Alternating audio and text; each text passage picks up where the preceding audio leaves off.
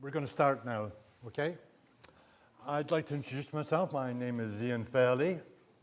I'm a director of 100% Renewable UK, and I'd like to welcome you all to London on this nice sunny day and tell you to expect a great seminar, okay?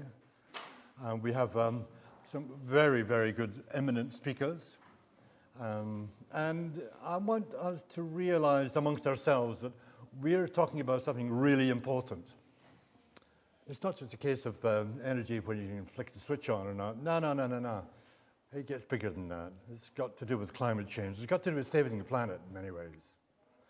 We are one of the few, how should you say, areas where we've got some hope ahead of us about what kind of energy policies can be introduced to tackle climate change. And that's the biggie, it really is. Now, I have a number of housekeeping duties I've been told I have to tell you. There are no fire drills expected today, so if the fire bells go off, you make your way out of 2 rows and out into the street where you came in, okay? The toilets are for women. There are 2 ahead. There's disabled toilets here, and the men's toilets are slightly to my left and up the stairs, okay? We're having a lunch between 1 and 2, and a coffee break between 3 and 3:30, I think it is. Right. Now, I'm going to go on to make a few introductory remarks. Not very many, I promise you.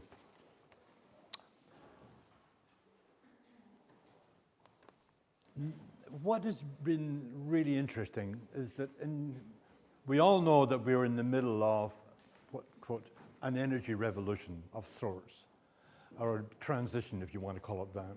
But in Europe, they're going faster than we are in Britain. I have to make the distinction between Europe and Britain. Unfortunately, I'd much rather be able to say just Europe. But let me tell you, some of the things that have been reported just recently and have not been reported in the British media. British media, what a joke, eh? But there we go.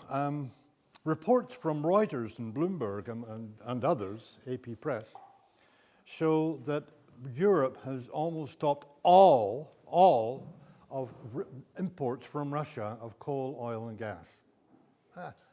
Ursula von der Leyen, the European Commission President, came out at the end of the year saying, hey, much to their surprise, Europe, by and large, is not importing any more fossil fuels from Russia. That's a great thing to say, for a number of reasons. Guess what is not going into Putin's coffers to finance the war? Yeah? That's great, it really is. But it's more than that. She said that we're witnessing the beginnings of a remarkable clean energy transition in Europe. Solar installations across Europe last year increased by a record 35% from the year before. 35%. Battery storage rose by 79% compared with the previous year. Wind power increased more slowly, of course, but heat pump sales increased by 38%. Wow. We could do a bit of that here. We really could. But not to worry, whether you Brexiteers like it or not, we in Britain are part of Europe. All you have to do is look at a map of Europe and look at the pipelines, the oil, the gas, the electricity cables. We are intimately connected with Europe. And I'm proud of that too, I really am. Anyway, now I'm going to cut short a lot of things. I'm going to introduce you to, it's my pleasant duty to do this, to introduce Carolyn Lucas to you. Many of you will already know about Carolyn. May I say that she's probably the best MP in the House of Commons. She brings, I wrote this a few days ago, she brings a sorely needed breath of probity, morality, hard work, dedication, honesty, and ethical common sense to Parliament. So let's give her a warm welcome, shall we?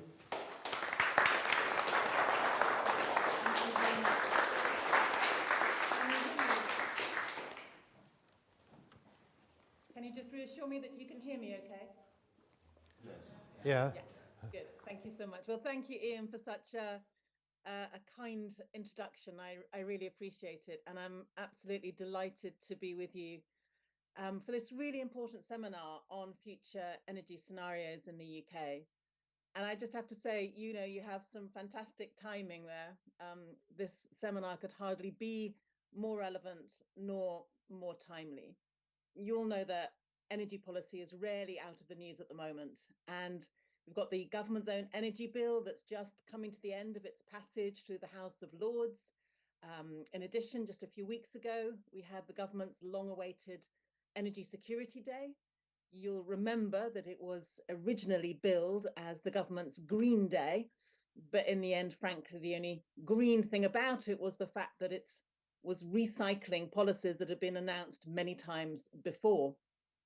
As you'll know, it contained a mixture of existing plans to extend offshore wind, some support for electric vehicles, but as well, doubling down on new fossil fuel extraction. Still no comprehensive home insulation programme, still no clear plan to phase out fossil fuel boilers at the pace required, no unblocking of onshore wind, and still no commitment to make solar panels standard practice on all suitable new homes.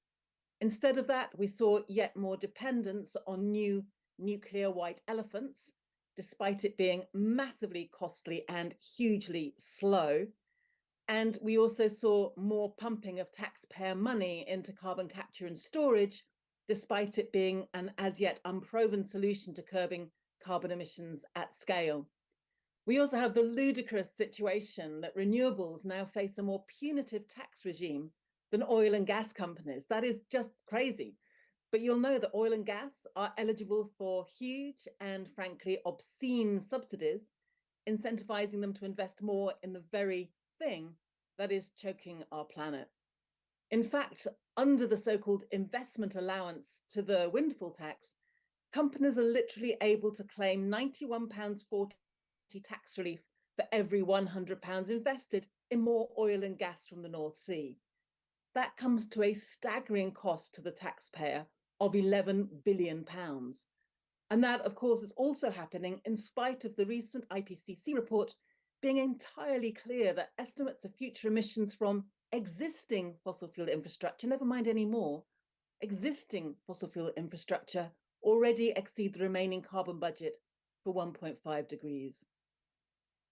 So suffice to say, we are going in exactly the wrong direction in the UK. And to better see where we should be aiming, what we need is a comprehensive modelling of available energy sources now and the future, of likely energy demands, of energy efficiencies, of conservation, of future weather models, and of the likely means of reducing energy usage, not just for electricity, but for all of our energy needs. And that's why I'm so glad that those are exactly the matters on your agenda for this seminar this morning. 100% Renewable UK are to be really congratulated for commissioning Professor Breyer's comprehensive report. And it's particularly encouraging that his report concludes that Britain could save over £100 billion over the next few decades and, crucially, significantly reduce our carbon footprint by adopting the kind of policies that report recommends. That by maximising the use of renewables and storage technologies, and by avoiding nuclear and fossil fuels altogether. Now, I've been having a bit of a fight over recent weeks over nuclear advocates' laughable excuse that they always wheel out, saying that we need new nuclear to provide baseload. That is despite the CEO of National Grid, Steve Holliday, saying as long ago as 2015 that the very concept of large power stations being needed to provide so-called baseload was completely outdated. So I was quite gratified actually to see a reply to a recent parliamentary question that I put down, because I asked the Secretary of State to estimate the amount of baseload electricity generation that is required by the UK each day, and I asked him to put the copy of his calculations into the House of Commons library. In his reply, the minister was forced to concede that there is no formal definition of the term, that they don't actually use it within the department, and so he couldn't provide the answer, which was exactly my point, that baseload is officially a meaningless concept, and therefore it has no role in policymaking, no matter what the nuclear industry likes to claim. So I hope that's a helpful step forward, and you can be assured that I will continue to hold the government to account as best I can on their support for nuclear, which at the very least, if you were to ignore everything else that's wrong with nuclear, they ought to be recognising will be far too slow to help deliver their goal of decarbonising the UK's power supply by 2035.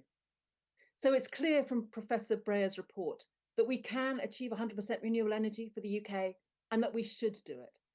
And so moving forwards, I think what we need to do is to paint that picture of what an energy system fit for the climate crisis looks like, a picture in which we meet our energy needs through abundant renewables, in which communities benefit rather than wealthy chief execs and shareholders, in which workers are properly valued, where there's a system that is agile and responsive as well as resilient to worsening climate impacts, and crucially, a system that does deliver on our climate targets.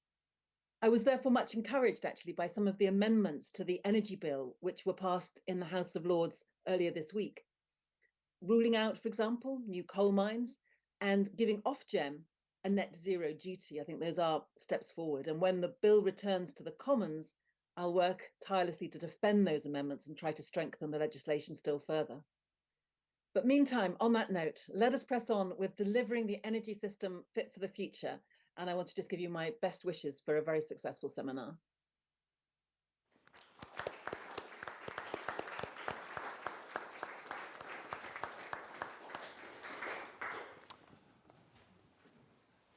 Yeah.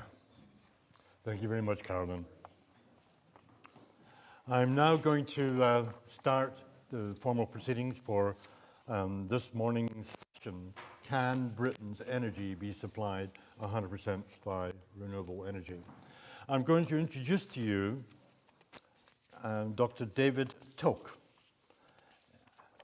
David is an old friend. He's a director and founder member of 100% Renewables UK. He's a reader in energy politics at the University of Aberdeen. And although David is a serious academic, he's published many academic articles on energy policy, at heart, he's really a wannabe campaigner. He really is. And this seminar has only been possible through his own hard work. So let's welcome David today. He is...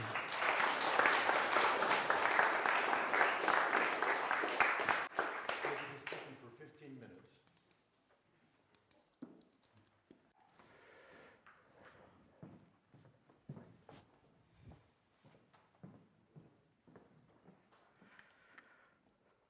Where's the...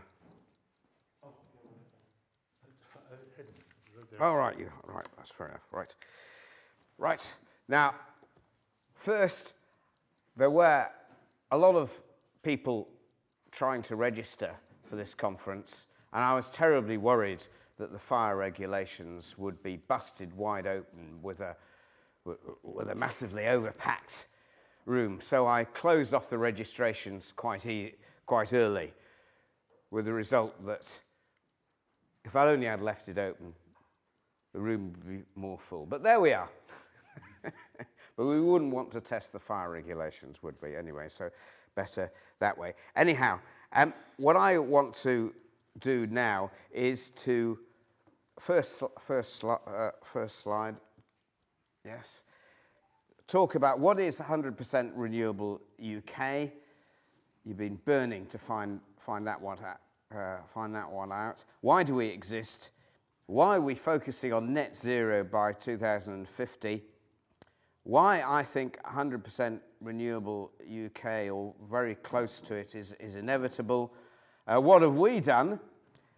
The criteria, and I'll move on to the criteria for the model and what we need to do now. Well, firstly, it was formed in January 2020, just before COVID struck, and we're a company limited by guarantee. We're not a charitable organisation, which means we can make comments about politics and things.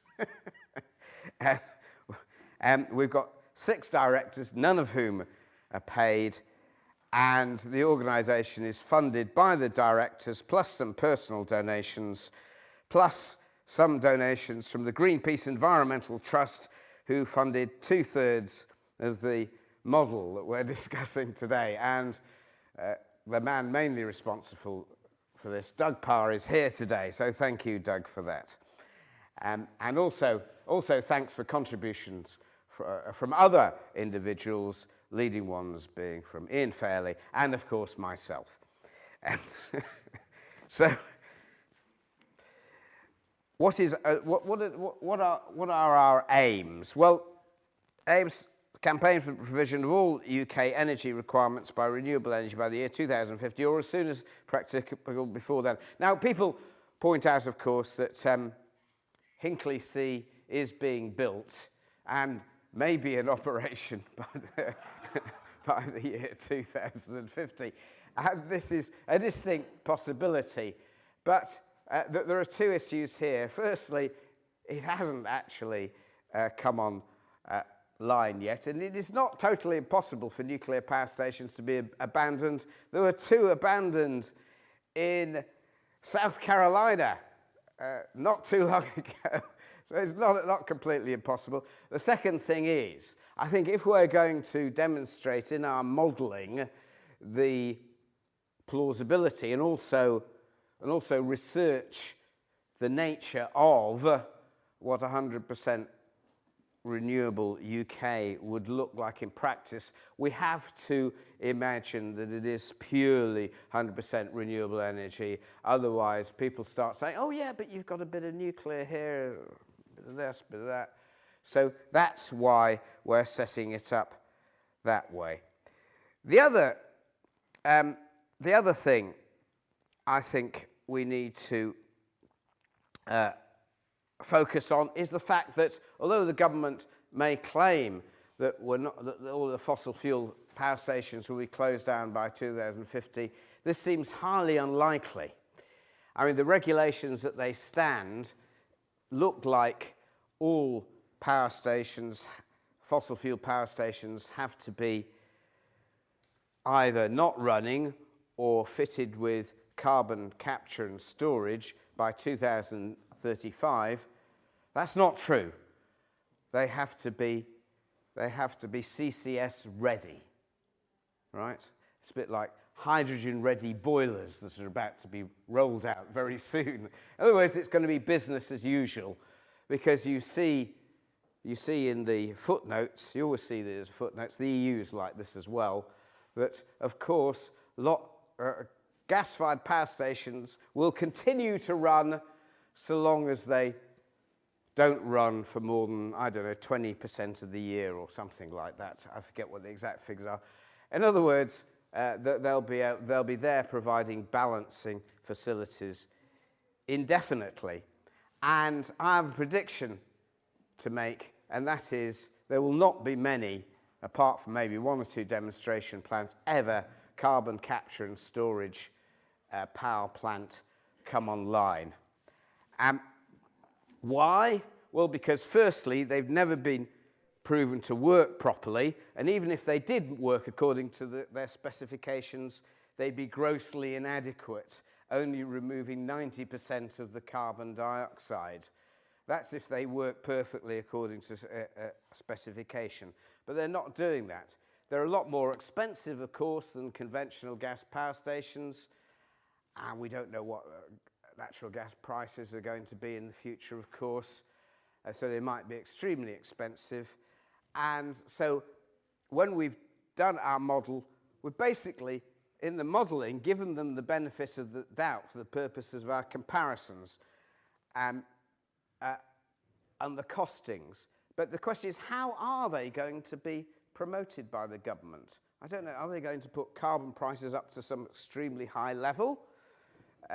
In which case the consumers definitely won't stand for it. I don't know. Are they going to dole out countless billions of pounds more to the usually multinational companies that run these, that will run these affairs? Well, I think they can only go so far to that. So there are big question marks over that. So I think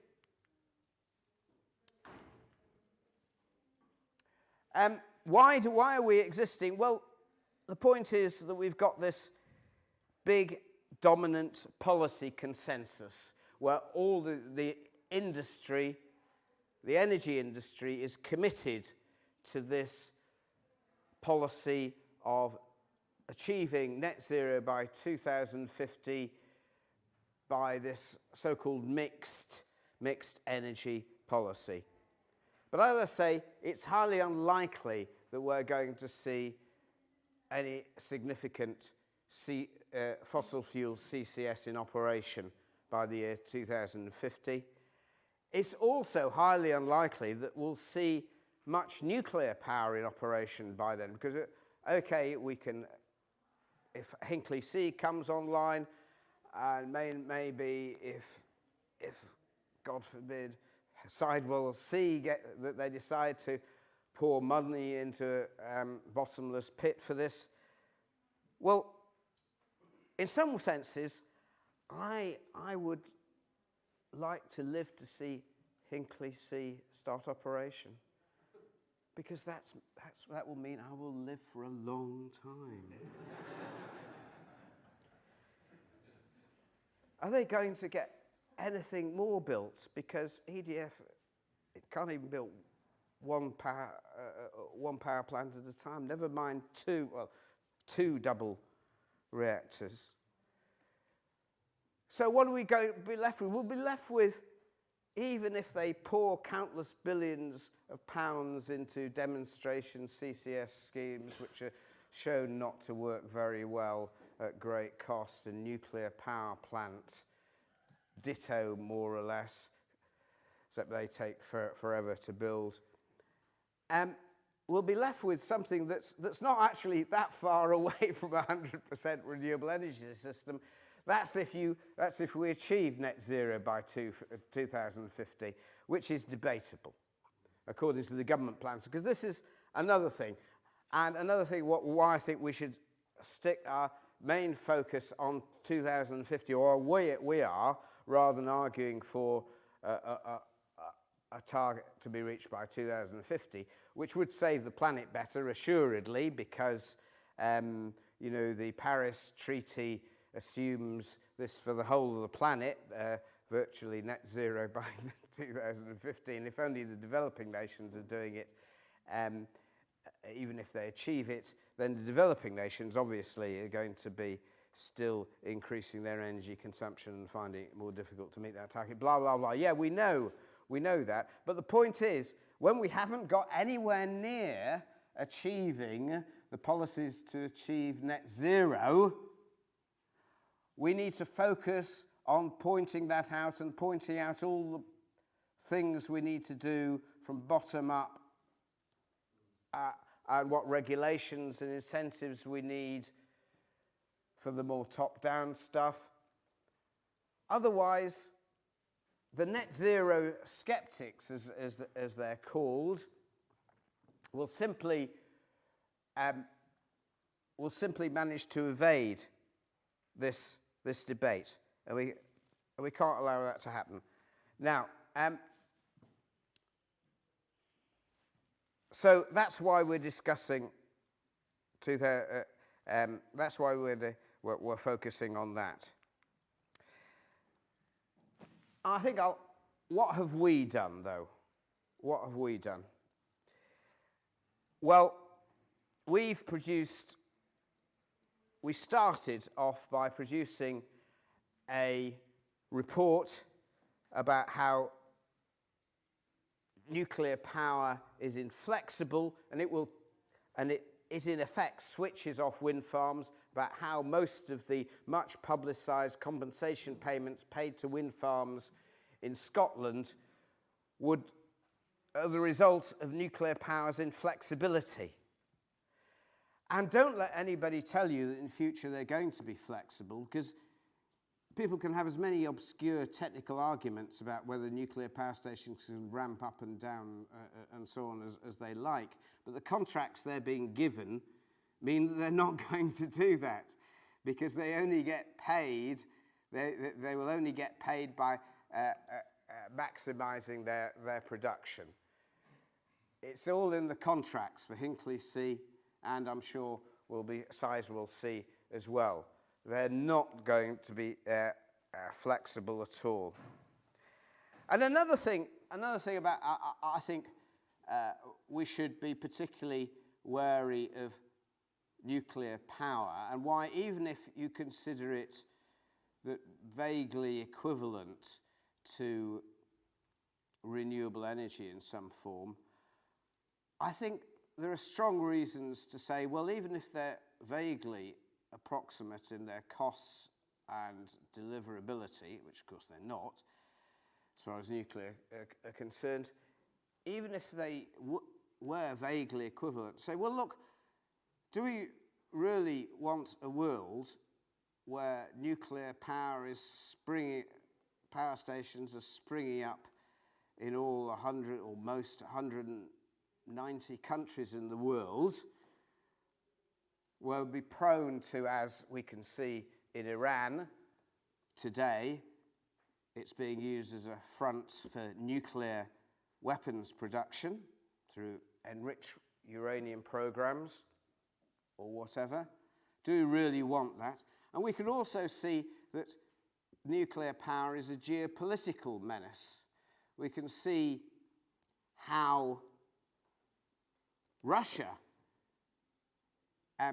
has political constraints on some countries because nuclear power stations take a long time to build, and Russia lends money to countries to do this, which they then have to pay back.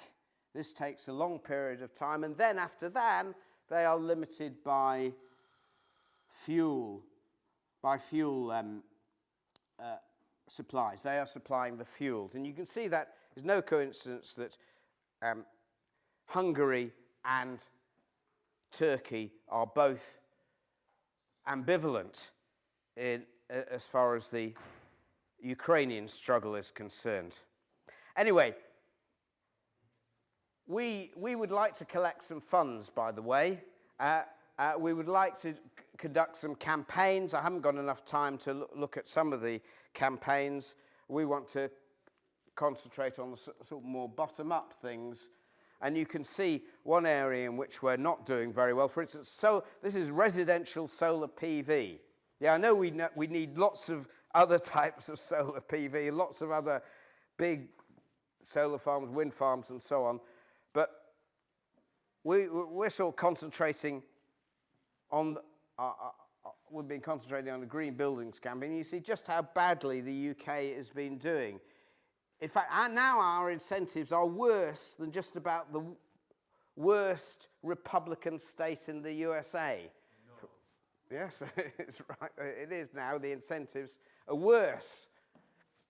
I mean, the Netherlands has about 10%, I think it's 10% now of their electricity simply from rooftop PV. We need much better incentives. I was going to show you an obscure diagram of me. And yet, you see, this is my home. I've got a battery, and you can see my solar power. It wasn't very sunny on Wednesday. This is Wednesday. And it was supplying through, because I've got a battery, right through peak periods, 6 o'clock and so on, into the evening. And I'm not being paid because of my services of supporting the grid in peak times. I'm not electricity suppliers. A lot of them are just getting this stuff for free. No, we've got to have some decent incentives so that we can get towards the Dutch position. Solar PV plus batteries, good thing. I think we should run a campaign on that. We can discuss that later, and that will do me for the time being. Right, thank you.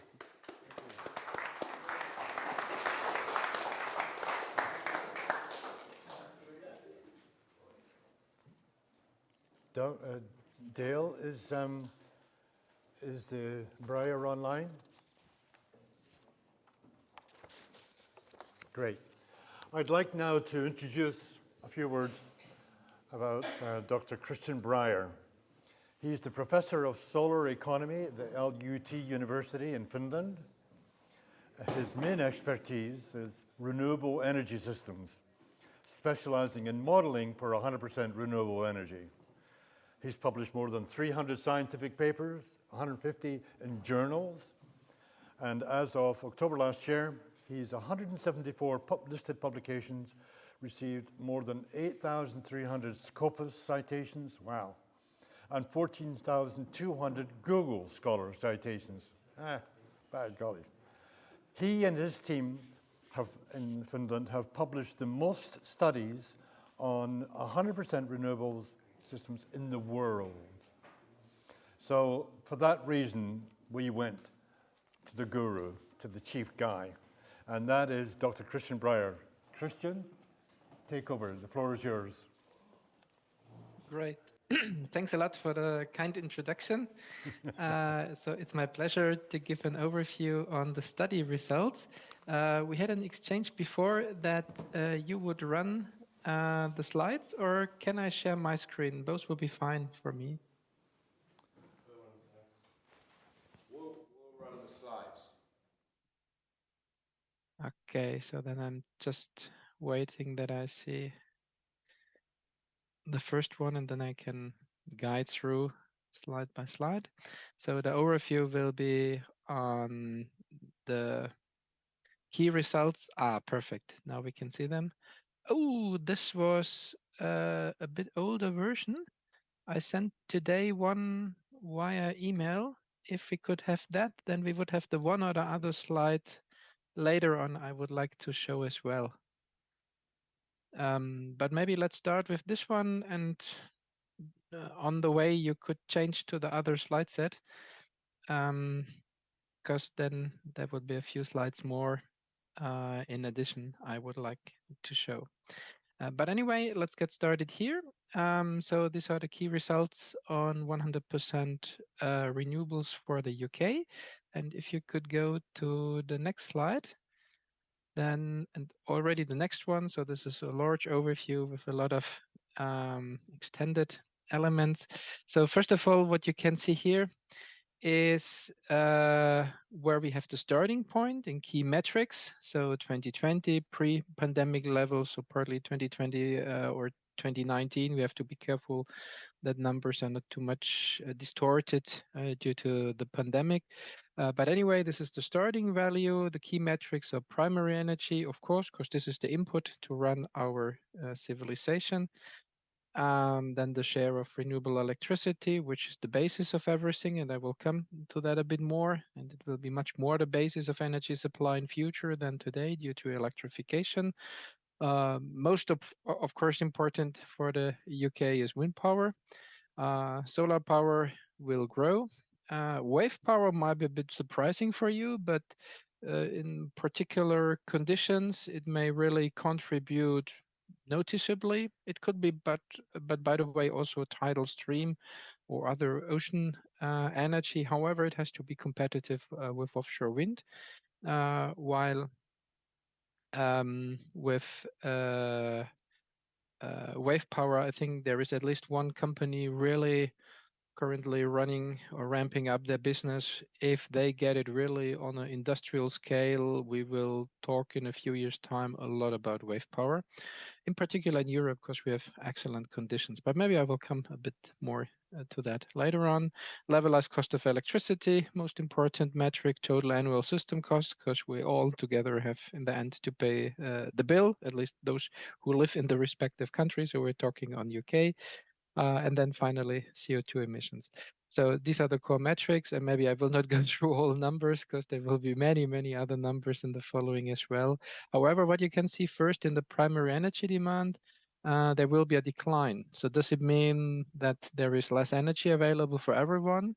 No, because in the end, and maybe I may get the strongest critics of today, and if this would be the case, then I'm happy, that the energy service demand is assumed to still go up substantially. So with more transportation, with more other services demand. However, and this you can see how this is possible to have more energy services supplied. However, with less primary energy, the miracle is not that complicated, and it's electrification. The reason is our current energy system is awfully inefficient, and the reason is combustion processes. So whenever we have a combustion process, typically it's a burden for efficiency. This is in the energy system, we're still like cavemen. We're sitting around the campfire and have not noticed that we're a few centuries later, where we are nowadays digital individuals, and where individuals where we have in the end kind of a digital approach. We have digital communication, and in the end, we should handle electrons, not sitting around a campfire. This is nice and cozy if you enjoy that, but running an economy on campfire basis is not okay. Why I say it in that clear words? Our combustion cars are heating on wheels, super low efficient, and due to that, it's good that they're kicked out of the system, substituted by battery electric vehicles. Heat pumps is similar, just having a boiler.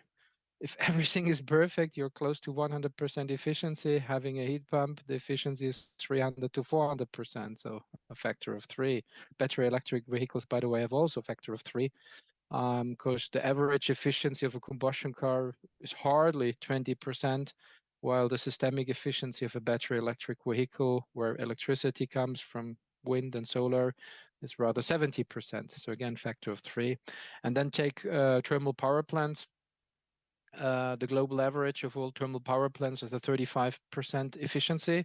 So this is finally we have a fleet of cloud machines, because this is the main product, producing clouds from condensing the waste heat, or warming up the fish in direct water cooling in rivers or at the seaside. So from that point of view, all this is not clever, and this is in its inner core technology from the 19th century. And so due to that, we need a drastic shift to electrification, and that makes the difference. So if we have this enormous efficiency gain from electrification in really 21st century technology approaches, then with less primary energy demand, we get substantially more energy services run. This is the key energy efficiency. I like all discussion on LED lights and having more efficient dishwashers and these kind of things, but to be honest, I should not call it peanuts, but these are small contributions. The big contribution is to get rid of combustion wherever we can. It's not possible in all cases, so we will have some remaining thing on long distance aviation, long distance shipping. So this kind of approaches there, we still require it in various industrial processes, but quite much of the electrification we can get rid of, and later on I will show a diagram of that. Share of renewable electricity, maybe what is the most important message? First of all, the starting point is not that terrible in the UK, thanks to the excellent wind resources, but of course it could be better. But anyway, the key message is in already 10, 15 years time, we could be on levels of 90% and beyond. So honestly speaking, more pragmatic speaking, of course, the 100% renewable is the ultimate target, but the sooner, the closer we are to 100%, the better it is for everyone involved. And due to that, having already in the 2030s, crossing the 90% limit in renewable electricity maybe is the most important way forward. Maybe the last 3, 4, 5% points, at least from a climate perspective or from other perspectives, they're important. But the decisive point is to get the doubling from today's renewables beyond 90%. And then, of course, the overall electrification. So just having the share of renewable electricity is the one step. But if we require much more electricity in the system, then, of course, the volumes have to grow in addition. Please do not underestimate the solar PV potential. There is not a single place on planet where solar is not good enough to roll out solar PV. David just showed the diagram for Europe, and in Europe, the Netherlands is the leading country globally nowadays, and this should give us a lot of hope, I would say, is nowadays Australia. So photovoltaics per capita is nowadays Australia the leading country in the world, while that just started a few years ago, having a federal government doing a lot of sabotage for energy transition. finally, in a democracy, such failing governments can be fired. And I think that was very well done in Australia. And nowadays, all go in the same direction.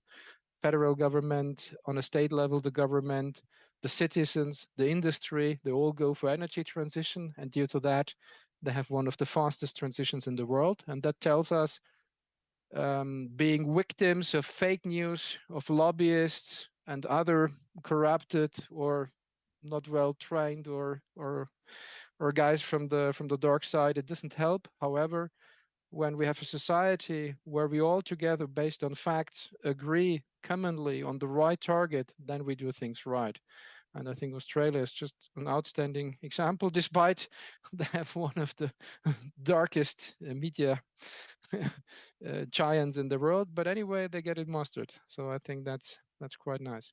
The line of levelized cost of electricity. So you see there is a lot of societal benefit to be gained because electricity can be roughly halved in cost. And the reason is getting rid of high cost thermal solutions, in particular nuclear, but also fossil ones, and switching to low cost renewables.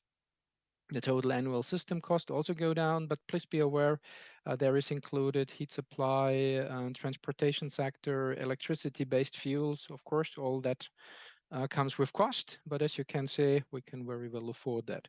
CO2 emissions are zero, and this is not just faking zero or still, because some countries have, I would call it a fake zero if they account for some growing forests that may burn in the next summer. So we have to be a bit question or a bit careful with that. Of course, more forest is great, but they have to be safe as well. And then, of course, putting CO2 underground, it has to remain there. And there are leakage rates, and there are publications that if we put a lot of CO2 in the North Sea underground, if there had been dozens, hundreds of drilling holes all around, then the CO2 to a higher probability pours out again. Of course, that's not the idea. However, if we simply eradicate all CO2 emissions, fossil CO2 emissions, then we don't have these challenges at all, and it comes for less cost. Okay, then let's go for the next slide. So this was just an overview on many items. And maybe this was already the skeleton, what I would like to talk on. So in the following, I can be a bit faster and you get a lot of flesh on the bone. So hopefully it's not too overwhelming what I will all mention. But let's go through. So first of all, what you see here, where we have the starting point of all primary energy supply in the UK is based on gas, is based on oil. Luckily, not anymore that much of coal. So there, I would say the last 20 years, job was largely done. And of course, we all know, so industrialization started with coal, in particular in the UK a long time ago, but this is already gone, so that's good. And it's, by the way, in particular, good not only for CO2 emissions, but also for air pollution. So a lot of heavy metal emissions come along with coal burning, and we have enormous costs in the health system due to this air pollution. So that's very good that this coal is kicked out, and already the cost of in the health system is as high or even higher than the CO2 cost of coal. So there are so many good reasons to get rid of coal everywhere. But in the UK, this job is largely done, but still. And of course, we have also a lot of oil, heavy metal related air pollution with oil. So this is comparable to coal, maybe slightly better, but not much. And then gas, but CO2 is, of course, the main driver, then nuclear, and then you see renewables. And the point is, towards mid-century, all of that can be renewable and with less primary input. One comment on primary energy. When electricity is harvested from a wind turbine, from a solar PV panel, from a wave power converter, or hydropower plant, then this generated electricity is directly accounted as primary energy. Why? The definition on primary energy is when we as humans extract for the first time from our environment, from nature, something we use later on as energy, then this is accounted as primary energy. So taking out coal means primary energy. Cutting a tree means primary energy. Having a well drilled and getting geothermal heat, then this is primary energy. But if we put just a turbine into a stream of water, a turbine into the flow of wind, a PV panel to solar radiation, then the first extraction of a kind of a natural occurrence is finally electricity. Due to that, it's called primary electricity there. Okay, that's the rough overview here. Then let's go to the next slide, where you can see the model which was used. It's called Low Energy System Transition Model. This was developed over the last roughly 10 years in my team. Nowadays, we have dozens of scientific publications on all levels. So it's used for science papers, nature papers, all top leading journals. And in my team, we have 20 to 25 peer-reviewed scientific publications a year. Not in all, but in most of them, this model is used. It's an hourly resolution with real data, real weather data, real demand data as much as possible, but we always have real weather data. And the reason is very simple. No one can tell us, but with variable wind and solar, when there is no wind, then there is no sun, then the grid will collapse, blah, blah, blah. This is all fake news, to be honest.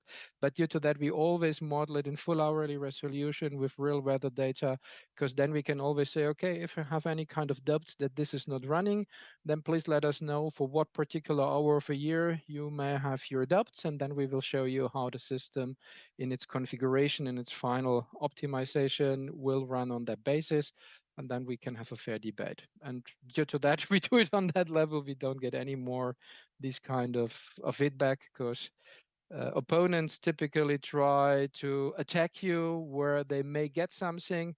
If the if how to say the response, the fight back may lead to how to say to show that the attack was just based on nonsense, then the harm might be higher than the benefit, and then you never get an attack. So this is my observation over the recent years, or the recent 10 years. So do it on as high as standards of methods as possible. Then in the end, you don't get any more attacks, because the fight back risk is much too high. So this, of course, it's a good driver for quality, by the way. So that pushes us year by year by year to fix more, to get it even more elaborated, more detailed, and covering more details. But anyway, coming back to the model, so we can describe all kind of energy pathways, whether it's a nuclear one, a fossil one, a renewable one, more bioenergy, less bioenergy, doesn't matter.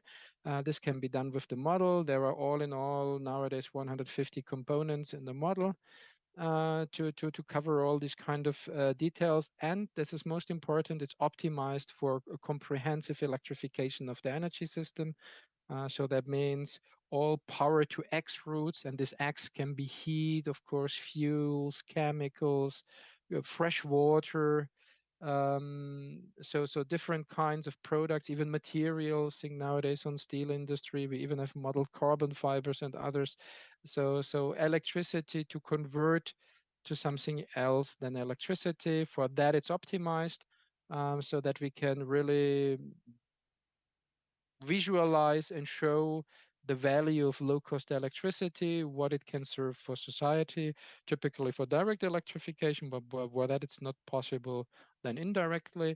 But don't get me wrong, we have all other forms of renewables there as well. So combined heat and power will be there, and other sources of heat or waste heat, recycling and others. So all that's included as well. Okay, so that's the overview on the model. And then let's continue to the next slide, where you see the structure of the UK, how we have modeled it. You might be surprised that Ireland is there included as well, or you might be not surprised, but in the end, the energy system, the electricity network, the system is really in a strong interconnection.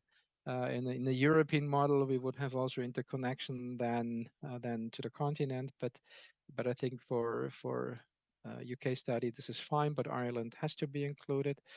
So this is in the overall modeling included in all the following results, and what I've shown before, it's only the UK, but for the system modeling, it's really important to have Ireland there. All in all, we have 10 regions, as you can see.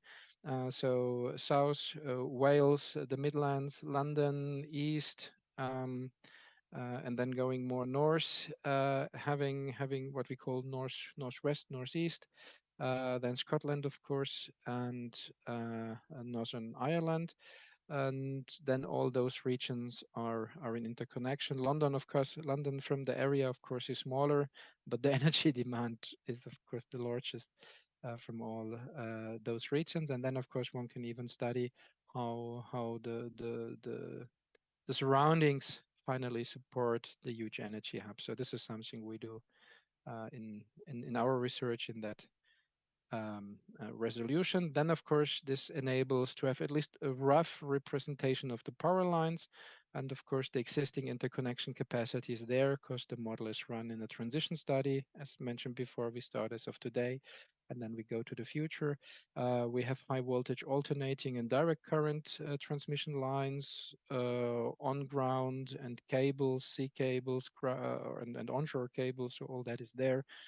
And then due to definitions and cost optimization in the end model is using it, but on land typically we assume cables because this is what is accepted by people. Okay, let's go for the next slide, please. Here you can see that today's energy system, and this is silo thinking. This has nothing to do with what we nowadays call on sector coupling. What you see on the left-hand side is the sources of energy. Top left is electricity, mainly, and renewable electricity, mainly wind. If the primary energy source was something else, then it's listed in the following, as you can see with the pink color, nuclear, and already there you see the smaller flow goes to electricity, the larger flow goes to waste, and the reason is nuclear is awful inefficient because we produce heat, and then with the heat we run a steam turbine, as similar as in the start of industrial revolution. Maybe it's a bit better, but the concept is the same. So due to that, it's inefficient from the primary energy use. Then below you see some biomass, not that much, and then coal, gas, and oil. What you see from oil? Oil is mainly used for the transport sector, with maybe some oil for heating and others, but it's mainly transport sector. And the gas is mainly used for heating demand. On the right-hand side, sorry, you can see all the main sectors in demand. Power on top, the green one. Then industry, here it's modeled with industrial heat. Most is high temperature heat for industrial processes. Just think on cement, steel, others. And then the residential or the space heating demand, domestic hot water. This is this yellow, and then the red part, the third flow from the top, and then the transport demand. But this is just a silo energy system as of today. And you will see later on what it means in the sector coupled electricity-based system. This is one of the later slides. Then the next slide, please. Some of the inputs, and here you already see how conservative it was done. First of all, a strong electrification is assumed, and I don't want to overwhelm you with too many numbers, but of course they should be shown once. And then later on, I show you what this electrification means in real terms, but let's go through a bit the sectors. Electricity, you see, there is some demand increase from roughly 260 terawatt hours electricity to 330 from the sectoral demand. And this is just as the sector is structured as of today. There comes much more electricity on top from electrification of heat demand and transport demand. From the heat, you see space heating, domestic hot water, and industrial heat. Not surprising, the space heating demand and industrial heat is the largest, while the space heating demand can decline somehow, and this is due to higher efficiency standards in buildings. We have been very conservative there. You may find studies with a higher expected decline in space heating demand, but the point is we have policy targets, we have nice studies, and then we have the reality, and the reality is renovation rates are not that successful so far. So due to that, maybe we're a bit on the conservative side. It could be less, but then we need excellent policies, very well executed, really good building standards. Let's see. But there is room for improvement, I would say. Industrial heat demand increases, and this is due to the assumption there will be more industrial activity Transport sector, I make critique from you on that. You see, first of all, the transport modes, road, rail, marine, aviation, in millions of passenger kilometers and ton kilometers, because in the transport sector, mainly goods are transported or people are transported. And then the metric is ton and passenger kilometers. And you can see for all metrics, they grow. And then, of course, I would say, justified response might be, but do we need really this more transportation? Do we need more vehicles on the road, more to be transported, more aviation? I would say would be a fair critique, maybe not. However, and this I would say and we had a lot of discussions on that, it's better to show a conservative demand assumption to say, even if we fail in other means to limit transportation demand, even if it would grow in that level, in that way, then a 100% renewable system could very well cover it. If we would have less transportation demand, it would be even easier. So maybe let's take it from that side, because from the last 20 years, the standard renewable denier approach was, but you can never deliver the amount of renewable electricity which is needed to cover all the demand. And due to that, I personally have the tendency to be on the energy service demand side rather on the higher end, because then this argument is typically always without substance, because I get never the critique, we have too low demand assumptions. But due to that, a major standard critique of renewable deniers is off the table. If in the end we have less demand, then it's even easier. So this is maybe partly a justification, but of course those numbers are based on statistics and reports, so we have not invented them. But of course, they're a bit more on the optimistic side when it comes to those numbers. Okay, next slide, please. And there you can see just the same visualized, and maybe on the visualization you better see on the diagram heat demand top left. This is more or less stable with slight decline when it comes to the overall heat demand, but this is rated to temperature level with high temperature, medium temperature, low temperatures. You see low temperature is the most, and this is due to space heating that you would see in the top right diagram, where space heating slightly goes down and industrial heat demand slightly goes up. In the two diagrams, bottom left and right, you see the transportation demand. Left is passenger transportation, right is freight transportation. Freight transportation, not surprising, it's dominated by ships, because there we transport most of the goods. Maybe we're not aware of that, but huge volumes in huge ships. And finally, this delivers a lot of demand. And by the way, whether a ship is fully loaded or unloaded, the fuel demand is quite similar. I was very surprised when I discovered this detail some years ago. But an empty ship also requires quite a lot of fuel, and that you see represented here. So even if there is a lot of imports, it doesn't matter so much to the fuel demand, because the ships have to be refueled also in the harbor of destination. But on the left-hand side, you see it's dominated the energy services demand in passenger kilometers by all what happens on the road, while maybe aviation is maybe growing more strongly. Okay, on the next slide, please. There we can see the excellent renewable resources. Top left is onshore wind, and this is calibrated with what is called full load hours.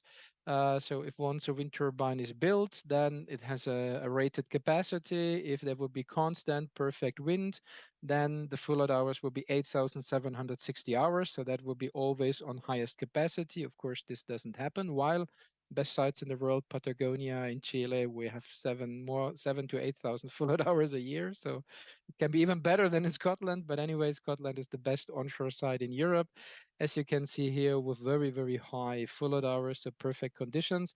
The challenge is a bit that the load center in London is far away, and long power lines have also a price. But anyway, across entire UK, the wind conditions are really good, in particular at the coastlines.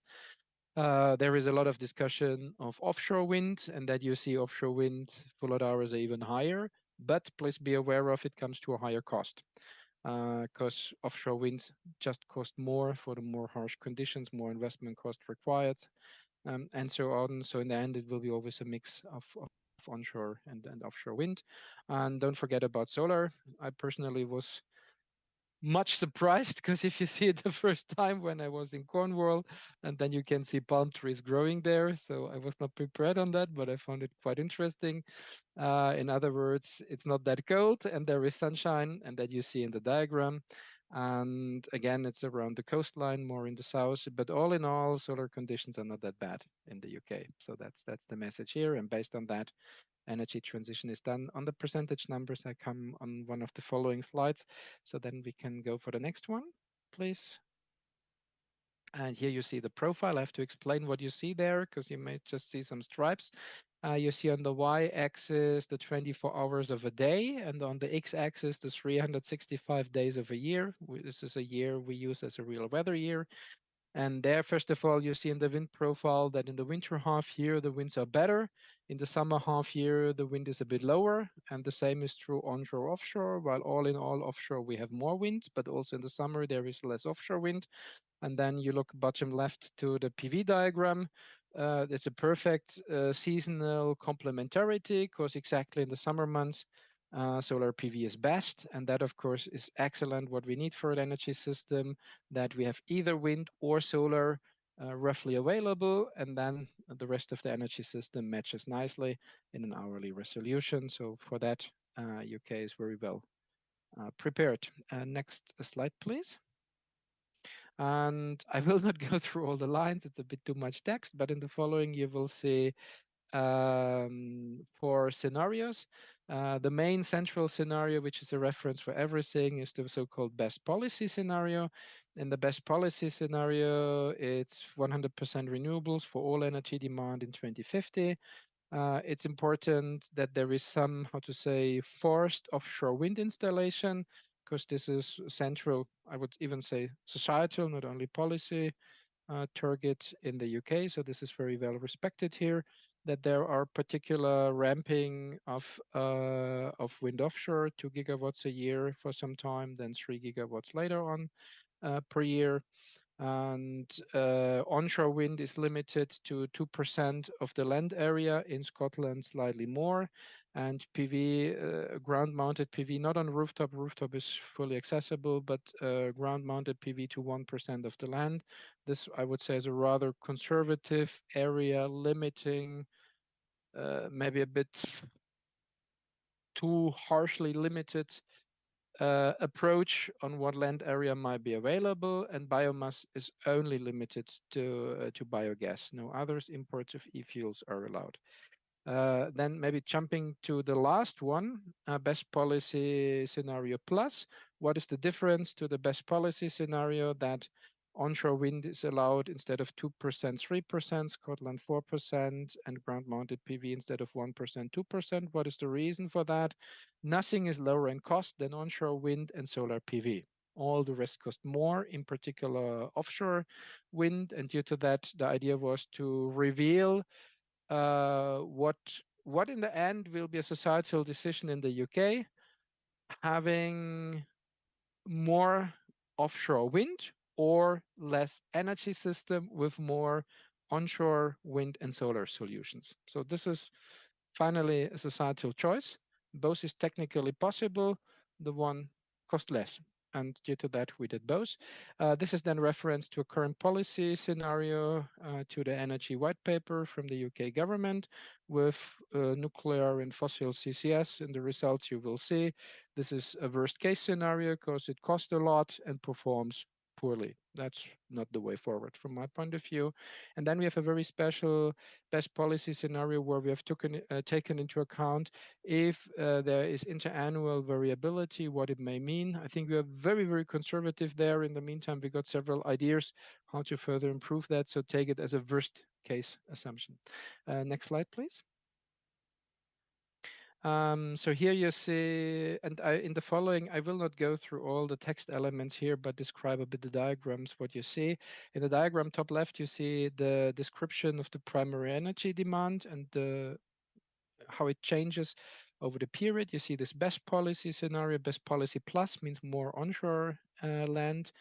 this interannual storage, and then the current policy scenario, where we start the reference as today. There's a lot of fossil fuels, and the reason is fossil fuels in heat, fossil fuel in transport really dominate, and due to that, for the overall energy system, fossil fuels dominate, while in the electricity sector it will be already a bit better. Now let's go until 2050. You see the best policy plus is very similar, not big difference. Interannual storage a bit more, but the current policy scenario requires the most primary energy demand, and the reason in the end is it's due to the combustion process is more inefficient. And the diagram top right, you see the electrification rate. So currently we're around the 10% level of overall electrification of the system. The current policy scenario gets to a quarter, 30%, something like that, of electrification. But these best policy scenarios end up by 80%, more than 80% of electrification, and this really makes the difference. And this variations of best policy scenarios, it doesn't matter much, but it's electrified as much what we can, and that reduces the cost, but also primary energy demand. Next slide, please. Here we can see for the electricity generation on the upper diagram and the heat supply on the lower diagram, what it may mean. So first of all, from the current electricity generation of around about 300 terawatt hours, we're roughly calling on a factor of 3. And this is something we find in Europe, we find globally, nothing special for the UK. But much more electricity is needed, not surprising. If fossil heat and transportation demand is to be substituted with electricity, we need more. And the overall mix is, first of all, wind dominated, but with a substantial solar share, at least to today's perspectives. And if wave power really fulfills the cost trajectories we got in the last, let's say, 2 years, then wave power would have some, I would say, rather complementarity function with offshore wind. The cost level is very close. Maybe towards 2050, wave power could be even slightly lower in cost. However, what is most important, both can share infrastructure. So grid connection, other supporting maintenance infrastructure, harbor infrastructure, all that could be shared. And I think that in the end makes it not to a brutal competition, more to a complementarity. And not surprising, in the current policy scenario, the electricity generation is the lowest, and the reason is there is still fossil fuel. When it comes to the heat generation, also not surprising, also what we heard before in the morning is electricity-based heating will be most important, and in particular for space heating, heat pumps. There is currently a strong growth for heat pumps all across Europe. And the reason is obviously efficiency and extremely high gas prices. And due to whatever reasons, gas prices will remain high, whether we do a CO2 pricing, whether gas is just not anymore available in Europe or other reasons. Currently, it's the Russian war in Ukraine. But low-cost gas is a story of the past. Okay, next slide, please. In the end, we talk on cost. And due to that, the top left diagram is maybe one of the most important of the entire study, levelized cost of electricity. First of all, we start high today, and step by step, we get it down for all renewable scenarios, but not for the current policy. And the reason is high cost for fossil CCS and nuclear. We have not put in there extremely high cost for fossil CCS and nuclear. We just put in the cost we see in the market, but they're simply not affordable. And so I'm located in Finland, where we also have this disease of new nuclear, still 15 years in delay, but now it was grid connected. But there's still some discussion on new nuclear, similar to the UK. But the point is, in the end, and I think this is even more relevant for the UK, what a colleague of mine, a Finnish colleague of mine, said in Finland, in the end, people have to decide whether they want to have more teachers and more doctors or more nuclear, because both we cannot afford. And I think for the UK, this is even more true. So we should not waste societal resources for something no one needs, except a small lobbying, pumping up their pockets, but for the disadvantage of the other 99.9% of society. So all in all, with renewables, we get the cost down. That's the best message. On the diagram top right, you see the annual system cost. They're first of all stabilized for the next 10, 15 years, where we have massive investments in the renewables, but still the annualized system cost is more or less stable. We know money is available as long as it's profitable.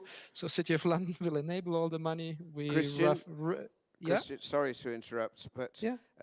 you've got 10 minutes left of your schedule, and you're only about a quarter way through the slides. I'm sorry. Now we will be soon through. I think Apologise. we This have is we partly have my fault because I didn't load yeah. up the right set of slides. No, but it's not a problem. We have 25 slides, all in all. So I will get the rest in the 10 minutes. Not a problem.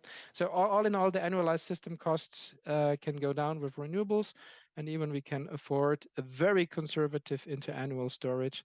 So that's not a problem. And even the pass rate cost will be lower than the current policy scenario. Then let's go to the next slide. Where you can see the CO2 emissions here. I can be fast. The target is 2050 zero. All scenarios are zero by 2050. So also with the current policy scenario. So from that point of view, it's not the worst policy in the world, but you see it comes for a price. So it has very high cost if it's not the right technologies. And what is quite interesting, if you see the diagram top right, this is the aggregated emissions for the entire pathway. And then the current policy scenario is also substantially higher in emissions. And the reason is if we faster introduce renewable electricity, then we get the emissions across the pathway and the sectors faster down. And due to that, the best policy plus, but also the reference best policy scenario, they're very close, but they have lower emissions than the current policy. Maybe that's the most relevant message here. Then we can go to the next slide, please. Here we see the primary energy demand by sectors. Maybe this is not anymore that surprising. So the power sector requires a bit less electricity than today. For heat, we need substantially less primary energy, and this is due to the fact that we have more efficient buildings and more electricity. Transport sector more or less stable. The diagram top right maybe is more important, where you see the primary energy demand in total. It's dominated by gas, oil, and coal, nuclear, a bit renewables today. And if you go then to 2050, then it's practically fully all with renewable there, slightly imported, but you see the small stripe of imports. This is more or less irrelevant. And step by step, all those conventional fuels can be phased out. The point is, and this is the dashed line, what you see a bit indicated, this is the value of electrification. So if we would have the efficiency standards as of today, then we would require much more primary energy demand to fulfill the energy services. And there you see what I mentioned earlier. We can cover more energy services, but for less primary energy. And the key to be there is electrification. Next slide, please.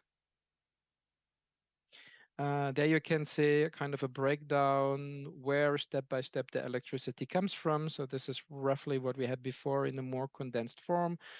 Top left, you see it for the electricity generation. So not surprising, ramping of wind, onshore, offshore.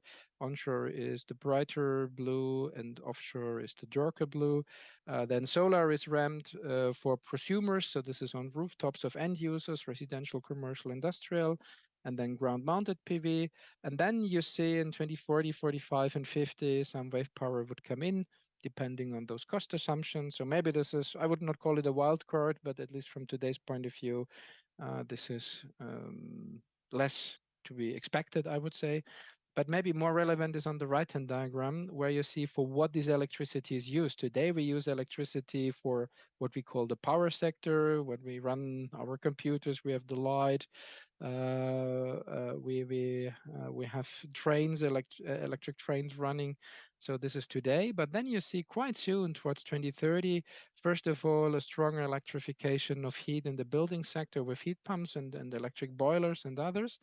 And then in parallel, ramping of electricity demand for transport, first of all, for electric vehicles, which is very efficient. But then, of course, we also need electricity for e-fuels for marine and aviation fuels, and that then really requires a lot of electricity.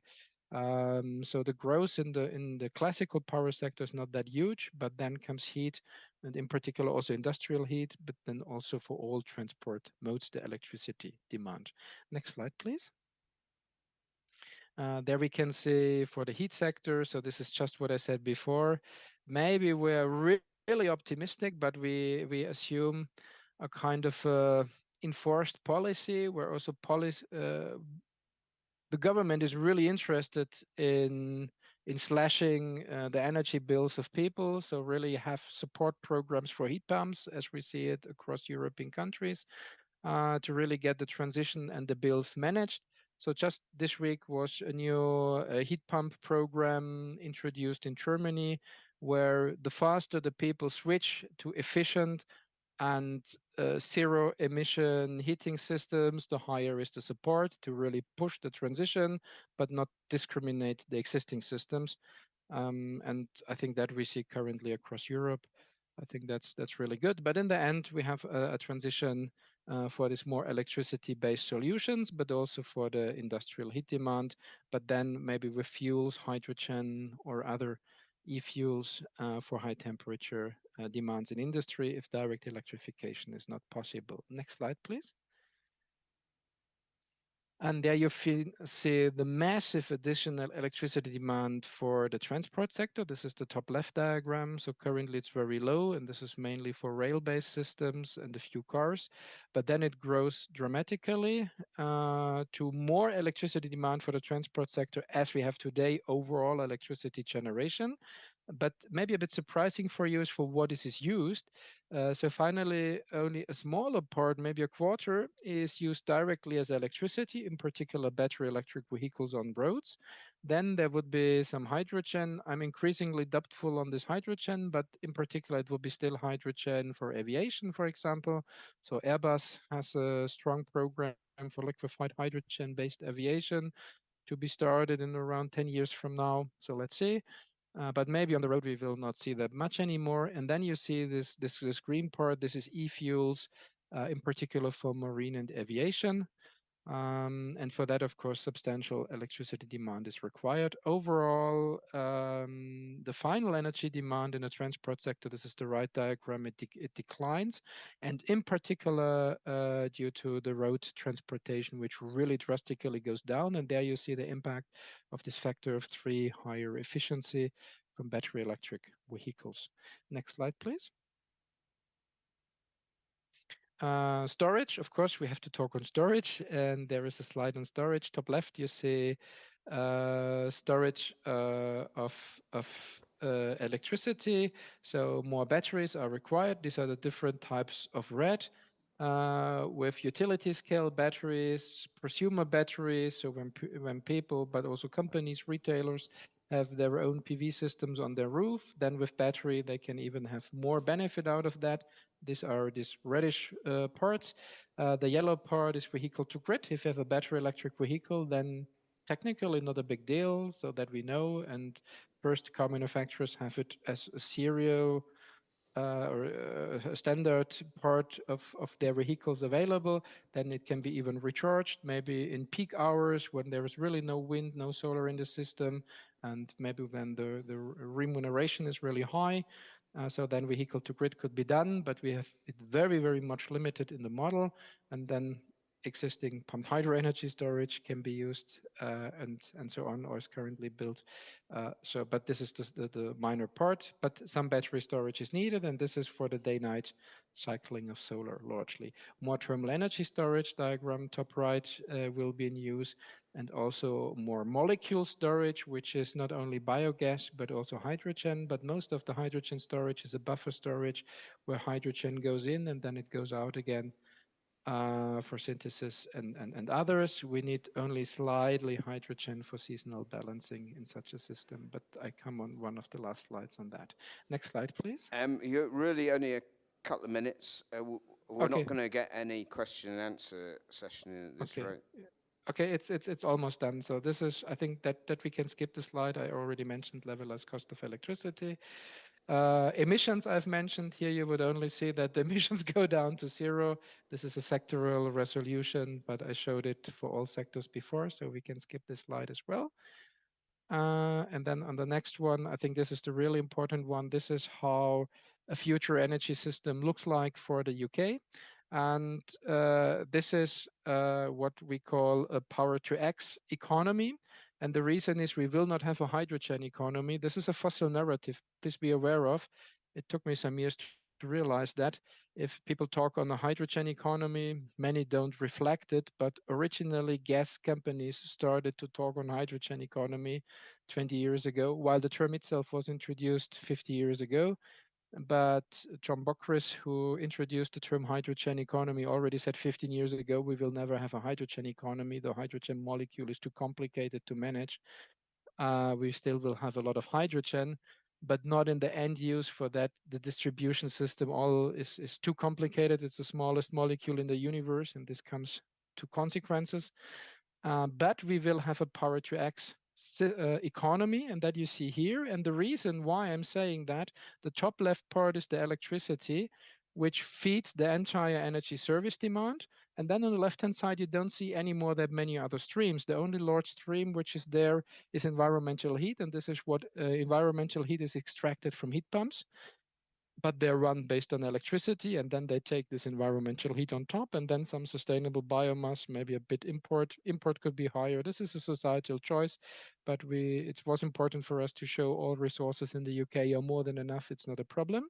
And then you see all this electricity is used as much as possible directly in the power sector for direct heat supply, via heat pumps or electric boilers for heat supply, transport sector with electric vehicles. We even have a few electric ships, a few electric planes for short distances. So this is included, of course, rails, but that's not the bulk. And then you see some stripes with battery storage. Maybe we cannot go into detail. And then you see this larger blue one in the middle part, and this is power to hydrogen. And then it's important hydrogen to X. So the hydrogen is converted to ammonia, to methanol, to jet fuel. And there, most of the hydrogen is needed. Hydrogen is not used that much directly.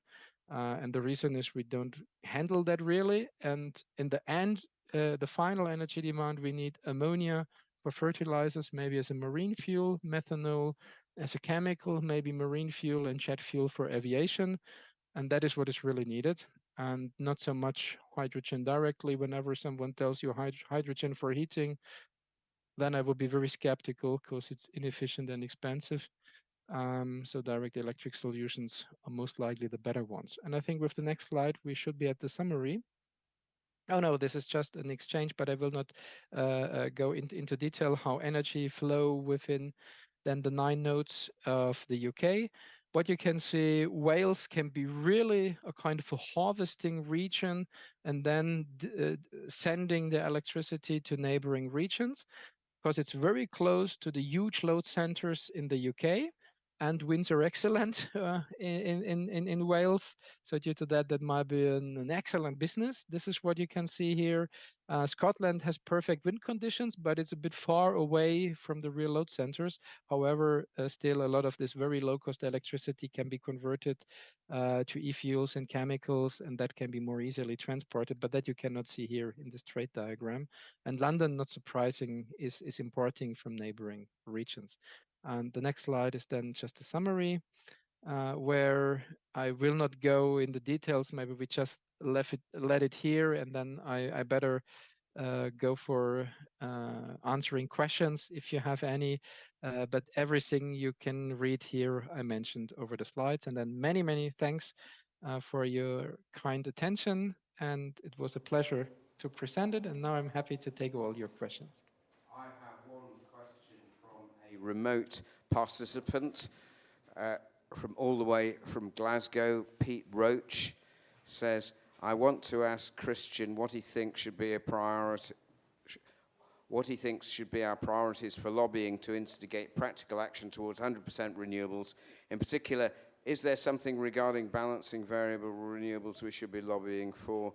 For instance, maybe a government support mechanism to get the 2 proposed pump storage schemes in Scotland off the ground, or talking to companies that might start producing green methane? Yeah, tricky question, but I like it. In an ideal society, the most important would be to have a fact-based discussion on the real solutions, and that would mean to take fossil, CCS, and nuclear off the table. But we are not in an ideal society. We have not always fact-based discussion. We have to be aware of that. So due to that, this would not work. However, what is most important, I would say, to talk on real societal cost. And fossil CCS comes to air pollution. This has additional health cost, and it's very expensive, and it's more or less a PowerPoint technology because it's not used that much. While nuclear is extremely expensive. To be honest, from my point of view, the honest debate on nuclear would be if a country has nuclear weapons, and it's important, we know for the UK, it's for the nuclear submarine missile program. For that, nuclear infrastructure with 10,000 people on highest know-how level is required. But then the honest debate is that, let's say, 20, 30 billion pounds a year are needed in the military sector, and that has to be spent, maybe with other European countries joining that, because from this nuclear defense shield, more countries than only the UK benefit. We have to be honest on that. And maybe other countries may participate on this cost, but it has nothing to do with energy supply. This is a nuclear story and a lobbying story. That will be the honest truth, but maybe this is expected too much to discuss that on a society level. So with these constraints, what will be next? To remove as much barriers for renewables as possible, in particular for citizens, that citizens can do their own investments on roofs, on community, on cooperative projects, because this is always typically blocked, also for companies, so to have as little barriers as possible. Then, of course, electric vehicles help, heat pump programs help, because there we have the highest societal benefit the fastest. And then right now, the first projects mushroom when it comes to e-fuels and chemicals. Green ammonia is profitable. It's lower in cost than fossil ammonia as of today. And green ammonia has not cost fluctuations and cost risk in the decades to come, because if you invest today, you know the cost for your next 30 years. When you have a low cost of capital, you have a 30 years cash cow machine. So that is very attractive, and that, I think, has an industrial dimension, and that would be clever. But in the end, I would say removal of barriers. Of course, more power lines are helpful, because wind always, and if the wind shares are high, a lot of power lines are required. And in addition, ocean energy is more than offshore wind. Maybe this is helpful to know. We know there are programs for tidal stream activities and investments. Wave power has excellent conditions. The entire Irish Sea from Ireland up to Scotland and even beyond. So Faroe Islands or Iceland have excellent conditions, because everywhere there the wave resources are perfect. So having companies there, and we know there are research centers in Scotland, then there is an enormous export potential. We all know. Okay, Christian, perhaps we move on to the next. Yeah, sure. Okay, next question. Thank you. I'm allowed to ask 2 questions. First of all, I had a question with some of the earlier 2 diagrams. And I came in a bit late, so you might have already explained this, so apologies if that's the case. But you had the key parameters diagram, followed by the next one, which was current status of the energy system. And I couldn't quite marry up the figures. I didn't quite understand. So you had primary energy demand 2027 1,741.8, but on the next diagram you had it at 1,964 terawatt hours. So I couldn't quite understand why those numbers were different. I'm sure there's a very good reason, I just didn't understand it. And my other question was that you didn't mention the X-Links project in Morocco, which I would have thought would make quite a significant difference to the UK. So I just wanted, those were my 2 questions. Okay, maybe let's start with the second question first, and next I check the numbers, whether there is something mixed up or not. X-Link project in Morocco, one can do that or not. I would say this is just optional. So the cost in the end might be the same, whether it's done in the UK with value creation in the UK or having this power line. The power line has the higher risk for various reasons, but technically both is possible. I'm not biased towards the one or the other. So I'm personally one of the co-founders of the Desertec Foundation, where we had 10, 15 years ago the idea that Northern Africa and Europe with an interconnection with power lines would have a lot of co-benefits. In the end, on a power line, this is not that valuable, to be honest, because if you have very low cost electricity, then the power line itself is really expensive. So cost-wise, the value add is very limited from my point of view. But it can be done, it's doable. I would not argue against, I would not strongly support it, both is possible, but maybe the more relevant is the resources will be available in the UK, and since the attack on Nord Stream, we know this is then a vulnerable infrastructure. So from that point of view, such sea cables can be destroyed due to whatever reason. It can be a catastrophe, it can be an accident, it can be by intention. If it's more on the own ground, then it might be better protected. This is maybe a new argument that we have since half a year, but both can be done.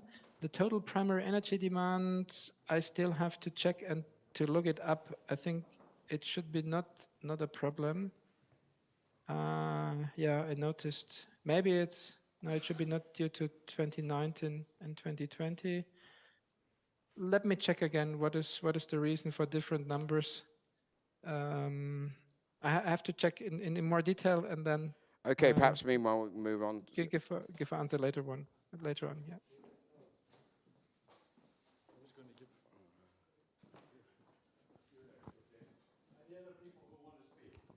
Or ask questions. 1, 2, okay.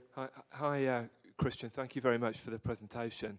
I wonder if you could just expand more on energy storage, which is obviously very important. You talked about batteries, but I guess that's not the whole picture. Thanks. Yeah. First of all, we have a very strict debate on storage, while this is a subset of the discussion we really need. It's about flexibility. So what we need in a variable renewable energy based system is flexibility. Flexibility with the supply on the supply side, flexibility on the demand side. Demand side flexibility means when there is a lot of wind and solar, in particular wind, of course, for the UK in the system, then electrolyzers should run on full capacity to convert it to hydrogen, and then the hydrogen with the conversion to e-fuels. And if there is a lack of wind, then those electrolyzers go down. And if we have low-cost electrolyzers, which you can see currently, so they also go the learning curve down, as we saw it earlier in wind and solar and batteries, then the electrolyzers have not to be run on baseload. They can be even run on 2,000 hours a year in sunny regions. In the UK, they would run for 5,000 full load hours a year. But the point is that they really adapt to the demand. When we have electric vehicles, we need price signals in the market that we go for smart EV charging. So when there is a lot of wind, also solar in the system, these EVs by statistically higher ratios should be charged so that they have to be less charged when we have a lack of wind. For that, we need control and maybe price signals might be best. And the reason is a battery electric vehicle for most applications have to be charged once a week. So my personal battery electric vehicle, as a family of 4 of us, we have one battery electric vehicle. The rest can be done by a bicycle or others. But anyway, this has to be charged once a week. But of course, we have full flexibility. Currently in Finland is sunshine, so currently the car is grid connected and the PV electricity from my rooftop goes into the car. But this is a demand side flexibility. There we can do a lot. And if all those measures are done, then we talk on storage. By the way, there is before the grids are. So of course we need flexible grids so that we can dispatch the supply in one part of the country to the demand in another part of the country. So it should be not curtailed due to having bottlenecks in grids. This is also super important flexibility. When all this is done, then comes storage. Why I'm saying that there is a merit order of the cost, and storage cost is always the highest cost option. All other options I mentioned before have less cost. Due to that, we should use them earlier. And for that, we need a smart energy system. When it comes to perhaps storage, can we move on to another one? maybe half a minute on the storage, of course. Then we need a set of storage. We need a daily storage, typically batteries, and then a bit of a seasonal storage where we balance seasonal variations. For that, we can use hydrogen, still reconverting it in turbines or hydrogen using engines. That's not a big problem. If the costs are higher, if we need it only for 1 or 2% of the annual electricity demand, then it's not a big problem. Thanks for the extra seconds.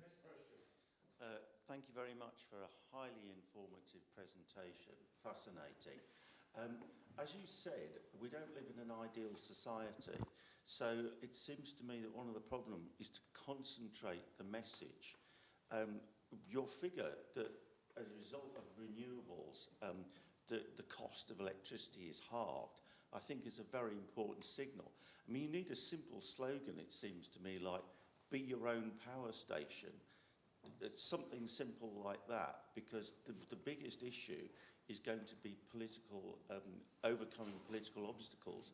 And your programme is excellent, but it runs over many governments. So it's not simply a question of persuading a government, it's all future governments have to take this. So I think the real issue is not the technical, as is clear from your excellent presentation, it's the political. Okay, that's a question. Quick response, Christian. I can give a quick response. Yes, in the end, if you want to nail it to one message, then this is a program for a just transition. If we want to keep the money in the pockets of the people, then it has to be renewables based. This is the key point.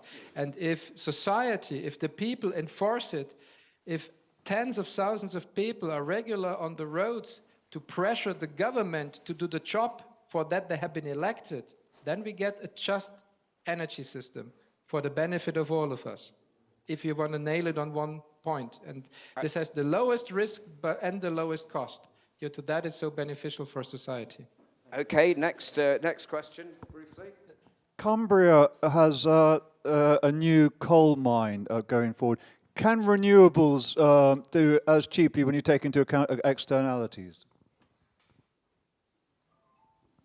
Even if you set externalities on zero, renewables cost less. And the reason is that we have enormous learning rates where the more we build the renewables, the more the cost come down. And this is for wind, for solar, for batteries, for electrolyzers. This is just the economies of scale, what we know since more than 100 years, since the Industrial Revolution. This is nothing new, and due to that, the cost come down.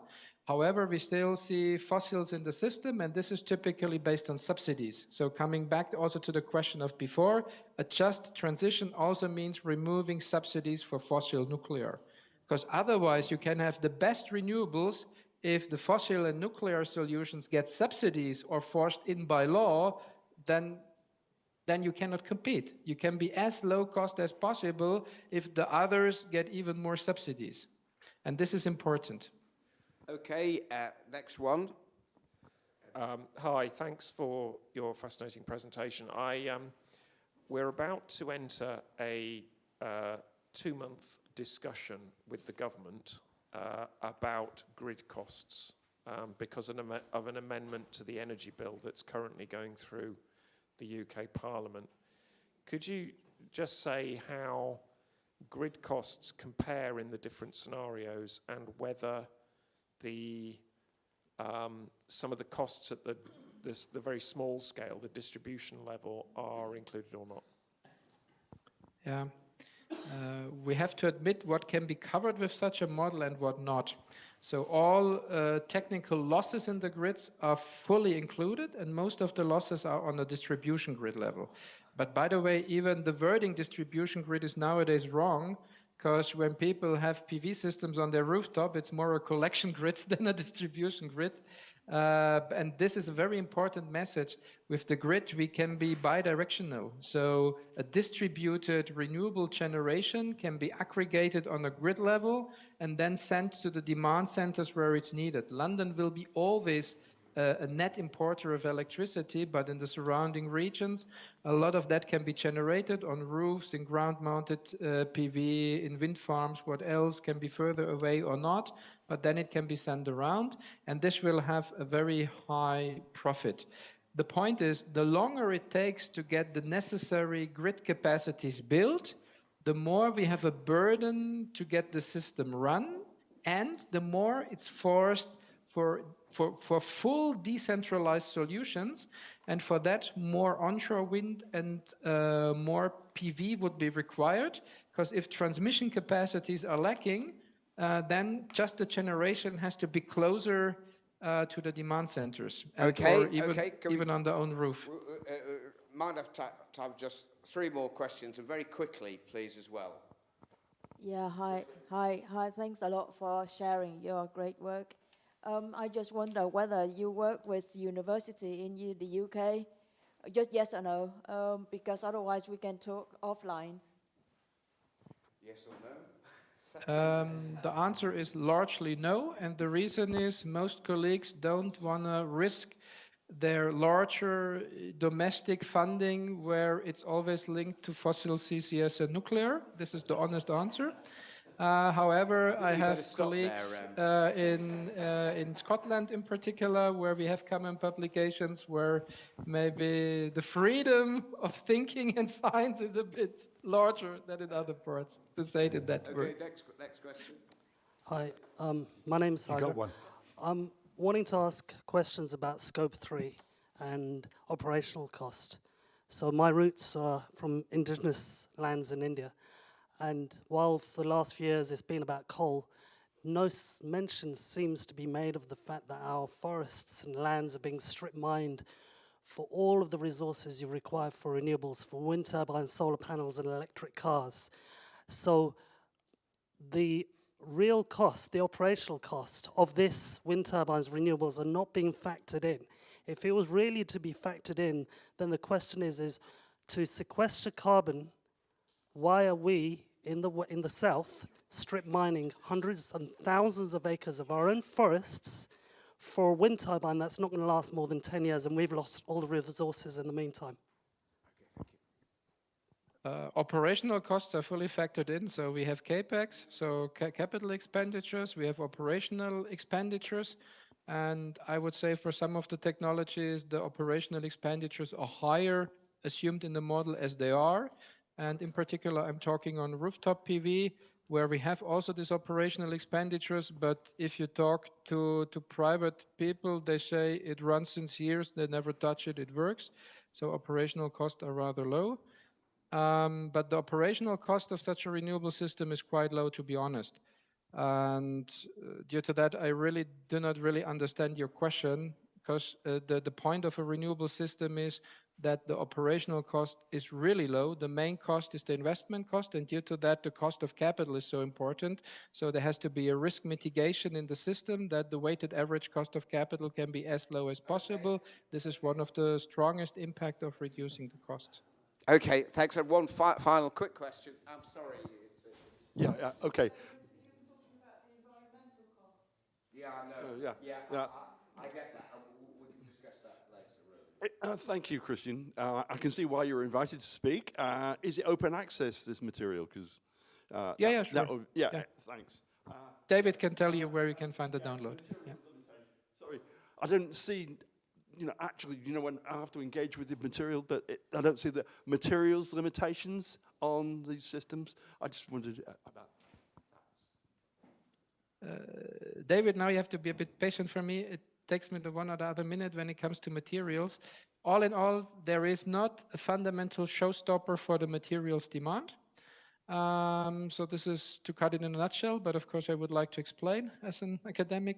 If you go through for solar, you need sand and energy, and today some silver, but the silver for the contact fingers to extract the electrons, and the silver is since 10 years industrial standard known to be substituted with either copper or aluminium, but it requires a slightly higher silver price than today, and then it will be shifted.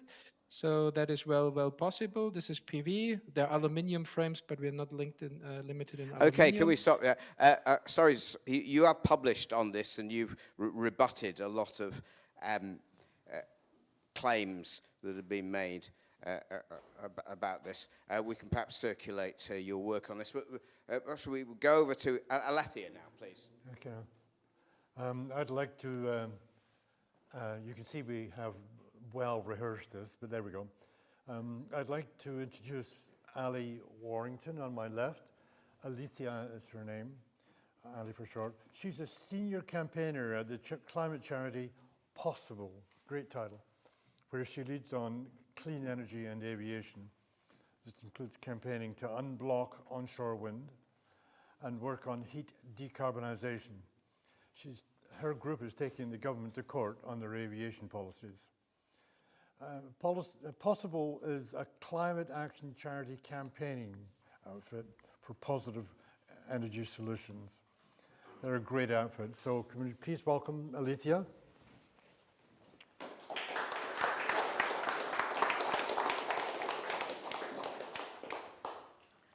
Hi everybody. So I'm going to talk about the barriers to, all the barriers which have been placed in the way of clean renewable electricity over the past 8 years or so, particularly onshore energy, why this matters so much, why we really need to keep pushing the government for a better approach to cleaning up our electricity and what we can do about this.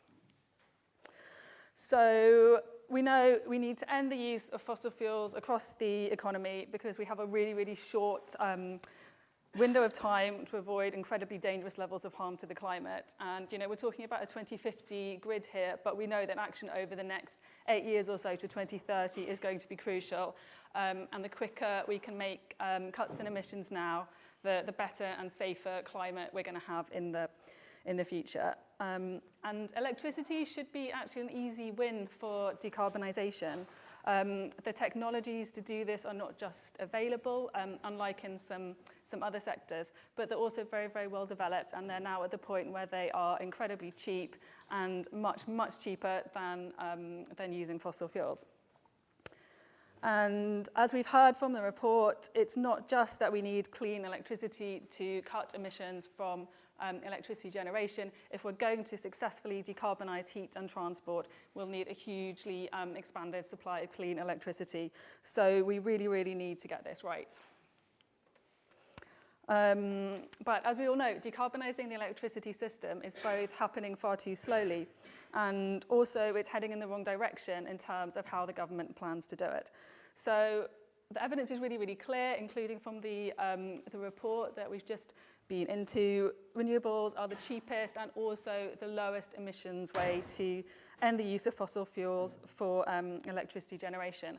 And the more barriers are placed in the way of renewable energy and the less role that onshore renewables are permitted to play in decarbonisation, then getting to a zero carbon grid is going to be slower, it's going to be more expensive, and it's also going to end up with higher cumulative emissions than if we had more sensible policies that allowed renewables to get going more quickly. And renewables are incredibly cheap, so particularly onshore wind and solar. These are the cheapest way to get new clean energy capacity onto the grid. During the peak of the gas cost crisis last summer, wind was an astonishing 9 times cheaper than gas. It was something like 40-something per megawatt hour for renewables and 400 and something for gas power. I mean, it's a completely ridiculous, cost disparity. And even now, when the peak of the gas cost crisis has passed for now, it's still around four times cheaper than gas power. So it's still a really huge price difference. Unsurprisingly, renewables are also really popular. And there is a huge amount of polling and evidence on this. Even our government, which does not have sensible policies on energy, regularly carries out polling on renewables. And around 80% of people like onshore wind, just 4% of people are opposed. There's often an assumption among policymakers that people don't like onshore renewables and they won't accept them, but actually the evidence is really, really clear. Onshore wind is popular in every constituency in the UK. It's popular with voters across political parties, including Conservative voters. It's more popular than pizza. It's really hard to get more unanimous than that. And yet, where we are is that the government still refuses to remove the barriers which are standing in the way of enough new renewable energy coming online quickly enough. And their plan to decarbonise the UK's electricity supply relies really heavily on things which are slower, more dangerous, higher emission and more expensive. So gas with carbon capture and storage, and also new nuclear. And these are basically what you're left with when you refuse to have sensible policies on renewables. The recent announcement in the Green Day announcement, the government is planning to spend 20 billion of our money, of taxpayers' money, on things like new types of nuclear reactors, which don't even exist yet, might never exist, along with putting carbon capture and storage on gas power plants, which is, if you wanted a way to make gas power even more expensive, CCS would be it. And yet, at the same time, they're refusing to support renewable energy, which are clean, cheap, reliable, secure, really popular, and could be done really, really quickly. Unlike things like gas CCS and new nuclear, what renewables need is not massive subsidies. It's basically just removing the policy barriers which are standing in the way. And this isn't even something that is a failure of the free market or a failure to properly price in the cost to the climate, because if there was a level playing field, nobody would choose to buy very expensive electricity from nuclear plants that won't even exist for the next 3 decades, if they ever do exist, over clean, cheap electricity that could be available next year. So national level policy choices made by the government are standing in the way of getting the renewable energy system that we need. So I'm going to run through some of the problems and the barriers to renewables, especially onshore wind. And that includes the issues with the contract system for new renewable projects, problems with the grid, and the planning barriers. So contracts for difference are the main way that the government allows new renewable energy projects to come online. So these are a reverse auction system, which means that developers compete to provide new renewable energy projects at the lowest cost. And the CFD system provides a price floor, which means that electricity providers know that the unit price they get paid for energy won't drop below a certain level. And this means that they can access cheaper finance to build the project, and it keeps the costs down. And if electricity prices rise above that price floor, which is what we've seen over the past year when electricity prices have soared because of the cost of gas, then under the contracts for difference system, renewables projects pay back this money to bill payers. So this works well for energy costs, it works well for the climate, and over the past year, onshore wind and solar paid back hundreds of millions of pounds. So this is actually a fairly sensibly designed system. It's got more renewable capacity online, and it's got it at a low cost and in a way that protects bill payers. But there are still some serious problems with the way that the government runs the CFD scheme. One is that the government has put limits on the size of new capacity, which has come forwards. These limits are far too low. We need to get as much clean energy online as quickly as we can, not put these very arbitrary caps on it. They've also got this unhelpful system where different types of renewables are required to compete against each other. Again, this is really stupid because we know we need onshore wind, offshore wind, and solar. We need a balance of these different technologies. Another problem is that the price that the government has set, the cap for the maximum cost per unit of electricity, is too low. And this is partly because renewables have been on such a trajectory of dropping costs, but at some point this has to end. Something can't get cheaper and cheaper forever, particularly in the current economic climate where inflation has affected everything, including things like steel, which of course you need to build new wind projects. And this inflation is caused by the cost of gas. So this is just literally affecting everything. But even so, renewables are still at least several times cheaper than gas power. If we don't get enough renewables, we'll keep on using gas power. This will be more expensive. It will be higher emissions. And as well as locking in the risks and the political instability that come with continuing to rely on gas. So yeah, just really unhelpful policy choices. Also problems with the UK's electricity grid. The grid was built for a system based on gas and coal power, and it needs upgrading to allow more renewable energy projects to come online. The problem is that this is being done too slowly. So renewables aren't happening quickly enough, but there are some issues that even when renewables are getting ready to go, the grid connections aren't ready for them. So this is something that is just delaying and slowing the whole system even further, because there aren't the grid connections that are needed at wind and solar power sites. So again, this is going to increase costs for businesses, increase costs for households, and increase the emissions that are coming from the energy system. And if we sorted out the grid connection, yes, it would cost some money to do this, but it would actually save costs because it would avoid the need for balancing using gas power, which is much, much more expensive, as well as being higher emission. And then, of course, we also have the planning restrictions, which apply to onshore wind. So these were brought in by the government in 2015, and it's basically a virtual ban on new onshore wind projects in England due to uniquely restrictive planning requirements that only apply to onshore wind. And what this means is that even community projects that have really high levels of support in the local community, that would bring community benefits, can't get through the planning system. So, in most cases, developers aren't even trying to get new wind projects going in England because the planning system is just completely not fit for purpose. I think there's been one project coming online since 2015, and that was in Bristol, where the local council basically said they were going to ignore the national level planning policies, which isn't something that most councils, most planning departments are going to be willing to do.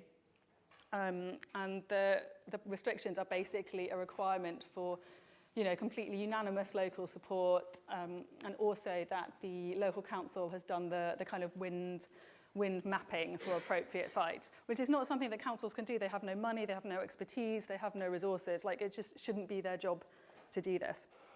So in this really ridiculous situation, we're in the climate crisis, we're facing the energy cost crisis, and yet it's easier to get planning permission for a new coal mine in England than it is for a new onshore wind project.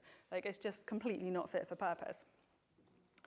And you might remember back in December, there was a big push in Parliament from MPs across political parties to try and get the government to remove the blocks on wind. There was a real show of support for wind. In response to that, the government proposed to make some changes to the planning restrictions. But this is all they've come up with, and it is basically just very minor tweaks to the wording of the block on wind. It would not allow new onshore wind projects to come forward. So we're currently waiting for the government to come back and confirm what they're actually going to do on the planning restrictions, probably in May or June. But unless they change it from what they have already said that they want to go with, the ban on onshore wind is likely to remain. And as we heard in the presentation on the report, this is going to add costs, it's going to add delays, and it's going to keep us relying on fossil fuel generation for longer than we need to.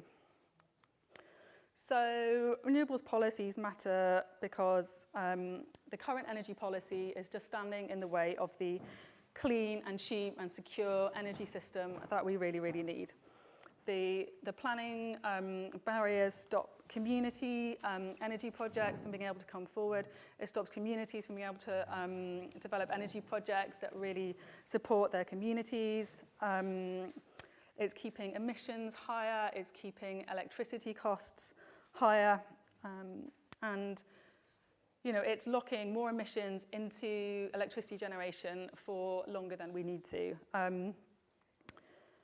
And the climate science is really clear. The warnings are getting louder and louder. We need really rapid, transformative, systemic change across the economy if we're going to avoid, the most dangerous impacts of the climate crisis. We need the electricity system to get sorted as quickly as possible. And of course, there's also still the energy cost crisis going on. It hasn't been resolved. People across the country are facing these unprecedentedly high energy bills. It's pushing people into poverty. And yet, despite this, the government is still refusing to put in place sensible policies to allow a combination of commercial energy companies and community energy projects to come forward to decarbonise the grid, and instead they are funneling huge amounts of public money into risky and dirty and dangerous alternatives.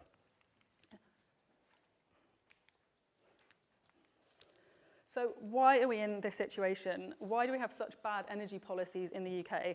Why do we not have a sensible policy regime that allows the renewable energy that we need to come online as quickly as possible? This is quite a hard question to answer because we don't have evidence-based policy.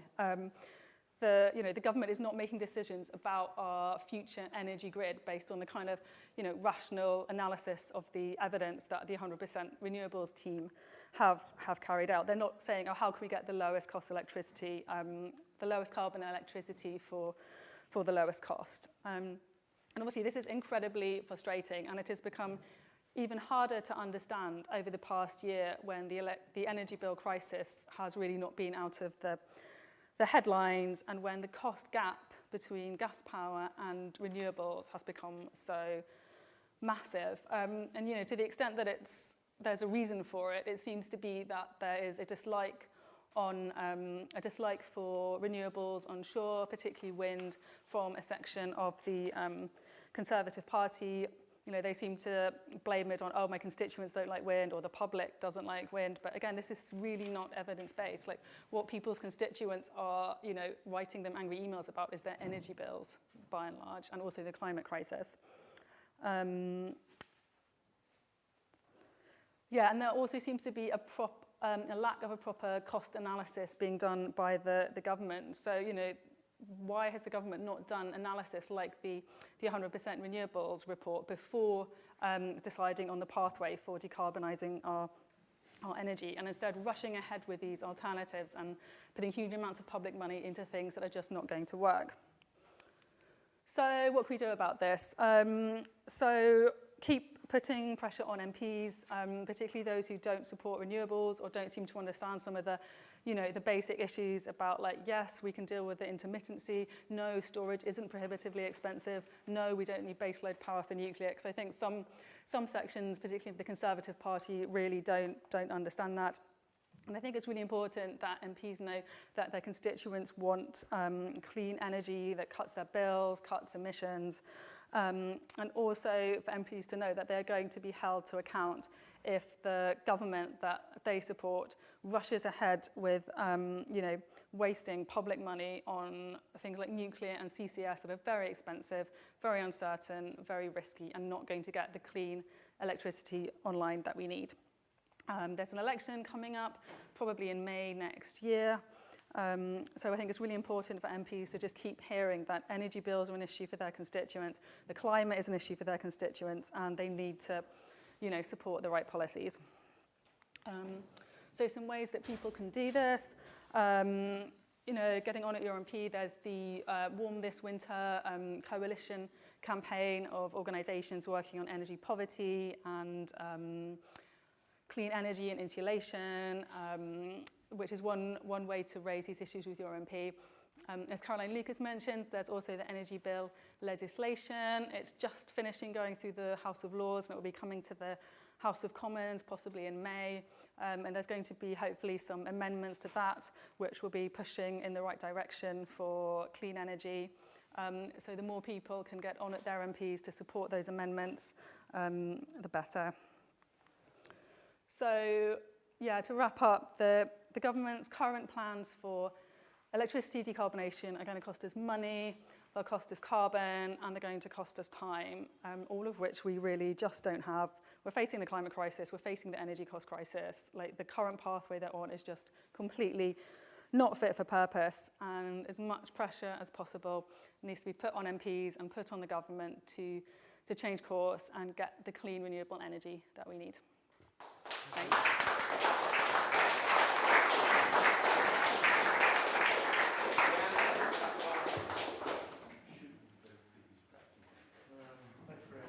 I'd like to introduce Rihanna Gargiulo. She is currently a campaign and community organizer at Friends of the Earth, England and Wales. She's a graduate of the Institute of Development Studies in Brighton and has a great deal of experience in the charity sector on equality campaigns, advocacy, and especially on divestment. Rihanna. Thank you very much. I'm aware that we're a little behind on time, so I'll try and be prompt with my slides. Thanks so much for having me here today, and thanks everyone for coming along to this really important event. My role at Friends of the Earth is supporting a network of grassroots groups with advocating for the issue of fossil fuel divestment from predominantly their local authority pension funds. But I also, kind of cover the whole range of thinking about fossil fuel investment in the UK. So I'm going to be talking about the landscape of the UK's investments and sort of sharing that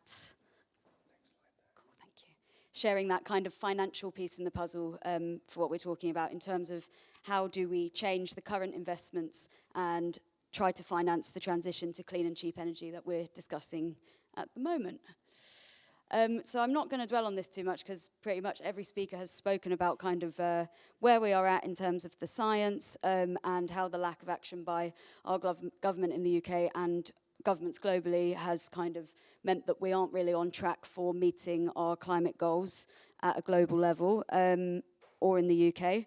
And just to emphasize that basically the agreed consensus by climate scientists is that if we want to have any chance of averting climate crisis, we must phase out fossil fuels and make deeper cuts to emissions starting right now, which as everyone has said, is not really what's happening. So this is what kind of Caroline Lucas mentioned earlier, which is that if burned, the projected carbon emissions from all existing fossil fuel infrastructure vastly exceeds the 1.5 degrees warming scenario.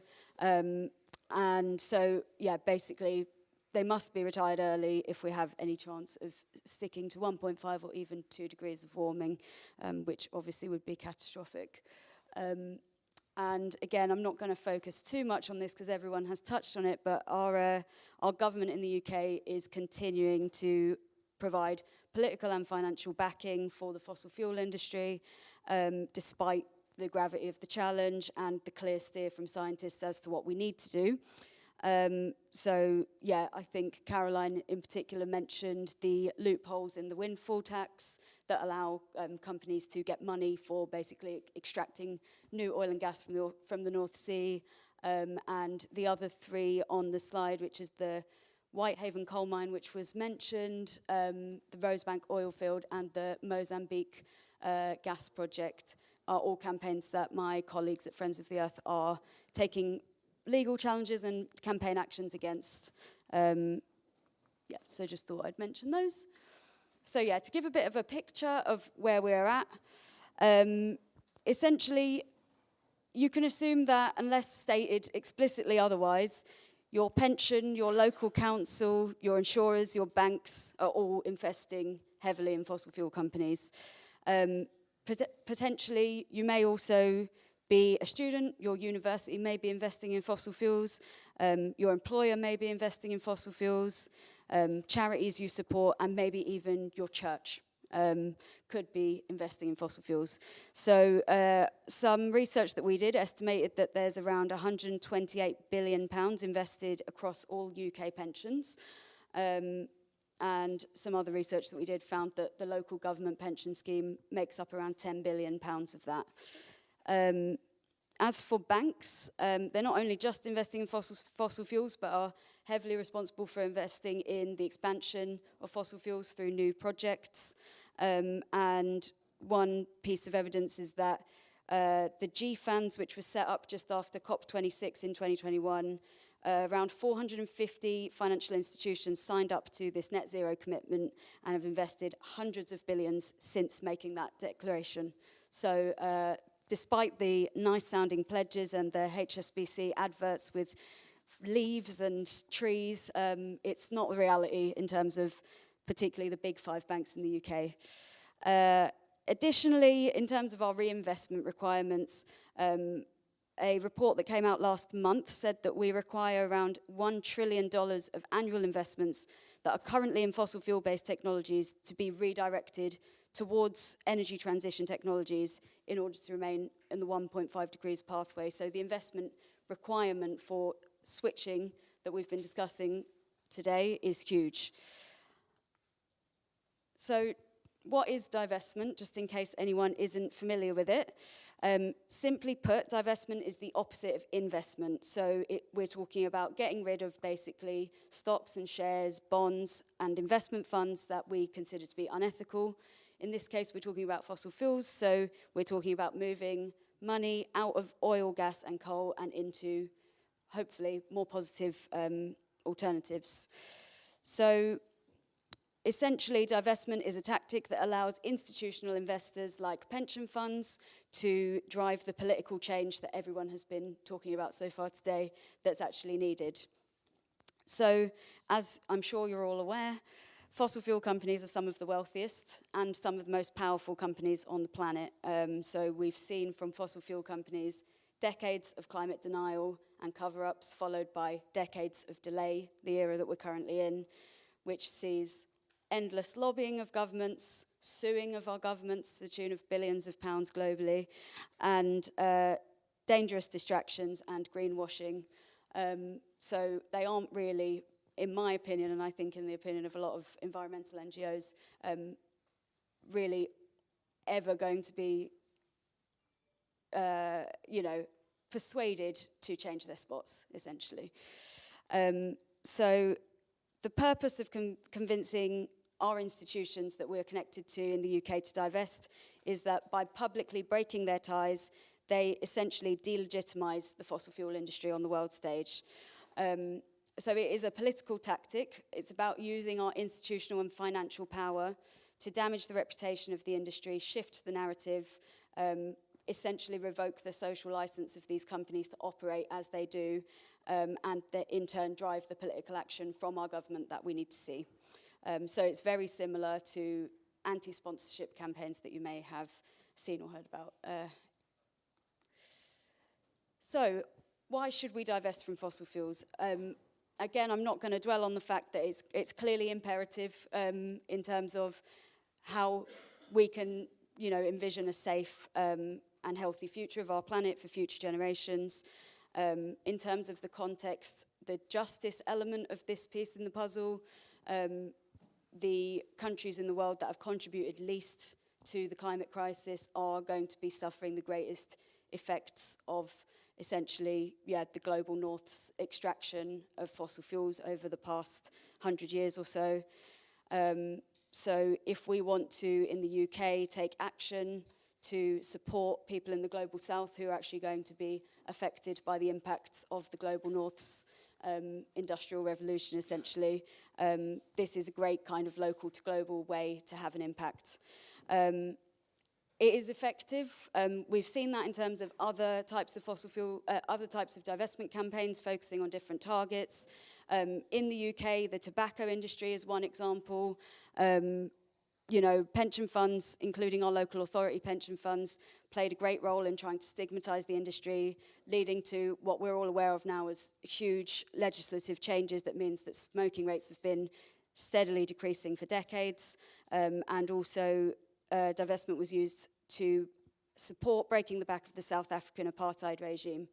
And a lot of universities' pension funds played a huge role in supporting that. Additionally, there are a number of studies that have shown that divestment can actually lead to a reduction in share price and even carbon emissions of the companies targeted. And a great study out last month found that the viral news of Ireland's Parliament voting to divest from fossil fuels actually wiped £14 billion, or 3.1%, of the collective market value of the biggest US oil, gas, and coal companies within just 3 days. So It's pretty impressive. Some people argue that divestment is not effective and that we should be engaging with fossil fuel companies, make them change, that actually it doesn't do anything, that it doesn't have a financial impact, but Shell keeps including it as a material risk in their annual reports. So if the fossil fuel companies are worried about it, I think, you know, it's true that we are having an impact. And finally, there is a very strong financial argument to divest as well, in addition to the sort of ethical arguments. We are on track to produce way more fossil fuels than we can burn. As I think David said, it's inevitable that we are going to transition. This is a diagram from Carbon Tracker, who have created this idea of the carbon bubble. Essentially, the carbon budget that we have remaining in comparison to the emissions that would be burnt if we actually burned all of the reserves in operation is hugely different. And at some point, the markets are going to wake up and realize that we cannot burn all of those fossil fuels, and actually that the overinflated value of the fossil fuel companies that is premised on this big bubble is actually this small bubble. And the people who are still investing in fossil fuels will lose a lot of money when that bubble bursts. So our pension funds really, as long-term investors, particularly the defined benefit funds, really should be thinking about that and taking that seriously. Additionally, there is a lot of evidence to show, as been spoken about before, that fossil fuels are actually, in the long term, very volatile and risky investment, and that renewables are only getting more valuable to invest in, and there are lots of different studies that have shown that to be true. So just to kind of come back to this idea of whether we should engage with fossil fuel companies, whether they can change. They cannot change at the pace required, and they're not willing or capable to do so. I think BP's recent backpedaling on their already fairly inadequate commitments is a good example of the fact that they will exploit their capacity to continue making money for as long as they can. How long have I got left? How long have I got, sorry? 30 seconds. 30 seconds, oh God, sorry. Okay, right. So yeah, essentially, the sector is unable to change. The commitments that they've made are not premised on reality, and their spending on renewables is grossly overstated in their marketing campaigns, but actually makes up a tiny proportion of their annual spending, on average between 1% and 3%, whilst the rest is spent on fossil fuels. I just wanted to provide an example of one of the world's largest pension funds, which has divested.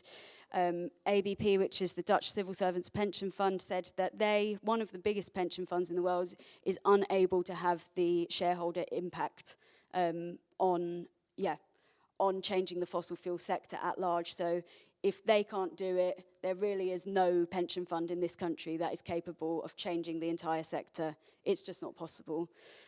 So yeah, they're a great success and a great example, led by our colleagues over in the Netherlands. And to give some examples, divestment is possible.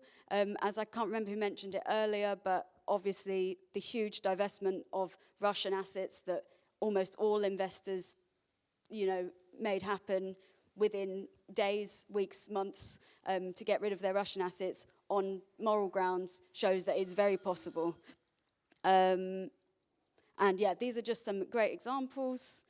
I also wanted to provide some alternative examples, these are all from our local authority pension funds, positive reinvestments into renewables, social housing, community power. Again, just to show you that it is possible for these funds to make these positive decisions. And finally, what you can do. So we all have these institutions that we're linked to that I mentioned before. Your educational institutions, your employer, your workplace pension, charities and local businesses. Please speak to those that you're a part of. Make sure that they either aren't, if they're not investing in fossil fuels, make sure they make that loud and clear. They tell everyone about it and they commit to never invest in fossil fuels again, because we've seen what a vocal commitment can have in terms of the Irish Parliament's pension. The louder that people are, the more impact this campaign has. So just, selling off your assets quietly really isn't enough. So make sure that if you're a stakeholder in those institutions, that you write to them, get involved, start campaigns. There's already campaigns to divest the university superannuation scheme, which is a great campaign. If any of you are academics and have that through your pension fund, please get involved. The Church of England campaign led by Operation Noah is fantastic for anyone who is a part of that church. And we support a network of 50 grassroots groups so you can basically lobby your local authority wherever you are. Only 5 of them have made full divestment commitments. So I can guarantee you there's some work to do in your area, almost certainly. And finally, just for individual action, find out if your bank is investing in fossil fuels, switch if it is, and again, make sure that you speak loudly about the fact you're doing that and tell your bank. And equally, same with your pension fund.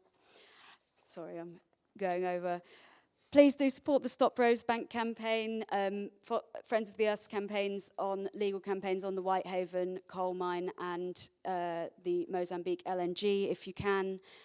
We're also launching a campaign called Fossil Free Parliament, which is going to be trying to tackle this issue at its root cause in terms of what Alethea was speaking about with the sort of issues within Parliament to actually do anything, trying to actually get some legislation that prevents the lobbying and the vested interests of the fossil fuel industry being part of our political system. So I can send over information about how to get involved with that.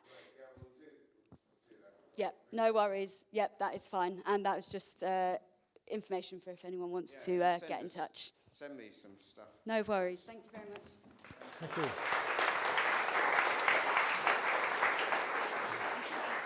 Sure. Thank you. Right. I'd like to move on quickly and introduce Doug Parr, who's been with Greenpeace UK for the last 16 years. And he's currently the Chief Scientist and Policy Director at Greenpeace. Doug is a great friend and he's a great guy. He has the distinction of having graduated with science degrees, not only from Oxford, but also Cambridge. And let me tell you that I'm a graduate of Imperial and I'm very jealous indeed. He's a pretty smart cookie, let me tell you. And the wider both Greenpeace and the wider environmental movement have benefited enormously from his experience and wise counsel over the last decade and a half. That's up to you. That's very kind, Ian. I'm not sure I can live up to that. Okay, right. I realise that we're running a little over, so that's my 12-minute warning. Right, that's me. You know that. Can we move on? Oh, hang on. Right, it's that way. Okay, right. Sorry about this, slightly complicated, but I wanted to introduce the idea of the carbon budgets that we are legally obliged to hit. And this diagram is a few years old from the Climate Change Committee, but it's the best one I could find that kind of expresses that well. I have done a full multimedia experience with it, and I've put some added red dots on here to indicate a couple of things. One is, this is where we are, 2022 emissions. But, importantly, take out international aviation and shipping and land use and farming emissions, because they're going to be really tough to deal with. What you've got left is the power, heat, transport, industry emissions. That's where we are on those. Where do we need to get to by about 2037, the sort of period when we should be approaching net zero, as you can see from this line? Well, those difficult to abate emissions are still largely going to be there. The power, heat and transport side is going to have to be right down here. Sorry, I'm in the way for the people over there. It's going to have to be right down there. It's going to be pretty low. Oh, I can use that. Yeah. Wonderful. Oh, yes. Oh, you can barely see it. It's not very good. Okay. Well, we're going to have to be right down there. The heavy lifting is going to have to be done over the next 15 years. So when we say net zero 2050, remember, it's not really for the power, heat, transport and industry sectors, which is most of what we talk about. The heavy lifting is going to have to be done over the next 15 years, which is why Sizewell C, if it ever gets built, is going to come in far too late and is going to be, in any case, really expensive and completely bloody pointless. Anyway, that is kind of where we are. And so I'm going to whiz through some of the things that we need to do. Right. The big things that we need to do over the next few years to get rid of fossil fuels, especially gas, is overall electrify everything, roll out tech at speed and scale. It's what Christian was talking about. We've heard about renewables, especially offshore wind. We need a lot of that. Smarten up the grid. We've heard a bit about that. Demand response, interconnection, storage. Add all that to the grid. These are the big 5 things that I'm not going to talk much about electrifying vehicle transport. We need to do that. We need to mode shift. We need to reduce the amount of batteries we use. We need efficiency in all buildings, and including product standards, so all your gizmos and your fridges. And we need heat pumps and electrification of heat. If you get those big 5 right, you will conquer a lot of that decrease that we need to see. Not all of it, because you need some work in industry, you need F-gases, you need a circular economy, you need everything everywhere all at once. But those are the big 5 that we really need to crack. This is just another chart that's a little bit older, but it does indicate it very well. Where is the gas use in this country? So we're talking about power, heat and industry at this point. Most of it is in domestic and it is in transformation, which is a posh word for electricity. So yes, we have some other things that we need to sort out. We need to sort out industry, of course, commercial and public administration, other kinds of buildings. But if we get homes and if we get electricity right, then we'll be a lot of the way there. So, but starting out with electricity then, renewables and the smart grid, whereabouts are we? We have actually some quite big targets for offshore wind. I mean, big targets for offshore wind. Targets in general are not too bad. The trouble is the delivery. And, as Ali has talked about, there are plenty of obstacles in the way. I might say a little bit more about that soon. Storage, we've talked about that already in Christian's presentation.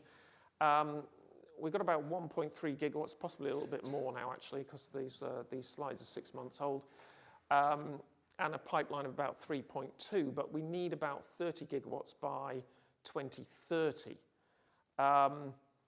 I would hope some of that is going to be long duration storage as well, because I'm nervous about putting all that into batteries for a whole variety of reasons. If it's stationary storage, then we can do other things. We can use other things other than the favoured lithium-ion batteries. But we need a lot more than is currently in the proper pipe, what you might say is properly in the pipeline. A little bit more about renewables. So the government actually has a target of no unabated gas by 2035. So effectively saying the gas grid is pretty much zero by 2035. Again, that's still 12 years away, and it's before Sizewell C will be built. And the Climate Change Committee say that's 70% wind and solar. I think it's going to have to be more because for reasons that have been outlined, carbon capture and storage, nuclear, and so on may not happen. With people also group biomass under renewables. The way we do biomass is mass burn of forests, which is not a terribly good idea. So we're going to need much more of wind and solar, even though the Climate Change Committee suggest. So they're going to have to take up more slack by 2035, and that's why, actually, it is one of the big things. It's terribly important. We've got some targets. We've actually got a reasonably decent target on solar as well. But for everything that we are going to need, including some hydrogen, green hydrogen that we are going to use for the hard-to-treat areas, including aviation fuel and so on, we are going to need shed loads of renewables. There's just no kind of way around that, and we should just be taking the brakes off instead of saying, well, we've got to make sure they're competing in the CFD auction. It's like, no, we just need loads of them, and we're going to need them as quickly as possible. So what's holding things up? Ali's talked about some of these. A lot of the growth has to come from offshore wind. I'd like to see more onshore wind and solar because, as Christian outlined, it's actually cheaper that way. I am not optimistic that we will get as much of that as we need, and I think we'll end up with a lot more offshore. And the thing about offshore is that the main obstacles are sane electrical grid planning, which we don't have, and avoiding wildlife impacts, because we do not want to end up having lots of offshore wind and decimating our own wildlife. That can be, it can be done, but a lot of it is about placement and where you actually have you don't put them right next to marine reserves and special feeding areas for rare seabirds, for example. But that needs to be proactively managed. The current approach to offshore wind is ridiculously out of date. Every single offshore wind farm needs to have its own individual connection to shoreline. And it is creating understandable resentment in parts of East Anglia that they're having numerous substations put next to each other when actually one would do, probably. But it was designed in a period when offshore wind was thought to be a sort of very expensive, nice to have, and not to be the backbone of the electricity system, which it is going to be. I mean, even if you believe some of the government targets, you're still going to have shed loads of offshore wind. So the fact that we're still adopting this out-of-date approach to how we go about connecting up our offshore wind to shore is, it's a bit absurd. And it needs to be changed. So we need to put wind farms where they do least damage to wildlife and plan the offshore grid accordingly.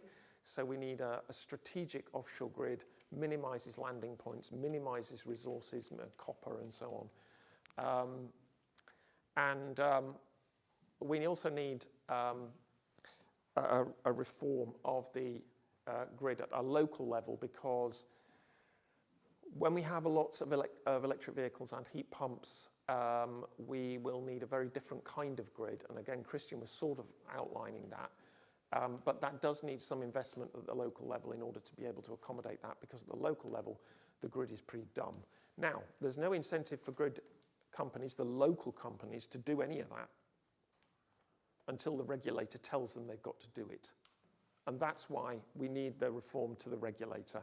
That's why we're about to have a big fight about the role of the regulator over the next couple of months as the energy bill comes to the Commons, because they're Lords, and the Lords have done a good thing. They've said that remit of the regulator has to change. The regulator has to tell the grid companies they have to be smarter, they have to accommodate these changes that we need to see. Because without that, all the sort of smart things that Christian was talking about, vehicle to grid and solar on every rooftop, and batteries and so on, can't really, it's going to be very difficult to make that work. Right, so I seem to be jammed.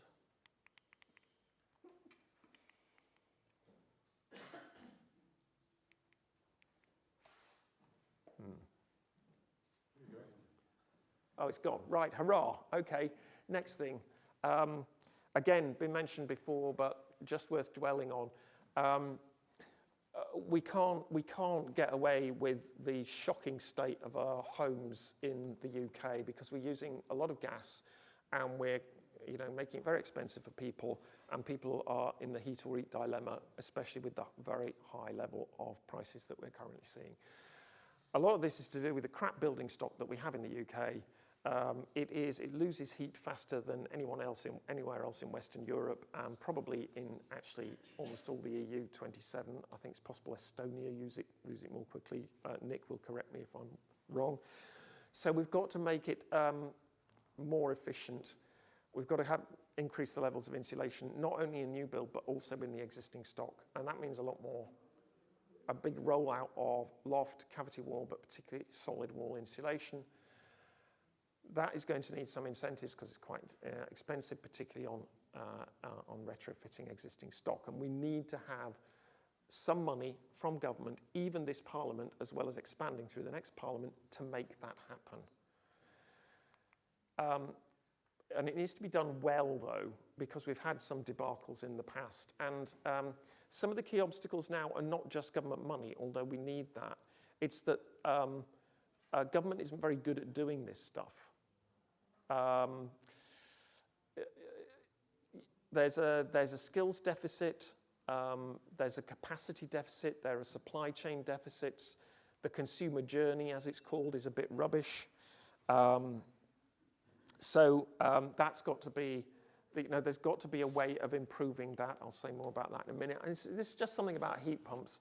Again, this diagram is a couple of years old, but the situation hasn't changed very much.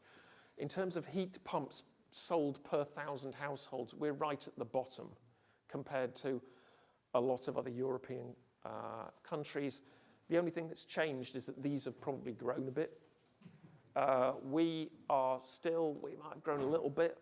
I think we haven't got full data on 2022 yet, but we won't have grown very much. And that's why we need to do more on these. We need heat pumps. I'm not going to say more about that. We need a load of money this Parliament. We've got to scale up the capacity of the heat pump industry. The government target is 600,000 heat pumps by 2028. Probably in 2022, we had about 50,000. It needs to grow by a factor of 12 over 5 years just to meet the government target, which many would say is not good enough, even as a target.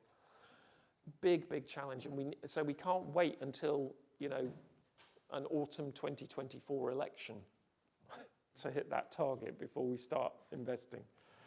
But the trouble is, because you've got to build a supply chain. You can't just, quadruple the size of an industry overnight, and you need good installers. There are horror stories out there, which the Telegraph and the Mail love, saying, we bought a heat pump, it was rubbish. Yes, because you had a crap installer, and they didn't do a good job. And there are horror stories out there, it's true. But the evidence where it's done well is you can do it anywhere in the UK, pretty much. Flats, old houses, it can be done.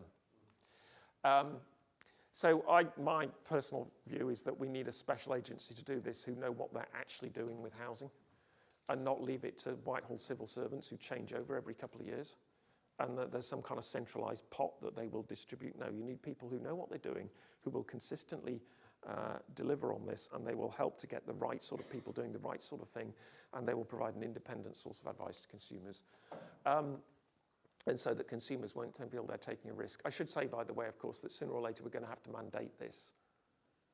And when the government tells you you've got to do something, that's a very different proposition from when you think it would be a good idea, particularly when it goes wrong and the government's told you you've got to do it. Just note that. Right, so I've mentioned all the way through, actually, that there are some reasonable targets that the government's got on I would say offshore wind, solar, heat pump sort of electric vehicles. The targets are okay, the delivery is not.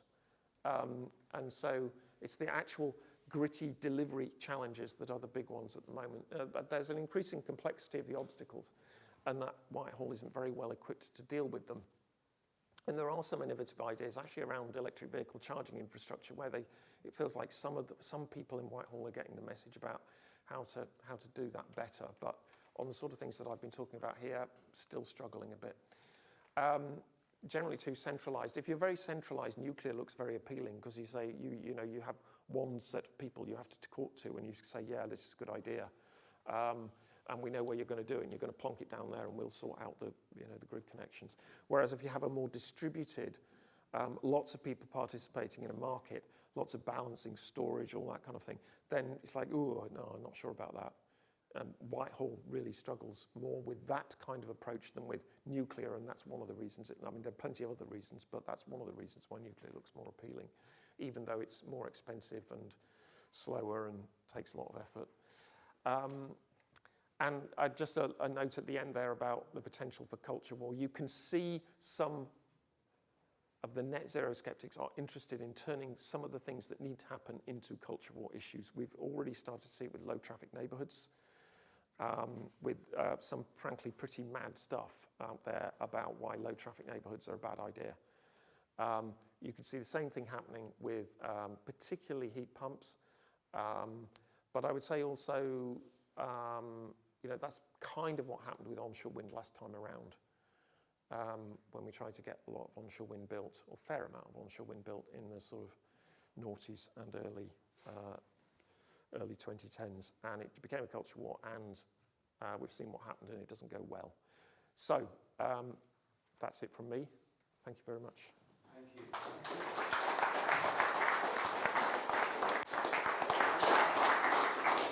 If you could return to the seats over there, we're going to have a panel session with some snappy questions and snappy answers.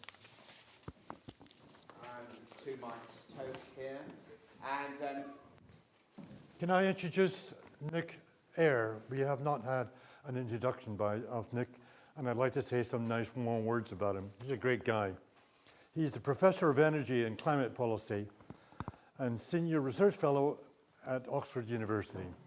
He's also director of the Centre of Research into Energy Demand Solutions. He's also co-director of the Oxford Martin Programme on integrating renewable energy. From 2007 to 2017, Nick was co-director of UK ERC, and from 1999 to 2007, he was director of the government's Energy Savings Trust. Nick has published extremely widely on energy, climate, environment, and transport issues. Nick. Okay, now we've got one question left over from Christian Brer. If I could summarise what you do, what you're asking about, and that is in developing countries like India, other places, there's forests and various ecological resources being mowed down to put wind farms or whatever, and this is a terrible thing. That's basically what you're saying is other things could be done. Can I just, this is about the UK, so I'm not trying to block you out here, but I'll give my personal opinion if we then move on. And that is, firstly, I think this is often a lot about ownership and control of the people whose land it is, either don't own it, don't control it. So there needs to be a struggle for that. Secondly, we need a proper environmental investment process, like we've got in the we've got to a great extent in the EU, for instance, and we need that in the south, in developing countries, and that's the struggle you need to do, and to link up where necessary. Okay, does that help at all?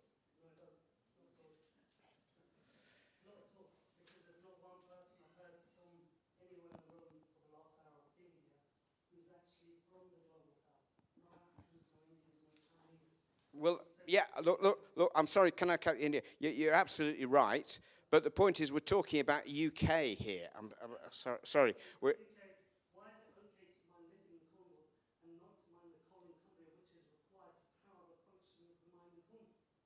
That's the hypocrisy.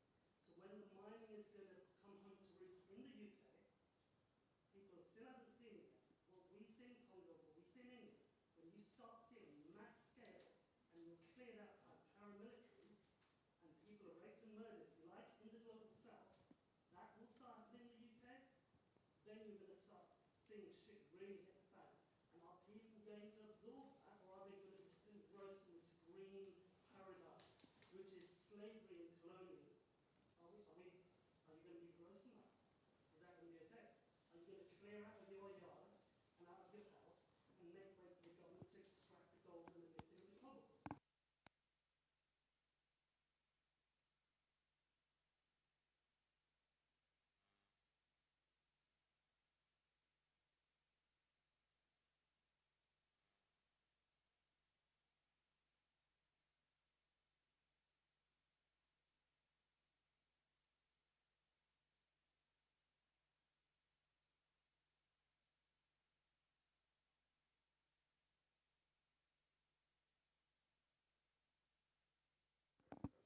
Sorry. Yeah, start again.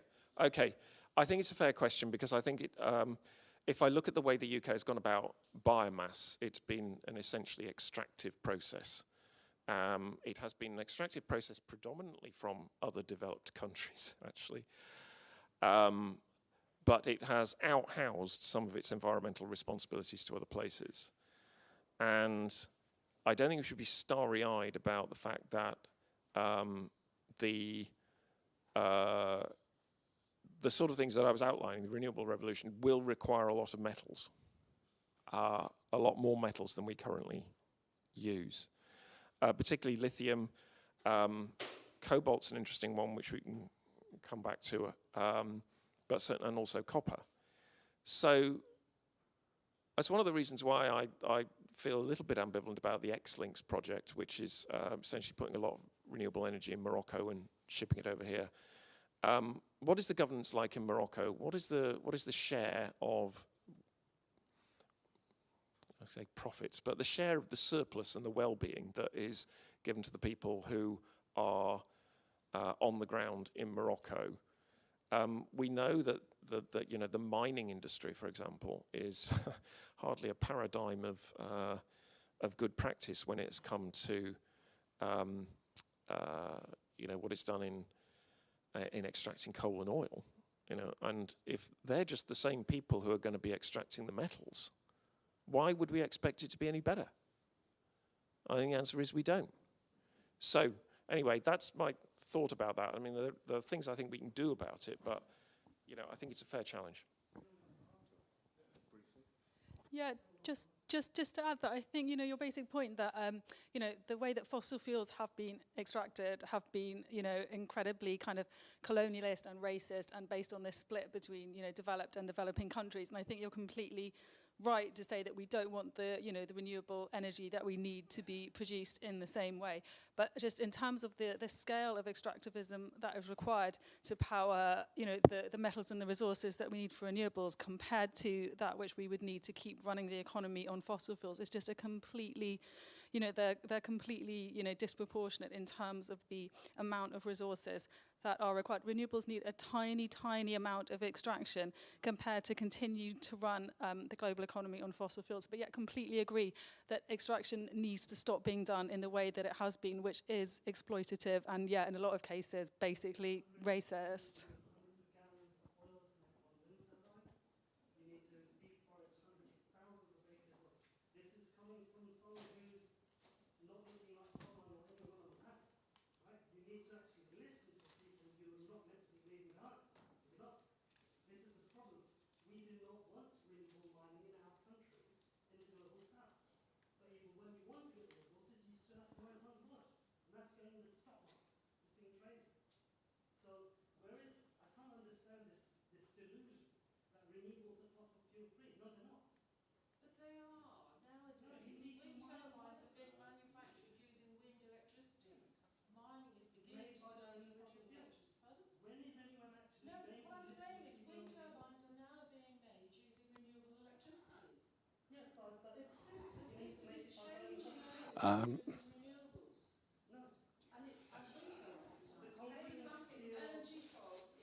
Okay, can we go over to Nick Eyre?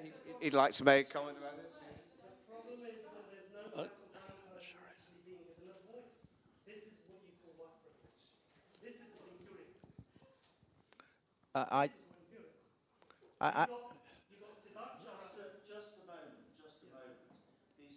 This whole discussion has not been about, none of the knowledge presented so far has any colour. This is strictly a technical issue. Now, if you really wanted to have a completely different society, not only in the West, but also for all the rest of the world, it's absolutely essential to make a successful technical transformation to a whole new era of industrial production. We have two essential tasks. One, how do we feed our machines indefinitely for centuries into the future? Two, how do we do it without killing ourselves off and killing off the planet? And three, thereby doing so, ending a whole period of quarter of a millennium of exploitation of country, and not only in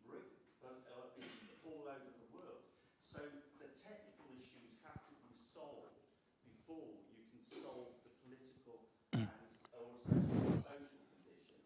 Okay, Kevin, taking us in a direction that's not helpful. over to you, Nick.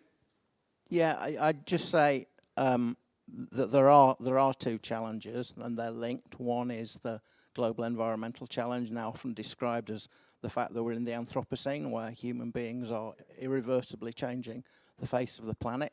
And the other is that industrialization has historically been linked to imperialism and racism. There is no doubt about that. I wouldn't question that. And we need to address them both, and I think we probably need to address them both at the same time. I'm perfectly happy with that. The people on this panel and mainly in this room have more expertise about the former than the latter, but that doesn't mean the latter doesn't matter. Okay, next question. Hello. Am I on? The challenge, from what I've heard today, from everywhere, is the political will. We've heard in great detail that we have the technologies for the grid, for the supply. We understand the skill shortages. We know how to tackle climate change in terms of energy supply, reducing energy demand, and so on. What we lack is the political will. And I think it's fairly clear, sorry, can I just go on? I think it's fairly clear that one of the problems we're facing in Britain is actually the lack of speaking up. We talked earlier about the need for serious lobbying, and we're not getting it. The MPs are being lobbied by a bunch of elderly white people who don't like wind power, because they are the kind of people who write letters. We need much better engagement. Our MPs are totally unclear about the value of renewables. Most people in Britain I speak to have no idea how successful renewables are being in terms of replacing fossil fuel.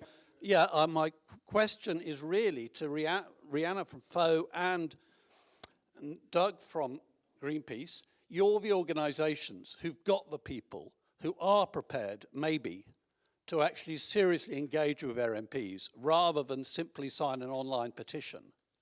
How do we actually ramp up between now and the next election all the people who do care about this to actually stop just clicking and talking, but actually really engaging with their MPs? And is there any way in which Greenpeace, FO, possible, could actually provide proper support so that we really give the people who want to see change at a global level actually doing it? How are you going to do it, Doug? How am I going to do it? No, it's all on me then. So, yeah, thanks, Chris. So what do I... Well, let me give you some examples. The planning challenge that Ali laid out on onshore wind. So we got... I mean, the petition thing, which we did, of course, allows you to say, oh, well, these people are interested in onshore wind, and so let's tell them to write to their MP. Particularly if, I mean, we would target it on backbench Tory areas, but, I see no reason not to go everywhere. So we got, I think it was approaching 14,000 people emailing their MPs. I think we got about 7 or 8 replies from MPs that we've seen. And that was in every single constituency in the country. So, just like the issue of where we get our metals from, I think we need to face up to the reality of where we are, which is that right now, probably far too early, but we're right at the nag end of a parliament, and it's a government that's run out of energy, and a lot of the MPs just aren't interested. We had a film that was done about the importance of insulation and energy efficiency, which, with some tremendous work actually, linking up with our local groups, I think it was, we had showings in something like, I think 45 constituencies around the country. In no constituency did a Tory MP turn up, even though they were asked by their local group and local fuel poverty group to come. I mean, the biggest issue, the cost of living crisis. In their constituency, by their constituency, would you come to see this? No, not interested. So, imaginative, creative ways to get our, the government MPs along. I think we're still looking for that, because I think the ways that might have worked 5 years ago no longer work. So, we have got an innovation program to try and find new and different ways to engage with people. But I tell you, it's it's like pushing the proverbial uphill just to get a reply. Never mind actually, changing anybody's mind. So yeah, I would say, we need to find more creative ways to grab their attention. Okay, and also brief from another campaigning organisation. Yeah, just to say that, these are going to be issues at the next election, and we have to make sure that MPs know this. But, things like the energy cost crisis, the climate crisis, these are going to be top of every, every constituency's areas of concern. So I think it's going to be increasingly difficult for MPs to get away with having terrible policies on this. Also there are other routes to push the government for change. We're seeing more and more legal challenges being taken forward against the government.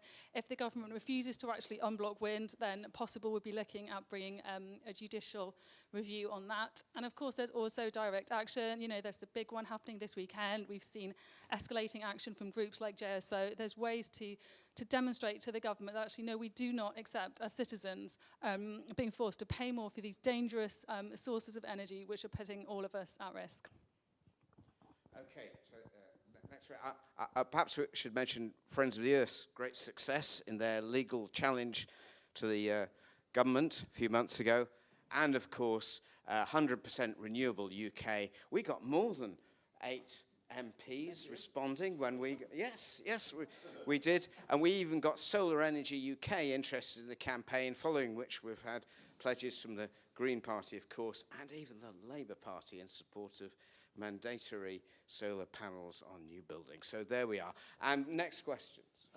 Well, I've signed the commitment, and so have 11,000 other people, that I've committed that I will only vote for a candidate at the next election who is going to work on climate change. Now, why don't we have 11 million people signed up to the commitment? It's a charitable, it's supposed to be nationwide. I've sent it to everybody I know. It's part of my email, and I've managed to get about 10 people to sign up. It's the commitment. You just look on the internet, the commitment. You can sign up. They then engage with the MP. They tell the MP, one of your constituents has signed up and he will not vote for you if you are not committed to climate change. Is that climate.org? No, it's the commitment. Oh, right, so it's another one. It's, yeah, and it's by... Okay, well, we'll circulate that amongst other things. Can I just suggest that people put their names down on these handouts so that we can circulate people in future with information, because we can't use the Eventbrite things for ethical reasons. And we've got loads of other people. Sorry. This should be a quickie. I think we've lost Rihanna, but I wonder if someone oh, she's there? I didn't catch the numbers of that American case where in 3 days they had achieved an amazing victory, and it got a laugh. And I'm sure it's a wonderful example we should all be able to quote. So could we have those figures, please? Do you want me to repeat it again now, or yes. Okay? I actually would need to find it because I just put my notes away, but I can share it. Okay, next question. Well, we've got several here. I think you were. In 2014, the SNP wanted Scotland to become independent, but Scotland's place in the single GB electricity market to be more or less undisturbed. It's not entirely clear what their position is now, but there are certainly some voices in the SNP who say that now Scotland should become independent, and the single GB electricity market should be torn up and torn in half. I just want to ask whether anyone thinks that would be a good idea. Would it help to decarbonise Scotland or the whole of GB if you tore the market in half? Well, I wrote a report about this myself a few years ago, yeah, but it'll never happen. And it's a bad idea, and they never suggested. Okay, next one. Who's next? Thank you. Not so much. It's a follow-up to the gentleman who spoke about political will. I have a suggestion, or a proposal for killing two birds with one stone. Why not propose abolishing the House of Lords and replacing it with a body specifically dealing with energy and scientific issues generally? We know our MPs are generally ignorant. We know that the project is running, I mean, you're talking about up to 2050. That's 5 or 6 parliaments. What you need is some institutional system to bypass the party political system. Replace the Lords with renewable House.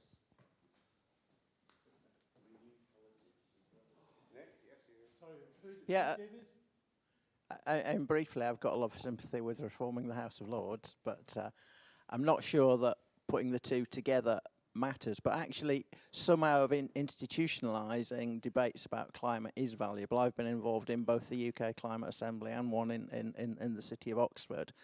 And not only do people actually engage with that, but they engage in ways that makes decision makers and people like me forces you to think about the serious issues. People ask questions like, how much does a heat pump cost? So people can be engaged, and what we know from the people involved in the UK Climate Assembly is that many of them have actually changed their own practices after that involvement. Indeed, some of them have even changed their jobs to move into the sustainability sector because of their involvement in that process. So ways that we can institutionalise better public engagement, not necessarily at the House of Lords, I would say, at a much more local scale, can be incredibly valuable. Hello.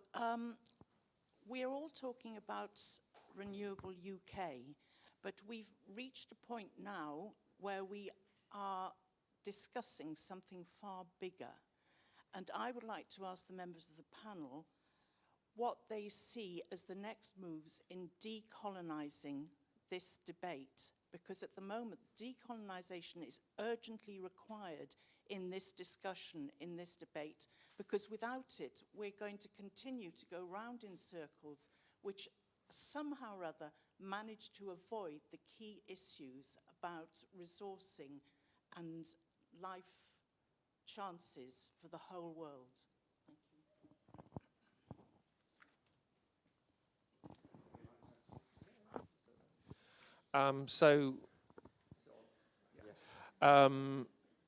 So I think the next stage in that, both internationally and I think in the UK, is starting a conversation about climate justice. We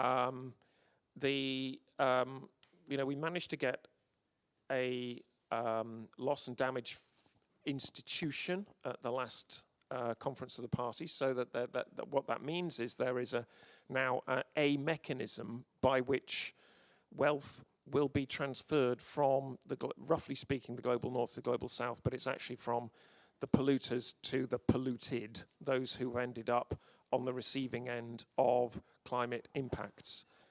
We have got to populate that, and it's a bit like the overseas aid discussion, but it's actually more direct, because it is a case that we as a country have been responsible for some of the damage that is now being experienced by places like the Marshall Islands, by places like Tuvalu and so on, where and heat waves in India, etc., and they're getting another one right now. So we have to take responsibility for that as a nation, and money cannot compensate for all the losses that are involved, but they're there, we're responsible, we should be liable, that fund has got to be populated. Okay, perhaps one last question, because we're overrunning into lunch.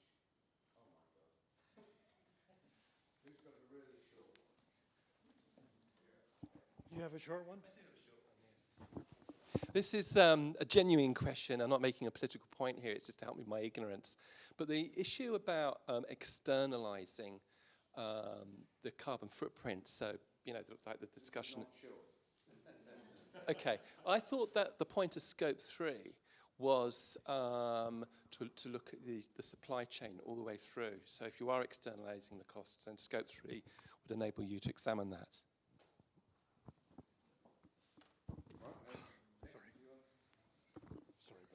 Yeah, I think actually Scope 3 and externalisation are technically different. I'll talk a bit about externalisation because I spent 10 years of my life working on it. Trying to put numbers on external costs, I concluded, and many other people have concluded, is not very sensible. Trying to put numbers, say, on global ecology, you know, what is the value of global ecological collapse? Not a sensible question. We just need to avoid it.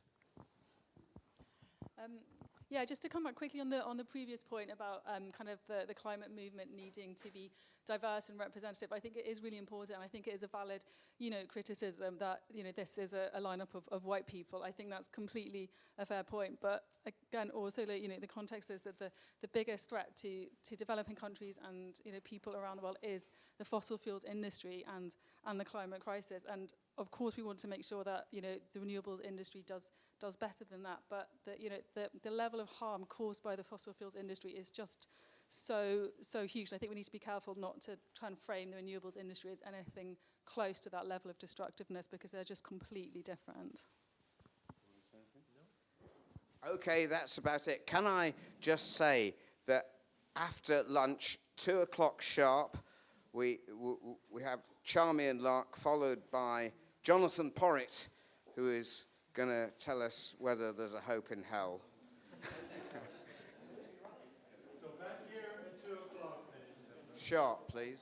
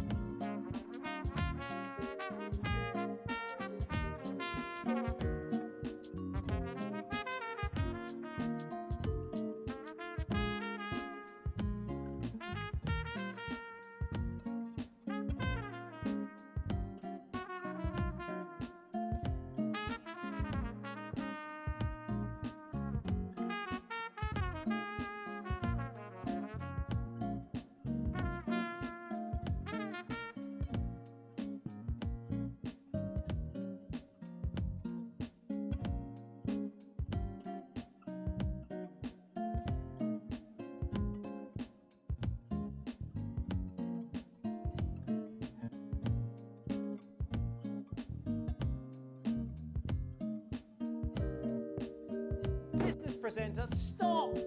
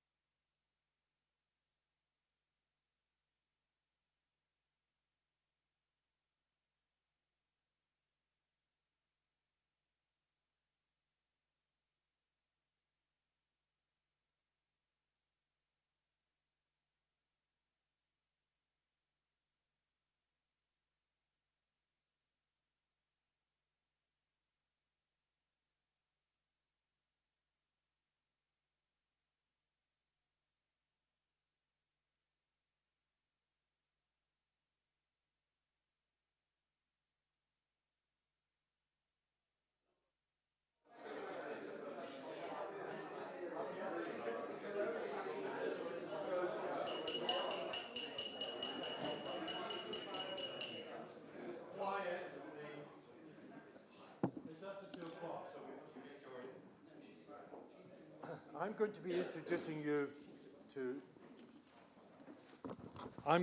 introducing you to Charmian Lake, Lark.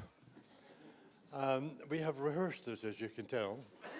And she is going to be chairing for the afternoon session. But I want to introduce Charmian Lark.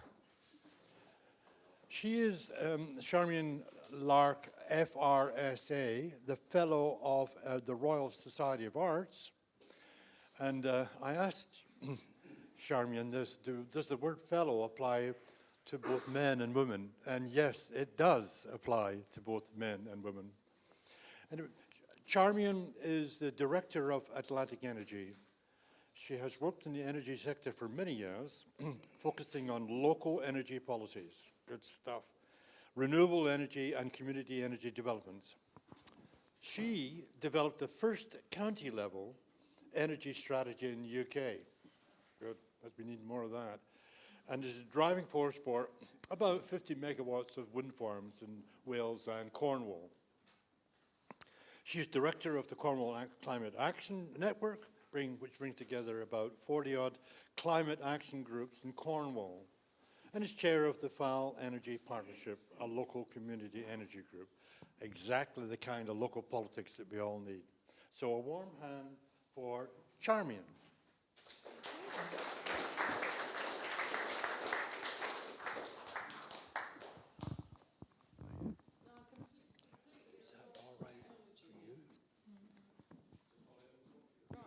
When it's on green. You're speaking to YouTube and the info comments and the recording.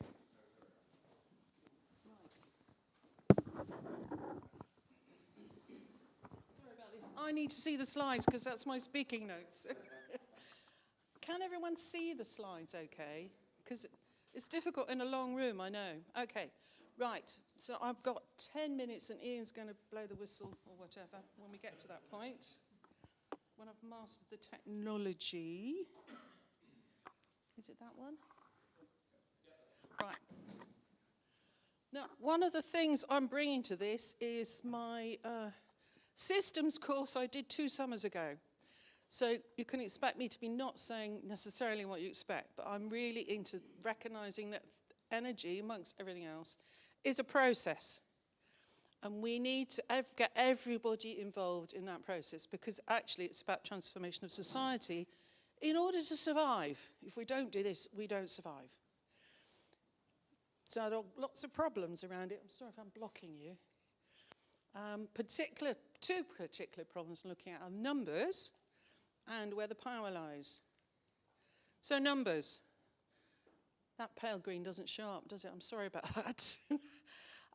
We've got several sectors which I've just chosen to suit my purposes for today.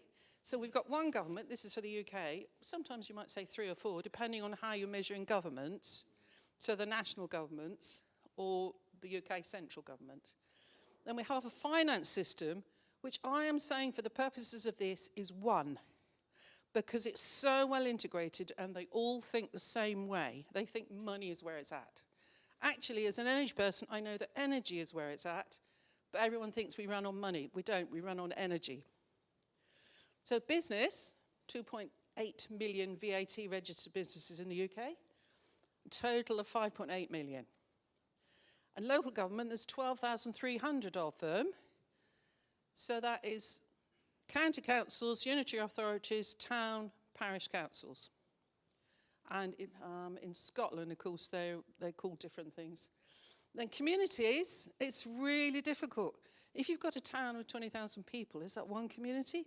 Or is it 20, 30, 50, 100 communities? Because there's lots of different communities of interest and sets of families, relations, friends, and the people that go down the pub together and all that.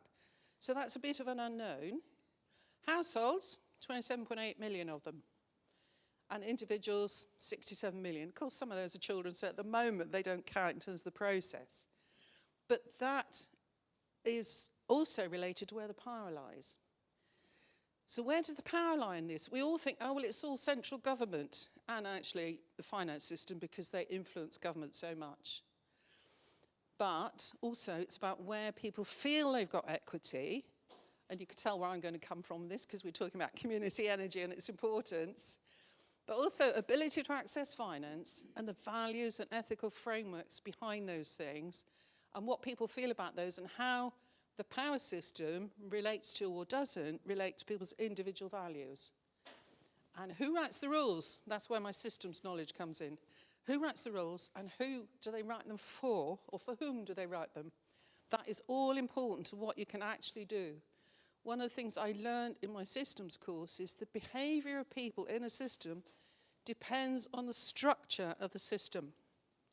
So my answer is going to have to change the structure of the system. But we can also use that power of numbers, which we think is working against us. We can work for us. So there are so many millions of households and communities and businesses and so on can all, as was said earlier, get on and do our own thing. So this is about how communities can get to do it themselves. So the thing about doing community energy is communities can react swiftly. Damned hard to react swiftly because there's so much to learn. But local communities can be creative. They can work out for themselves what's relevant to them, what levels of resilience they're interested in. I mean, if you go to West Cornwall, where I'm working with St Justin Penwith, which is right by Land's End at the minute, they're really into independence and resilience because they live in a very harsh, very windy environment with not a tree to be seen. And they suffer. They've got cold, damp houses all made of stone, so they're wet. Not much fun, but they're a hardy breed there. So it depends on where people are, how much resilience they're interested in and how much independence they feel they've got. And being away from the centre is quite good in terms of saying, well, they're not going to look after us, we have to look after ourselves. But the other thing about community energy is it can involve lots of people. Very large number of people can and do get involved. And of course you then get, if you've got community ownership, there's a difference between community action and community ownership. When you've got community ownership, you can get returns back to the community, which can help reduce energy demands, work on fuel poverty, increase community resilience. I was telling someone at lunch that in Cornwall, the fuel poverty action line that people ring when they're desperate has now given their staff suicide prevention training, because it's so bad that people are ringing up really at the end of their tether, very close to committing suicide. So there's obviously serious work to do on that front. So it's been taking a long time to get anywhere in community energy. The little wind turbine to the left there, 15 kilowatts. Bill, who did this, who was a friend of mine, he spent 5 years with his friends getting that together, and they got a whole 15 kilowatts, which is rumbling along. I mean, the people that recognise the wind turbine will know it. The company went bust, and they've had a hard time trying to make it work again. And then to the right, we've got the turbine that was mentioned earlier, Lawrence Weston, 4.2 megawatts, owned by the community. They've got lots of grants in from central local government and so on, but they've done all the work. But again, it took 4 or 5 years, which counteracts what I said earlier about you can act swiftly, but compared to a nuclear power station taking 30 years, 4 or 5 years is quite fast.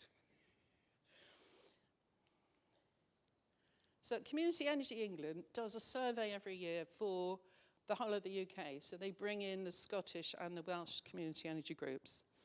And they have found that, the most recent sector survey they did, 217,000 people have been engaged with their action, with the members and the community energy action work. And there's been a wide range of activities that community energy groups are involved with. So it's not just building wind turbines or solar panels, it's also heating systems, getting more energy efficiency, fuel poverty actions, which obviously is really important right now, and low carbon transport. So there's a lot of electric vehicle charge points with solar going on, and storage, batteries, and grid flexibility, which is quite technical, so it's quite surprising that a community group could move on to that. Brilliant stuff there. And they reckon, from the survey, that that was over 21 million just in the last year of investment. And we now have 330 megawatts of renewable energy belonging to communities. Now, I know that's only small beer, but once the rules suit it, then people actually get going much faster. This shows some of the problems which have already been alluded to. When the government changes and decides it doesn't like renewables and takes away all the incentives and the tax benefits of everything, the rate of increase of renewables dramatically drops off. So at the beginning of the period, shortly after the present government came in, or the previous present government as it were, the rate of increase was 85%, was that? 80%, and it's dropped to very little now, which is about the structure of the system. So government policy, this is from Community Energy England. They're pointing out the energy work paper and the net zero strategy have no plan, no recognition of the potential for community energy, and although the net zero strategy recognises importance of communities, but it doesn't really think it's important other than with local government, which you may or may not think that's community owned.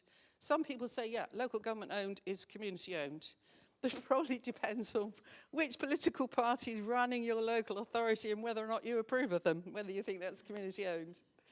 So that might be debatable. And the Climate Change Committee, which are legal obligation people, they're much more aware of how important community energy is. So they say it will not be possible to get close to meeting a net zero target without engaging with people or by pursuing a supply side only policy. So they recognise the importance of reducing demand side. So to get really going, we need a few asks of government which aren't going to cost them much, just a bit of action. Get a meaningful community energy strategy for a level playing field, which has already been mentioned as being very important, in particular things like the contract for differences, which is a really hard thing for a small project to get, and also, as Alethea mentioned, has been capped at a not sensible rate given how much work there is to do at speed. And the other thing the government's done is they've taken away the funding from the Rural Community Energy Fund, which had two-phase funding and went on for a few years, I think. I've forgotten how long, 7 or 8 years. But ended March this year. And there is not, to my knowledge, any other available source of funding for community energy groups to really get moving on project development. Because you have to have lots of professional advice and surveys and so on to get planning for anything, to get grid access, and I tell you, that's a hard struggle, grid access. I've spent most of last year on that. I know how hard it is. But it does require purchased specialist advice. And that's why groups need monies to do it, because it's hard to get risk monies other than via grant, unless you want to do a deal with a commercial entity, which obviously groups can do if they choose.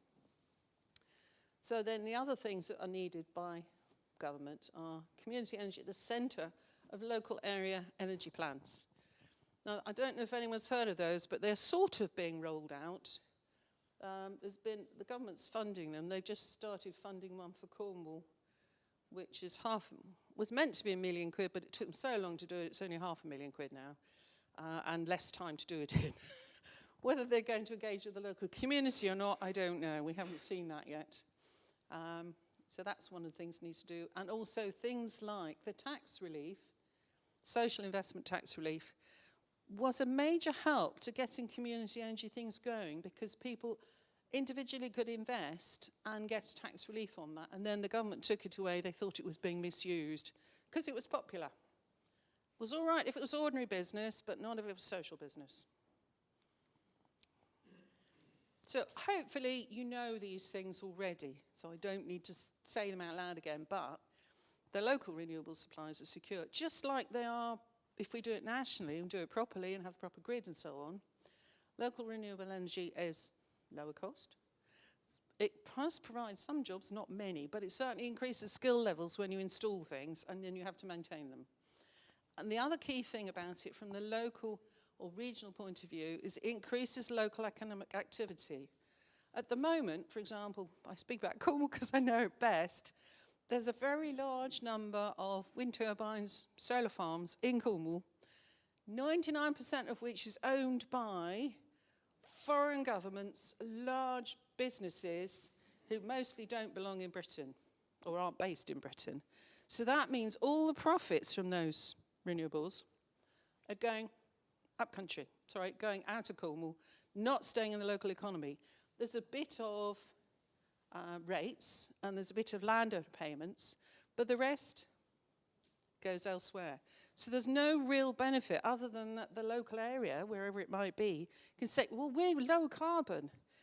But the key thing about the social justice bit of the transition is to get some of the economic benefits as well as environmental benefits. Not just jobs, not just business rates, but real monies that can make a difference in a community. When we talk in rural areas, a lot of renewables will be in rural areas. Apart from a few rich bods and the feudal overlords, everyone else tends to be quite poor.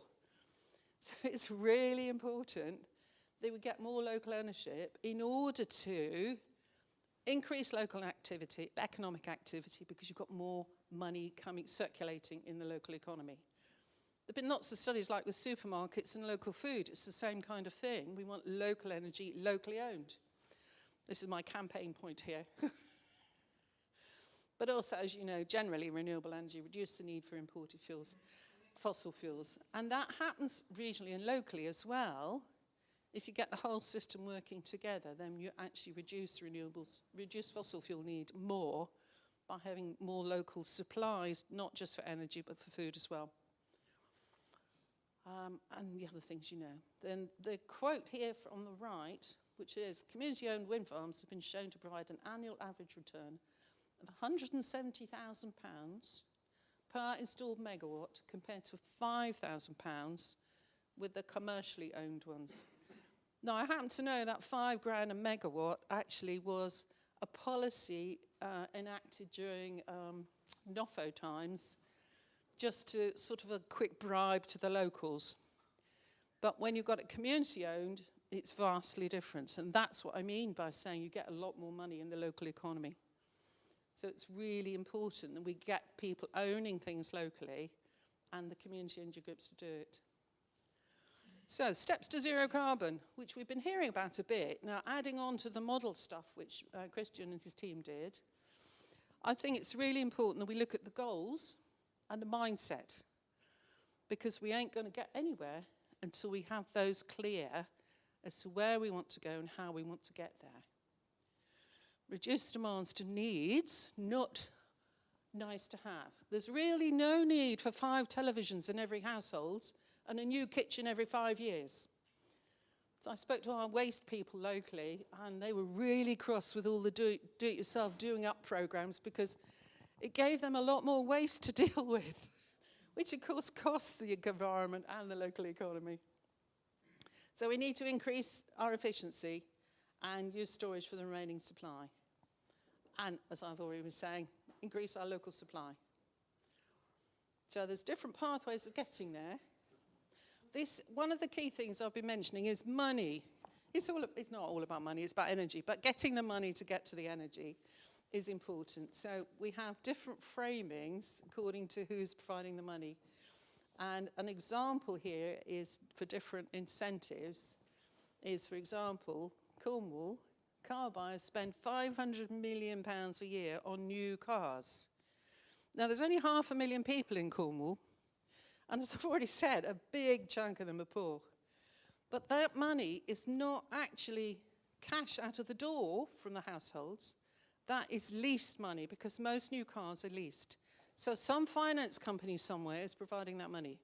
So my question is, can we not do that for local energy as well?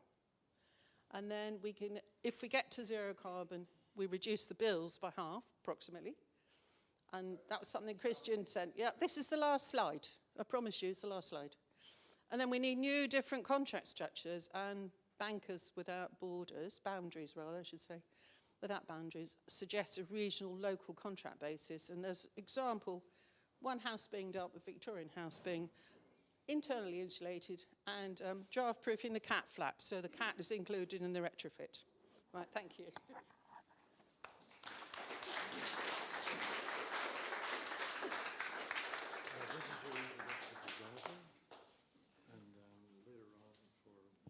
Right, okay. Great.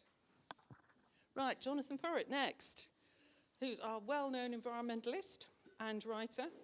He's occupied leading positions in the Green Party, Friends of the Earth, and set up the former Sustainable Development Commission and Forum for the Future, which have done very good work over the years. Jonathan frequently contributes to magazines, newspapers and books, keeps going with the message, and appears on television and radio. His latest book is Hope in Hell with a question mark. So we're very grateful to him for coming today. Thank you.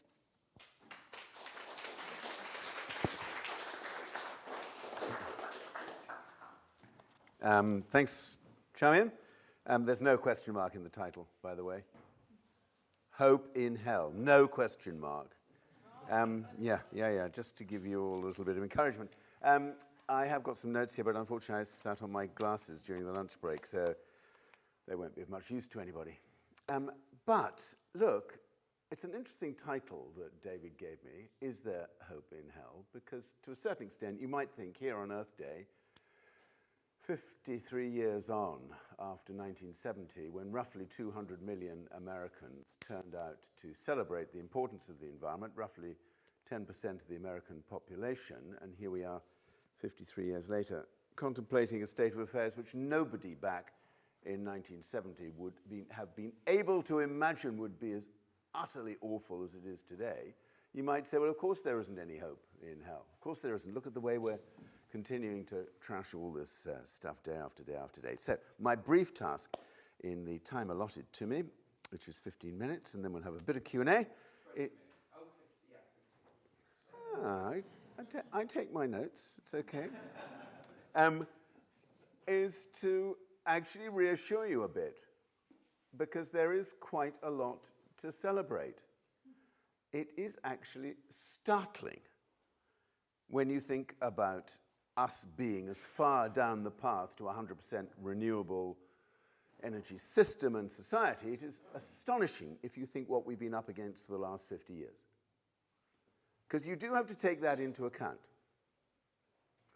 We've had the incumbency powers of the fossil fuel companies, which, as you know, are vast and all-encompassing, and have pretty much the entire political system, particularly in the United States, in its pocket. They have continued to be able to take command of countless billions of public money in order to further their own industries, regardless of the protests that are made by society. Some of you may have noticed recently a quite plaintive little campaign by We Mean Business, which is a business organization representing 10,000 companies, big and small, wrote to the leaders of the G7 and said, we have one principal ask of you at this G7 meeting. Would you please stop the subsidies to fossil fuels, which they calculated at $1 trillion. It's a little bit on the high side, by the way. It's probably closer to 780 billion, but let's go with $1 trillion because it kind of trips off the tongue rather more easily. And this was their principal ask, something that NGOs and civil society and campaigners have been campaigning for a long, long time. So great to see business organizations in the frame demanding the same thing that we've been demanding for a long time. They didn't, of course, call out the fossil fuel companies for all the damage they're continuing to do, but it was significant to see that. So this incumbency has been massively powerful in all our lives. It has been able to control political parties, as you know, particularly in the USA, and today those powers are undiminished. The last 50 years have also been dominated, in my opinion, by a very large number of exceptionally inferior advisors to government in the EU, in America, and elsewhere. And I have a particular bugbear here about the now canonized Sir David Mackay, a great guru in the world of energy systems and thinking about climate change, when I was chair of the Sustainable Development Commission, we would have endless run-ins about the degree to which the government seemed to be incapable of moving forward the renewables and energy efficiency agendas, let alone charming community energy. Give us a break. David Mackay, 3 years before he died, described the notion of a 100% renewable world as an appalling delusion. This is only 7 years ago.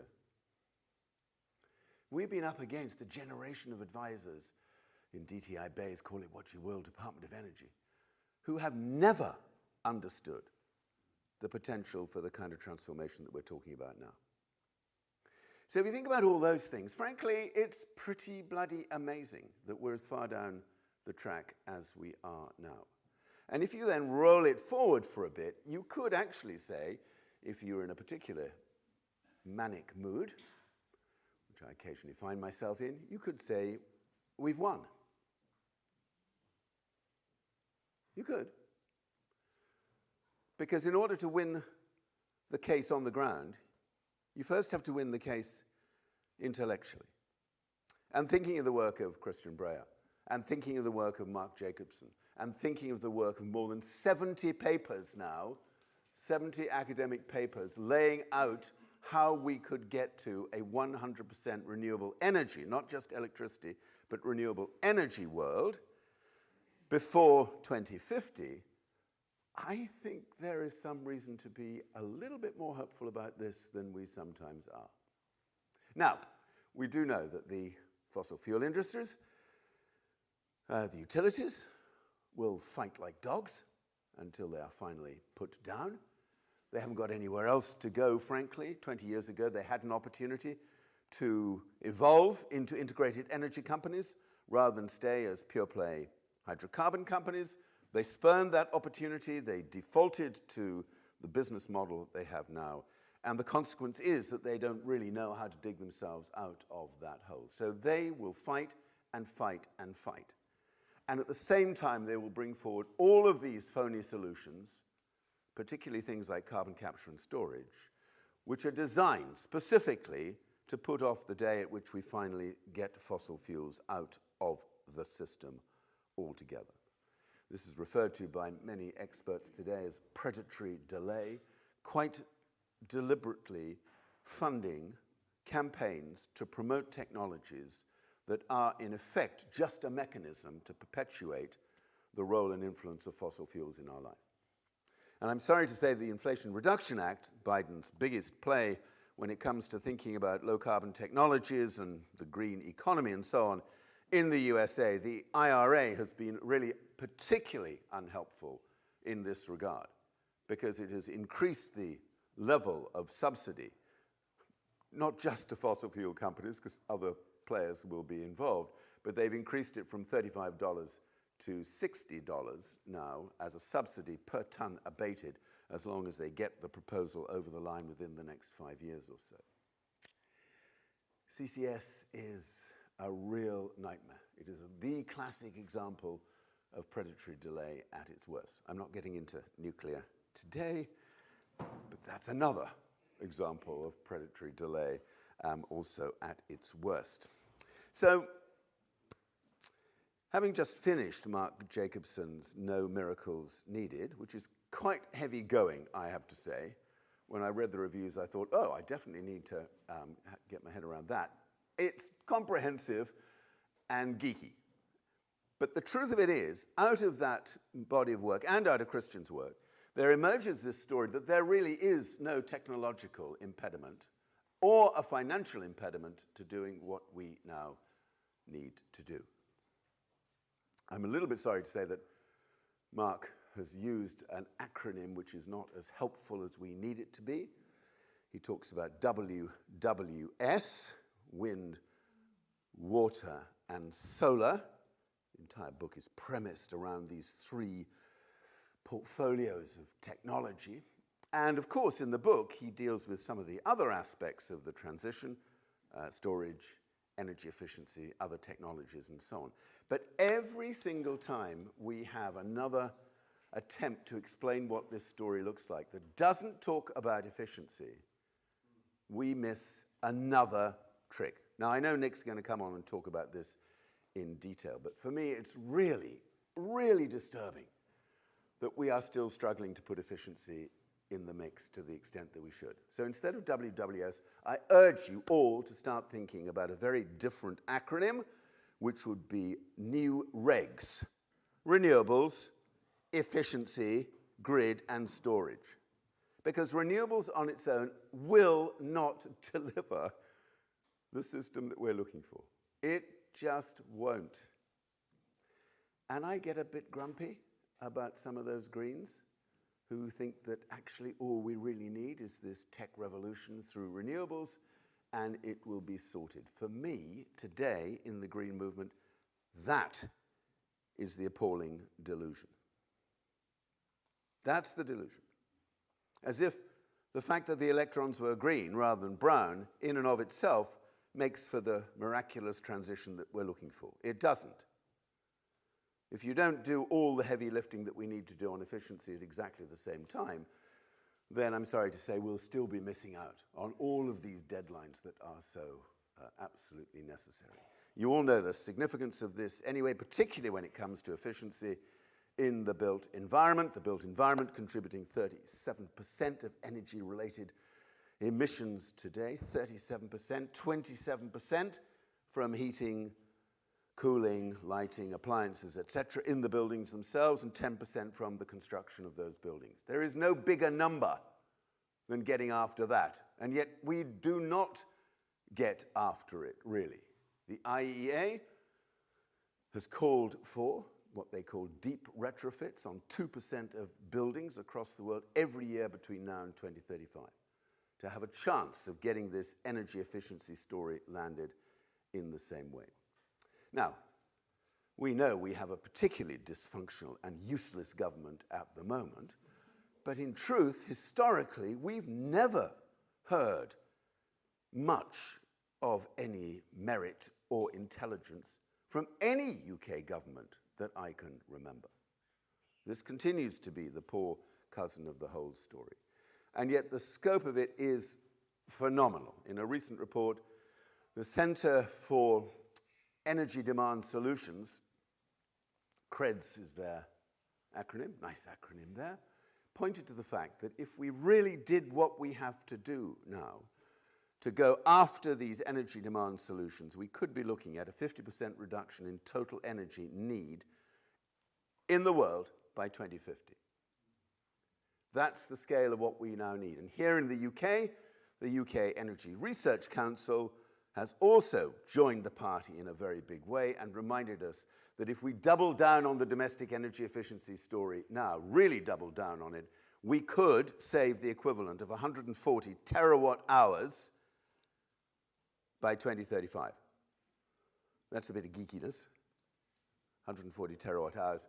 Let me just give you the equivalent, 6 Hinkley Point Cs. So Insulate Britain, whatever you may have felt about their tactics, were spot on. And we have got to get our campaigning act together on this. And the NGOs have tried, don't get me wrong, I'm not attacking the NGOs on this score, but it's just been impossible to get that right. So new regs, renewables, efficiency, grids, won't go into that now, and of course, storage. So basically that's where we are at the moment. I can see no reason not to be hopeful about that. It is going to win. That story is going to win.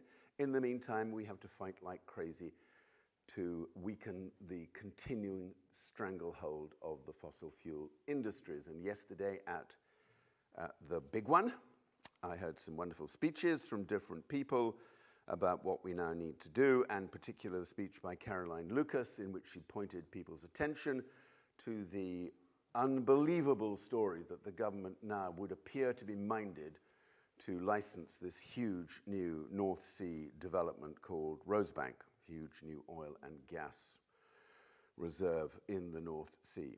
And Caroline quite rightly pointed out that this so obviously beggars belief at a time when everybody is saying we can't afford any new oil and gas assets, that we are, as we did with Cambio, we are going to have to draw a line in the sand there. And in her speech, she said, anyone who thinks we need to get things better organized here in the UK is going to have to commit to a direct action campaign to make that happen. Which is as good a reminder of the fact the fight goes on, even if we've already won it. Difficult, isn't it? That's it. Thank you very much.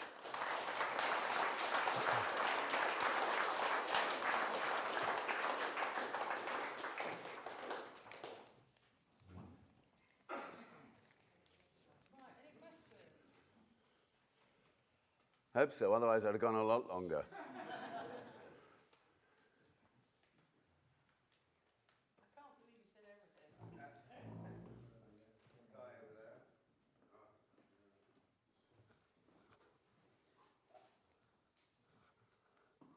Thank you. Yes.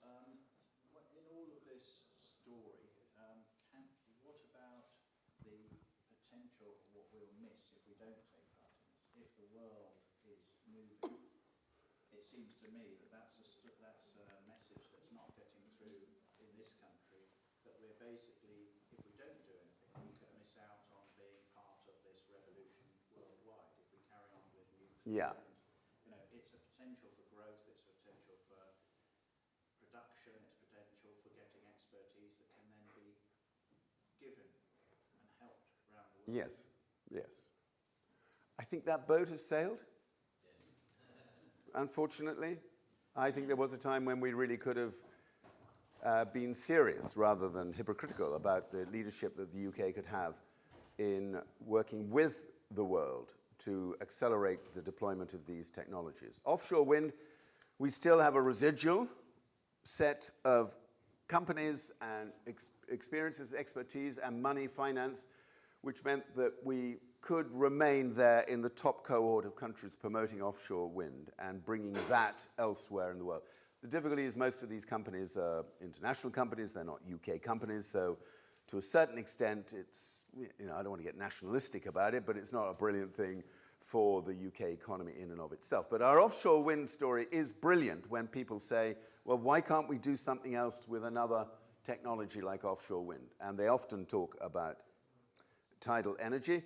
And we could be doing a lot more about tidal energy, particularly tidal stream, capturing the energy in the currents in a number of places around the UK, which will do this. And I myself personally, and very uncontroversially, want to see a massive great tidal barrage built on the Severn Estuary, which would be at least 8% of our energy indefinitely into the future, about 120 years. And I don't understand what's wrong with the NGOs that they won't get behind it, especially now that the rising sea levels means that anybody living on the Severn Estuary is facing an extremely parlous future. So will we keep our leadership in certain areas? We might. I don't know.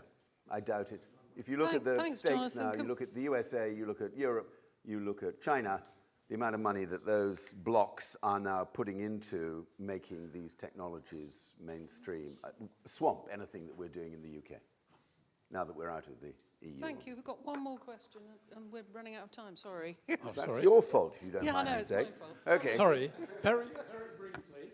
I've got to go next week to a meeting of NGOs from across Oxfordshire and report from here. And a lot of those people will be burnt out or a bit tired, and they'll say, oh, the Tory MPs don't listen, the Labour MPs on side, as are the Lib Dems. We need to do something new to get this agenda out there. Any ideas at all on how we inspire all the people who are on side, but who won't get involved in the detail, and who really need a little bit more? I mean, there's a feeling, I think, across the country of a burnout. Collective burnout. Yeah. I may be wrong. Woof, there's a tricky psychological phenomenon to deal with. I honestly would put that down rather more simply to a pretty realistic assessment that with this bunch of total tossers in government, bugger all's going to happen. And that's not being burnt out, that's just being extremely realistic. And for me, the consequence of that is that don't waste a lot of time thinking you'll move them significantly towards better positioning than they're in now. They're kind of captured by their insane, loony, contrarian right. They don't really know what to do about them. They've lost the plot at the local level, as Charmian said. We're stuck on the onshore wind as a consequence of that, and I don't see much happening on that score between now and the next election. I'm much more concerned about getting Labour to get better about its position. There are so many things that Labour could be doing that haven't been properly fleshed out. They've made a really good start, and Rachel Reeves, I have to say, from my perspective, I don't lobby any longer in that regard, but she, on behalf of the Labour Party, has persuaded Keir Starmer to take this as one of his top priorities and to turn it into something that could be really significant. So if they genuinely get that right and they start thinking about energy efficiency and fuel poverty and retrofit and all the rest of it, and weave that into what their commitment to renewables looks like, and go after finishing this grid reconfiguration for the UK, which is critical, by the way. We've only just started on that. Just give us a break. We've only just started on that story. And for me, if you can think about opportunities to work more with Labour and the Lib Dems and the Green Party to think about the combined force that we will have at the next election, I think that works rather better. Thank you. My pleasure.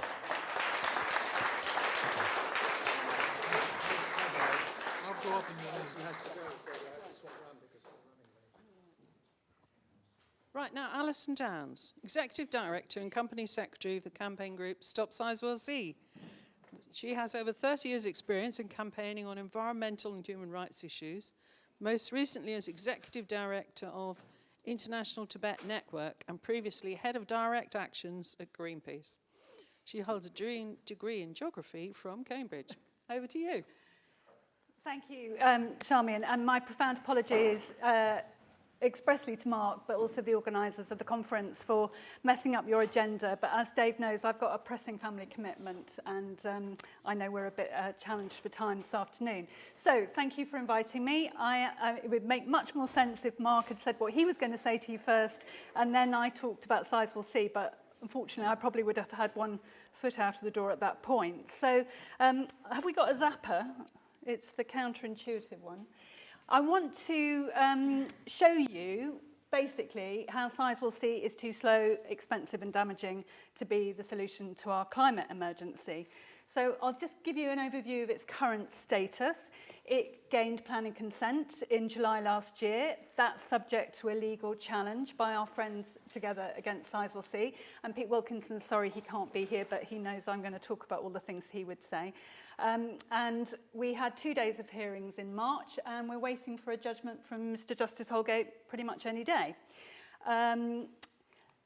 Last year, November last year, the government decided to become a co-owner of Sizewell C. It's invested nearly 700 million in the development vehicle, injecting China General Nuclear, which is a pretty staggering hypocrisy when you think that CGN is still allowed to be a partner in Hinkley Point C. It's just been awarded 3 operating licenses by the Environment Agency. It doesn't yet have a site license from the Office of Nuclear Regulation, and it can't get one until we know who's going to own Sizewell C, and we won't know who's going to own Sizewell C until a final investment decision is taken, if ever, and that's not expected till 2024. Now, I know Mark's going to touch on costs. The only cost for Sizewell C in the public domain is £20 billion, which was published 3 years ago. A senior official rolled his eyes at me recently and said, 30 billion plus, you know, everyone is expecting this cost to dramatically increase with inflation and cost of construction materials going on. Obviously, that's going to just continue to rise.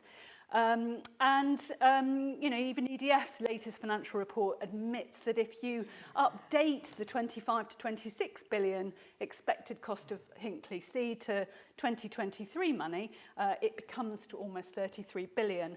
And actually, and again, I know Mark's going to talk about this, but the government's own optimism by assumptions have a range of 26 billion to 42 billion with a mean of 35 billion for a notional gigawatt nuclear power plant with a construction times of 13 to 17 years.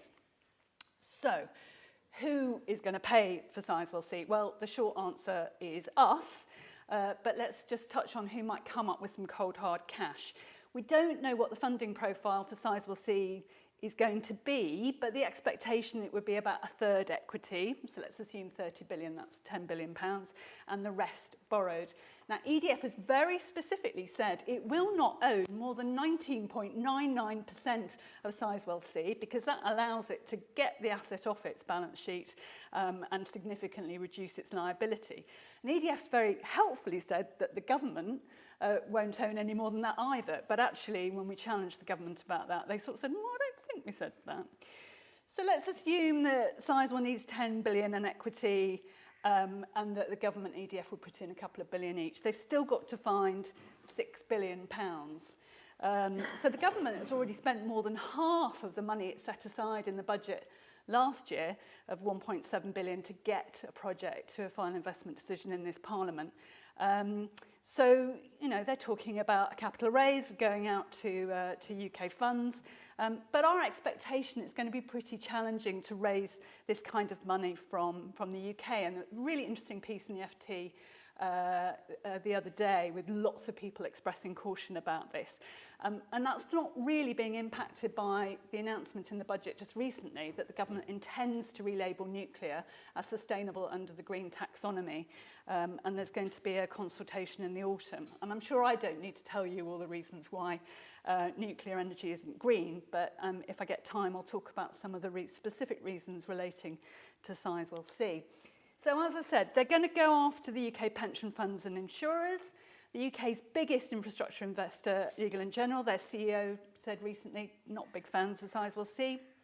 We've had no's in our campaigning from NatWest, BT Pension Fund, BAE, Nest, Tesco, others, and we're continuing to attend AGMs, ask questions and encourage people, including all of you in the room, I hope, to write to your own pension funds and ask them to tell you whether or not they propose to invest in Sizewell C. And EDF's own financial advisors, Rothschilds, have admitted that funds are worried about what their employees and their consumers think. You know, they say these are big, high-profile investments. Investors do not want to be controversial. And as we know, the words Sizewell C and controversial sort of often go in the same sentence. So that's going to be challenging for them. But if they're not successful, then they may be forced to look overseas to sovereign wealth funds, the Saudis, Emiratis, Korea, Norway. These have all been flagged. And there's been a few ministerial visits where I'm sure Sizewell C has been raised. But it would be ironic, wouldn't it, after having gone to such lengths to attack China, if suddenly, you know, the Saudis became your business partner.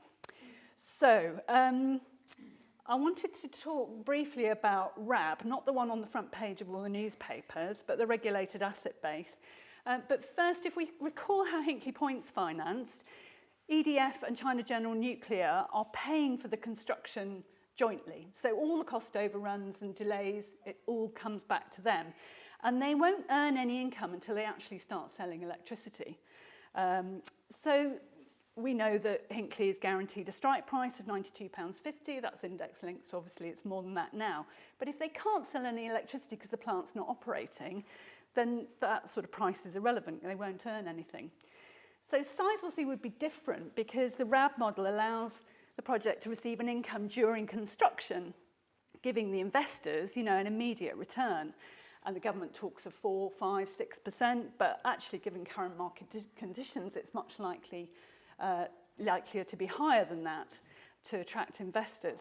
And then that return's paid by electricity suppliers according to their market share, and they'd pass the cost on to our bills. So essentially, we are going to be bearing the cost, the risk of constructing Sizewell C, you know, and we know how slow and risky that's likely to be. Government reckons this is only going to be a small amount. They say on average £1 a month, but they've never published their calculations. Why not? And so with Professor Steve Thomas, Greenwich Business School, I'm sure many of you are familiar, we've shown some of the failings of those calculations. Inflation's not been included, and if Sizewell C's construction overran and its budget overspent, which it inevitably will keep paying. So we've worked out that households could pay anything between about £150 and £450 during the construction of Sizewell C. So I've not got time to go into this in detail, but these are some of the building blocks for the revenue that the power plant might have during, this is construction, which I've talked about, so, you know, where the risk lies, this is all subject to negotiation.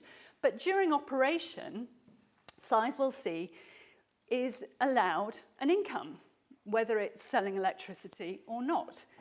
So this is the key difference with Hinkley Point. Sizewell C, the idea is that Sizewell C would be paid to be available, whether it was working or not, or whether it's needed or not. And of course, the possibility that Sizewell C might be shut down for an extended period, like a similar reactor in China was for a year, you know, is not so very implausible. And what about when renewables are providing the electricity we need? So all of this is currently under negotiation, along with a government support package, which would kick in when things go really badly. But it's all very opaque. Nobody really knows exactly how this deal is going to be constructed. So this is Taishan in China. Whoever pays for Sizewell C, EDF's got to build it. You know, it's their technology. I'm sure you all know, no EPR reactor has ever been built to budget or time anywhere in the world. In fact, very few have been built at all. For a long time, there were only 2, and these 2 in China, and as I've said, one of them was offline for a year after fuel failure very early in its operational life, and we're very concerned that the root cause hasn't been addressed. As of last Sunday, there is a third, sorry, not a great picture, but you know, you have to get one that nobody's going to sue you. So Olkiluoto 3 in Finland, originally due online in 2009. EDF have also pushed back Flammabil's fuel loading and announced the cost will increase to 13.2 billion euros, which is quadruple what it was first expected. Hinkley Point, delays of 2 years, risk of further delays of 15 months, and of course it's already 10 years late because Vincent de Rivas promised we could cook our Christmas turkeys on it in 2017.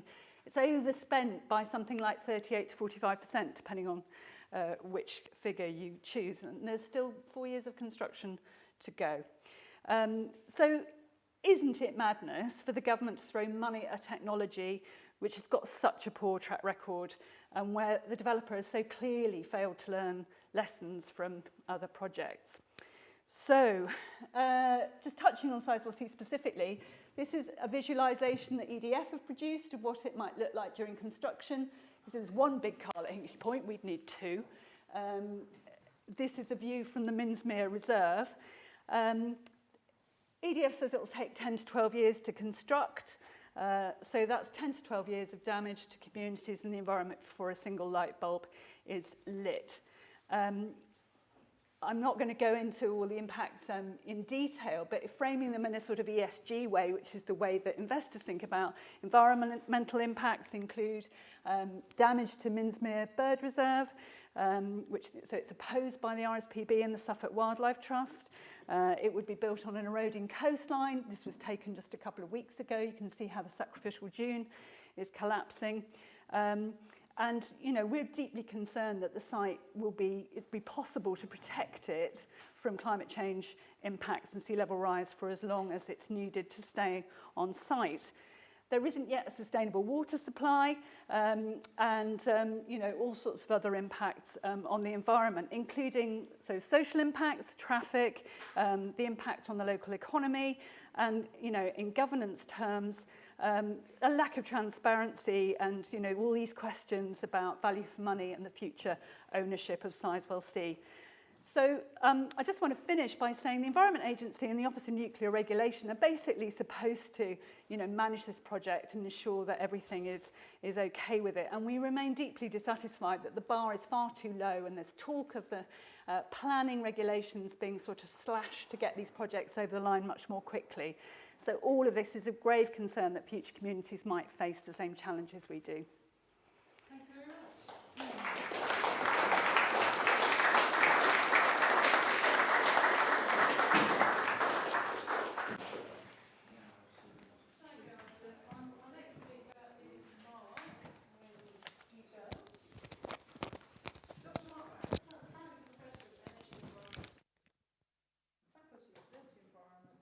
at University College London. I've known Mark for 30-something years, we were working out today. As a consultant and academic, he has 30 years' experience modelling and developing policies for energy demand and supply systems, and for transport systems to meet environmental, economic, and energy objectives. So that's all 3 E's together. He's developed many scenarios for energy and emissions and for transport and electricity sectors in several European countries. Thank you, Mark. Over to you. Thanks, Charmian. Okay, there's going to be a bit of repetition in this today. I'm going to focus really on technical and economic issues in designing net zero energy systems, and I'm particularly going to focus on a few, I think, which are the most difficult issues. Does this work? Sorry? Which one? It's the middle bottom one. The middle. There. Ah, okay. Yeah, okay. Well, the problem is designing a renewable energy system where we have all these varying sources of energy and we have varying demands here driven by social patterns and by the weather, hour by hour. And we need to look at this system across national level system. But also some of the work we've done is looking at the international trading on the interconnectors, because that can reduce the amount of storage you need by of the order of 20%. Have I got the right one here? Yeah. So the design process is, first of all, we design what are we designing for? It's thinking about future population and growth, but also for future climate, where we're going to head for 2 + 4 degrees over the design period that we're looking at. So we need to think about that. So then we're selecting technologies from the ones we think are good. We simulate the hourly performance, because one of the key things is to make sure the system will actually work hour by hour. And a lot of work doesn't show that. Then we try to optimize the system to find the least cost and explore variant scenarios with different constraints on different technologies. So the options we include, well, we do some demand management with efficiency, but it doesn't reduce demand significantly. Basically electrifying, heating and cooling and transport, electrofuels for hydrogen for industry, ammonia for ships, and this, as I'll come on to later, what do you do about aviation? And the primary energy, apart from maybe if you use fossil for kerosene, is renewable electricity, bio-wastes, and legacy Hinkley, assuming that gets to work. Excluded are biocrops, hydrogen from gas, fossil fuels. The biocrops one is particularly important. There's a sort of picture of the energy system. We've got the primary energy coming in here, highly electrified to the end-use sectors. This is the difficult part here. What do you do about replacing fossil kerosene? So we make projections, and because of insulation and climate change, although we don't assume much insulation, because I don't think deep insulation is cost effective, the heat demand will decrease and the cooling demand increases. And we have major new demands. Here's one for cooling there, and for direct air capture for negative emissions. On heating, we assume a shift from gas primarily to consumer heat pumps and district heating. And because of the electrification, basically we're going from around 300 terawatt hours to around 800 terawatt hours to decarbonize everything except aviation. And the peak demand goes from around 60 gigawatts now up to something about 130 gigawatts. So you need to beef up the distribution and transmission systems. Looking at the primary electricity, which is obviously the main source of energy for us, we've got 2 options. We've got renewable energy, and here's, you can see a run of 30 years of hourly renewable generation. And this is the total generation of wind plus solar, the annual variation. And you see it's quite small, actually. And then you can ask the question, which of offshore wind and onshore wind and solar and nuclear shows the greatest reduction from the average annual generation? It's not a trick question. And the answer is nuclear power. So you see here's Sizewell B, the most recent one, down to about 40% because of technical faults. And even the whole nuclear fleet shows similar kind of degradation. So it dips to 50%. Even if it's working properly, you still have to refuel it, so it's just not base load. So for reliability, renewables is the answer. If we look at costs, well, there's a lot of guesswork for nuclear, but for renewables, we're getting a pretty good idea because thousands and thousands are being built. And the cost trends are fairly clear and projected by BASE to continue.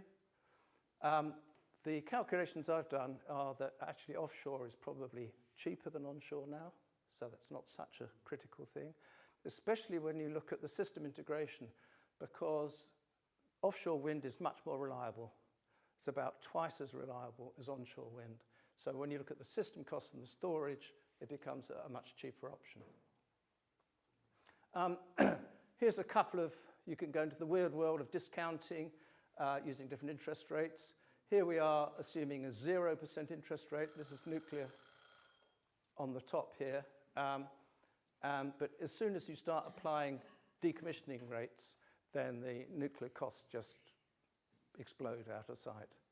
And they now have a negative discount rate for nuclear, and this doubles the cost. So the NDA, somewhere between 99 billion and 232 billion, somewhere around there, you know, it might be.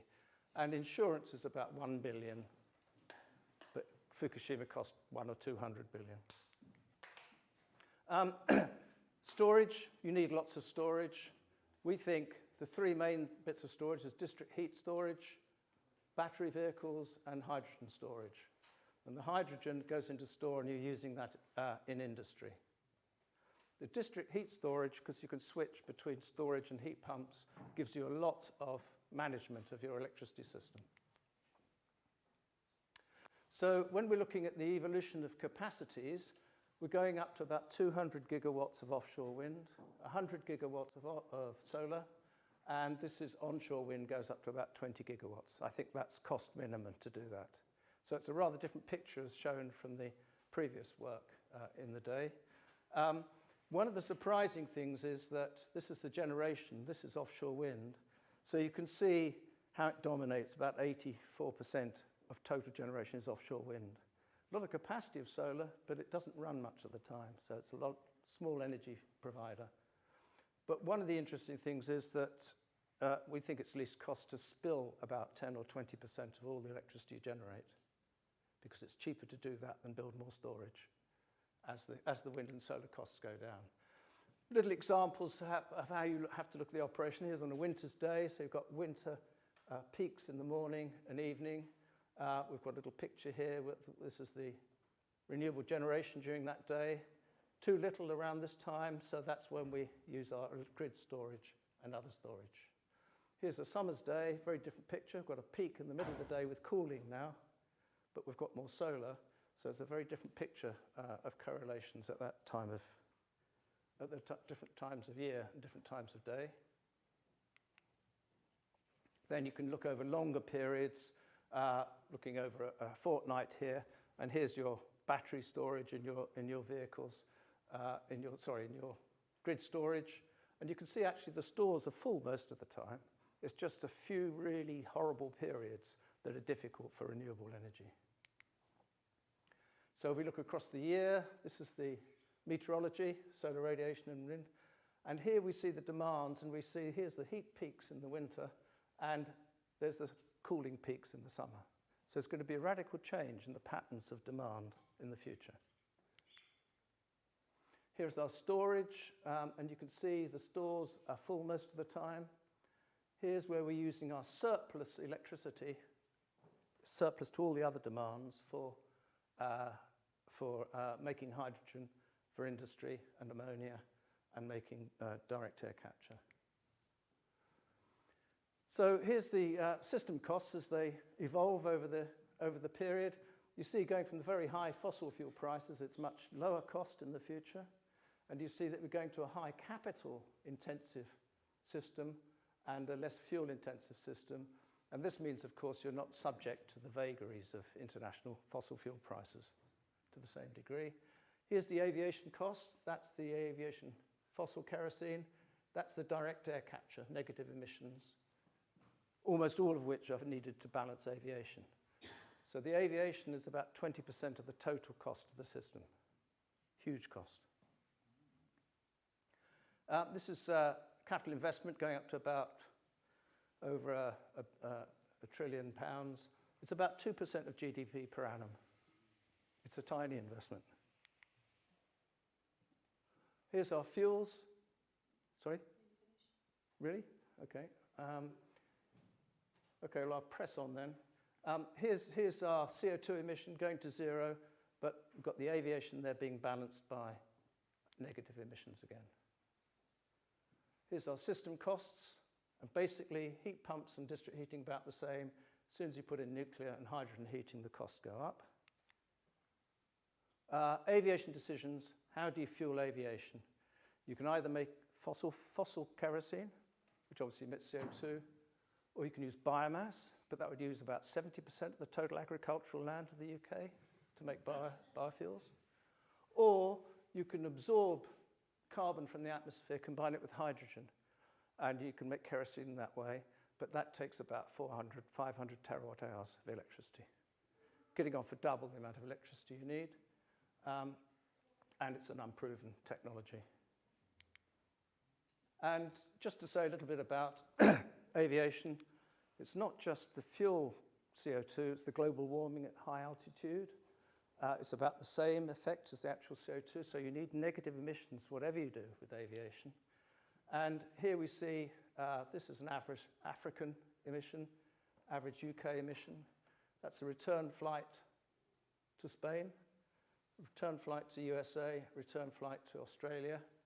And we see we burn up our allowance of CO2 very, very quickly, and it's going to double or triple aviation costs. And this, I think, is the main technical issue that we haven't solved very well, and I think it's the main socio-political demand issue, because I don't know about you lot, but my family and friends fly a lot. So conclusions there, I won't repeat them, the points, but here's the hard questions, I think, is aviation, fueling, and how do you provide negative emissions? And how do we install heat pumps and district heat fast enough? For me, they're the three most difficult things to address. Thank you.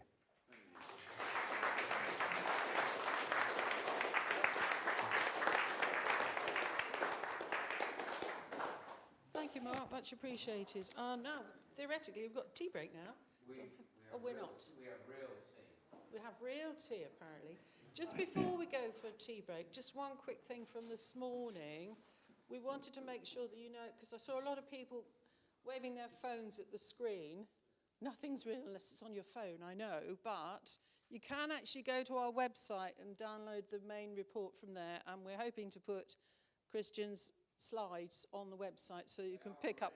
They're already there, right, great. So you can pick them up from the website. I should say, my slides I can make available, and there's a longer report which will come out soon on this. Oh, brilliant. So if you email me, and I'll put it on the website. So we'll get as many of the slides on as we can. So have a good tea break and come back. If you can come back at 3:35. 5 minutes before the official time to give us more talking time here.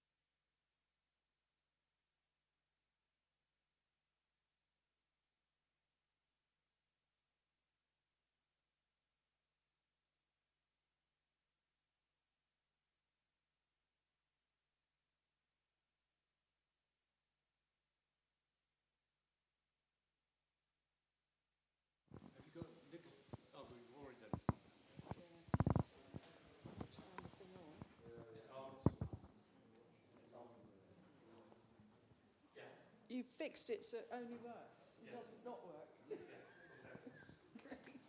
Great. Thank you everyone for returning from your enticing talks in between. Now our next speaker is, and I'm looking at the wrong place, it's Nick Eyre. And I've got some information for him. Sorry, right. What have I got wrong here? Sorry. Where is he?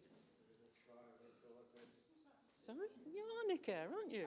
Yes, that's what I thought, yeah. I think so, I hope so. Well, I hope so. You think you are. Right, Nick Eyre is Professor of Energy and Climate Policy, so we've got another good person who knows about energy, and Senior Research Fellow in Energy at Oxford Uni, Energy and Climate Institute, which is one of the newer institutes, actually. Ian's read all this out, so I think everybody knows. Right, okay. Right. Okay, right, over to you then. I get a bit embarrassed about it being all read out twice. You only made me do it once. Over to you, Nick. Thanks. So as the title says, I'm going to talk about the role of energy use, energy efficiency, but more broadly actually energy use in 100% renewable scenarios. And thank you to Jonathan in particular for flagging the importance of this. And actually Christian did in his talk earlier on. So I know I've got some support for thinking that it might be important. So I'm drawing on the work of the Centre for Research into Energy Demand Solutions, CREDS, which Jonathan mentioned, of which I am director, which is a large research centre. So I'm drawing on the work of lots of people. Mark is one of them, actually, but there's many others scattered around the country who've been involved. But anything I say is my opinion rather than anybody else's opinion, normal caveats. So because it's late in the day, I thought I'd start with the answers. This is very unusual for an academic. You're not going to get any methodology at all, right? You're going to get answers. So those are my key points. We want to transform the energy system. We know that implies changing radically where we get energy from, but the point I'm going to make is it also implies changing the way that we use energy. That's because it's a systems problem, actually, Charmian, right?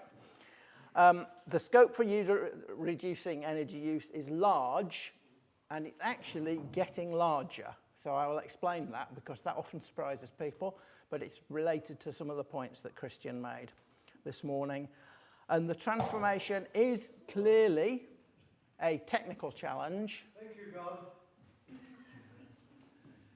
But it's also a social and political challenge. And I think that's true of everything we've been talking about, I think, but it's perhaps particularly true on the demand side where the engagement and involvement of very large numbers of people is more obviously relevant.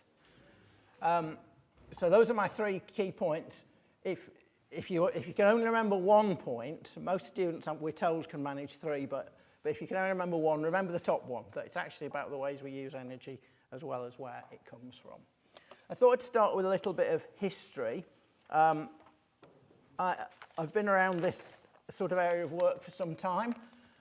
Indeed, 30-odd years ago, I was when I was young, I should say that. 30-odd years ago, when I was young, I was part of a team that wrote a talk for my then boss to give at a seminar in 10 Downing Street that Margaret Thatcher convened, the first ever briefing of the Cabinet on climate change. And our contribution to that was to work out what the options were to reducing carbon emissions by 2020. So when we got to 2020 or 2019, my former colleague and I, Ian Lees, thought, well, let's go back and see how we did. And so what that allowed us to do was work out where we actually did get carbon emissions reductions between 1990 and 2020. And this is basically the answer. End-use efficiency, by far the biggest slab, followed by renewable energy, switching to gas in power generation, energy from waste, reforestation, transport fuel switching, small contributions. I love this part of the diagram. CCS, 0. Nuclear power, actually nuclear power is a negative number because you get less energy from nuclear power than we did in 1990.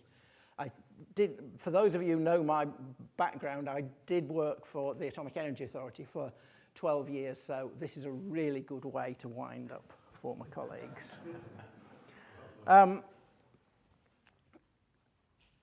So energy efficiency has delivered more than anything else in the past. That doesn't mean it will in future, though I actually think it will in future as well.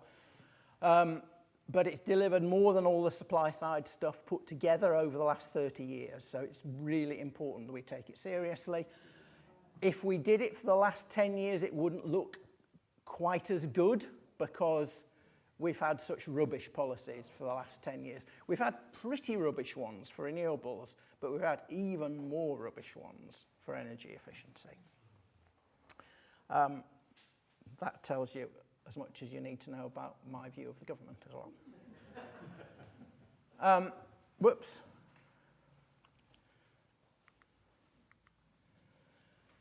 So it's a systems problem, and that means that as we move towards a particularly as we move towards a renewable system, we not only need to think about supply and demand separately, we need to think of them together, and that's because the way we use energy influences the wider system, notably how much energy we need, but it's also influenced by the wider system. In particular, as we're moving to the sort of system that Christian and Mark described with very high levels of variable electricity supply, then we will need to balance the system in real time, and demand can play a role in that.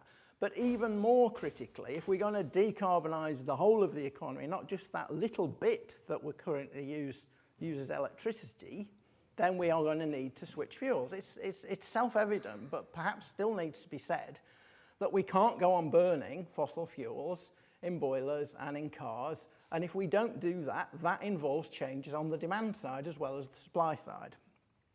So a successful transformation, as others have said, will involve a lot of electrification. So in short, we need changes on the demand side to reduce demand, to make demand flexible, and to change the fuels that we use, principally by electrifying it. On this diagram, we've separated out improving energy efficiency and changing energy using activities, because energy efficiency tends to be thought of quite narrowly. So for example, moving from private cars to public transport, is that energy efficiency or not? Well, it certainly contributes to reducing energy demand, but it's not necessarily what people think of as energy efficiency, and both matter, as I will say in a bit. Electrification is central, as Christian said. We expect heating and light vehicles will be largely electrified. This is a piece of work that we did that looked at just the effect of electrifying the range of end users across the world. So our current fuel mix in the world looks something like this in industry, buildings and transport. Simply separated out fuels, which are largely fossil fuels, and electricity, and obviously transport very little electricity, and the others more mixed. Post-transition, if you look at electrifying everything in electrifying and using some sort of fuel, probably hydrogen or what Christian called X, for other things, then you end up with this sort of mix, much more electricity, but still some fuels, particularly in transport and industry, for things that you can't easily electrify. The key point is that just doing that reduces your energy demand, because heat pumps are more efficient than boilers, because EVs are more efficient than internal combustion engines. It's a 40% effect. We get a 40% effect in energy demand reduction by electrifying. That's why I say the scope for energy efficiency is not static. As we electrify, it's actually going up. Of course, there are some difficulties, and I'm not going to say much about the things that can't be electrified, but they will be an important part, particularly of the research agenda going forward. This is the bit of work that we did on in CREDS, led by my colleague John Barrett, on the potential for reducing energy use in the UK. Not going to go through all the numbers, simply to say we did it sector by sector. We looked at 2030, 2040, 2050, and we looked at a range of different scenarios out to quite transformative ones. Those are the conclusions. Energy demand can be reduced significantly in every sector. In the most optimistic scenario, we can reduce energy demand by a factor 2 by 2050 in the UK. And the importance of that for renewables, I think, will be pretty obvious to everybody in this room, so I'm not going to emphasise it. Interestingly, if we do that, UK per capita energy use is smaller than the current global average per capita energy use. The implication of which is that everybody can have a Western European quality of life whilst we reduce energy demand in the world rather than increase it. That seems to me to be possibly counterintuitive for many people, but certainly a very important conclusion.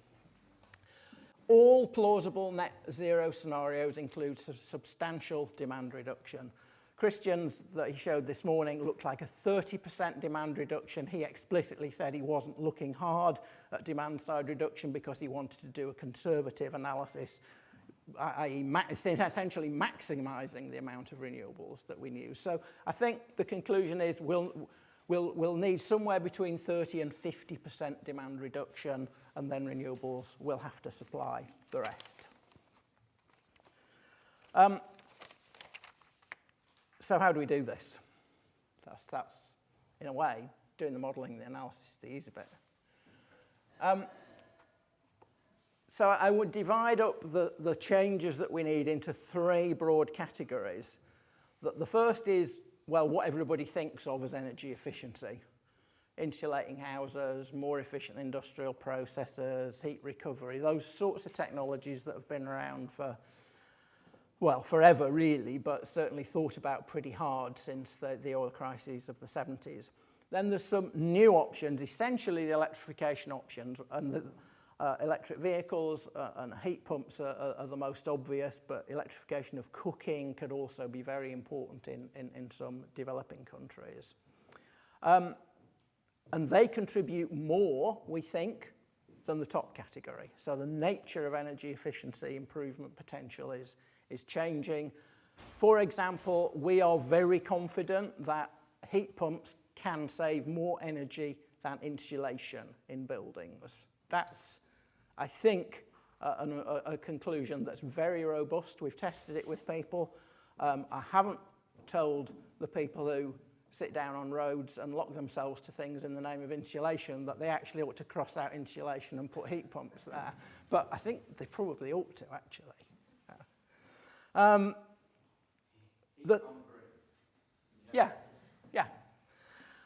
The third category is relates to the broader drivers of energy use, the things that we can do that aren't normally thought of as energy, but actually have a big effect on energy use. So how do we provide mobility? Do we do it by cycling and walking and public transport, or do we do it by cars? How do we provide energy-intensive materials? How much do we recycle? How well can we improve product design to use less aluminium, less steel, less concrete? These things are at least as important as industrial energy efficiency in driving how much energy we will need in industry. And if we can do all of those things, that actually has benefits. So when Boris Johnson, of beloved memory, wrote his net zero strategy, his forward pretty much said, we're not having anything to do with any of this energy efficiency nonsense because it's all about people being worse off. He's absolutely wrong on that issue. I'll leave you to decide whether he's wrong on other issues as well. Because it's better energy security, it's more jobs, it's very clearly more jobs when you start looking at building work.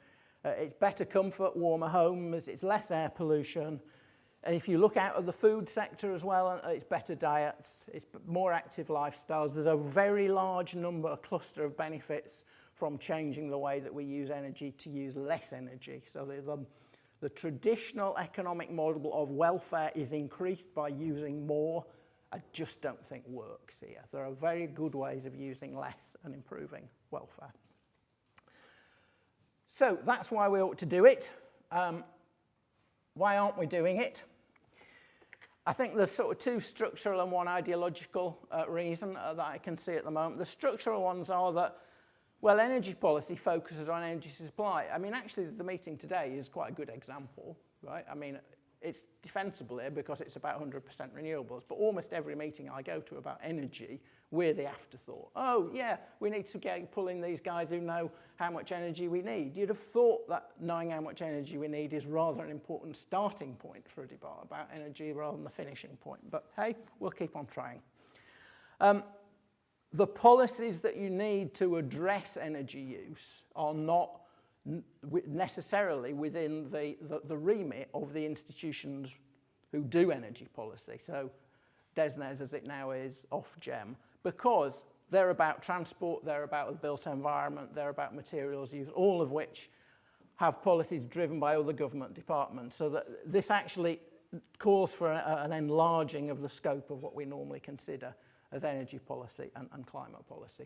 So I think there are some real structural reasons there. The ideological reason is, I mean, other people have said it already, this government is particularly useless. I've worked for every government since Margaret Thatcher's, despite being not ideologically aligned with many of them, and felt it was a useful thing to do. I've given up with this government, absolutely given up. They are completely resistant to sensible evidence. So the evidence-based policy approach is to get rid of the government, as far as I'm concerned. In particular, their failure to recognise that regulation will be a critical part of the agenda. Almost all the benefits I showed you to start with that we've got in energy efficiency have been done by rather simple policy instruments. Regulating buildings, regulating boilers, regulating appliances, regulating lighting, regulating car efficiency. None of that is seen as an overweening involvement of the state in people's lives by most people. It just isn't. It's seen as sensible, and actually business likes it too because it gives a sensible baseline on which to invest. So that's, I think, the reasons we're not doing as well as we ought to be. But key message, it is really important and needs to be part of the equation that this sort of group discusses and debates. Thanks. Thanks very much.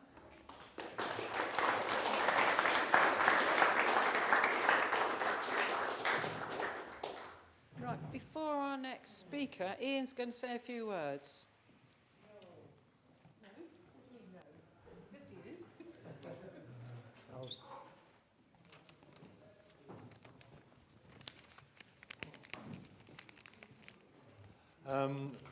After Jonathan's speech, there was a gentleman over there who asked a very relevant question, and it wasn't answered, and I want to try and answer it. The question was, there is a collective malaise in the movement, and people are depressed. What can we do about it? That was a heartfelt question, and it got me thinking, because it's an important question. So I'm going to give you what I think is the answer. I know I'm butting into the agenda, but I think it's an important issue. The first one is for us to take heart. There's been, roughly speaking, about 50 to 60 people have been coming in and out of this meeting. This is the first meeting that I've known about like this for at least 8 or 9 years. Okay, COVID, it takes its toll. I understand that. But the fact is that we got 50, 60 people plus about another couple of dozen online means that there is a real interest in energy issues. And I think we should take heart in that. That's point one. Point two. Exactly a week ago, the German government closed the last 3 of its operating nuclear reactors. Now, that has been an occasion for great joy throughout the world. Not necessarily in Britain, because it was hardly reported, but in the rest of Europe and in Canada and the United States, let me tell you, there was open rejoicing. Right? It means, for example, for us in Britain, that Germany, which has got a gross domestic product twice that of Britain, and a GNP about 1.5 times, it's the powerhouse of Europe. And if it can do without nuclear power, so can we. And so take heart at that. The third point is that, again, this was not really reported in the British newspapers, that in the middle of March, when Jeremy brought out his budget for this year, nobody noticed, well, actually that's not true, NFLA did notice, the fact that there was no budget line for more nuclear power. None. Despite the fact that it was topped and tailed by the most mountainous use of warm words, oh, they were extolling the virtues of it, saying how wonderful it was. No money, though. And the proof of the pudding is in the eating. My mum used to say, warm words never buttered any parsnips. And that's exactly what's been happening here. Despite, by the way, up to the budget, we all must have noticed this, the incessant onslaught of pro-nuclear articles in the newspaper was almost sickening to read. It got to the point where I could hardly stand it. Article after article, drumbeat after drumbeat, day in, day out, nuclear, nuclear, nuclear. They didn't get any money. They failed. Now, to be honest, I don't really know the ins and outs of this. I used to be a civil servant a long time ago, and I would probably get some sort of intelligence on this, but I haven't got any intelligence. I don't really know what happened. All I know is that the evidence shows that there is no new nuclear money. Compared with last year, 22, when the $1.5 billion was given to new nuclear, budget line, boom, nothing this year. Hey, whew, that's pretty good. So let's take heart at that, okay? The government, or I should say the Treasury, I mean, the DESNES were absolutely furious at this. The Treasury did not cough up any more money. Now, you could say, yeah, of course, but there's lots of reasons for that. I mean, basically, Britain's broke. It's basically, its economy was trashed as a result of Trustonomics. And by the Johnson was even worse, if anything. But have we turned a corner? Hard to say, difficult to say, but we should take heart. Now, as a result of that, in October this year, I think it's going to be October, maybe the beginning of November, I don't know yet, Greater Manchester C&D have decided in principle that they're going to have a big conference at the Manchester Free Trade Hall, where they're going to have a conference to discuss in the morning why nuclear is not an answer to energy needs, and in the afternoon looking at the alternatives, including efficiency.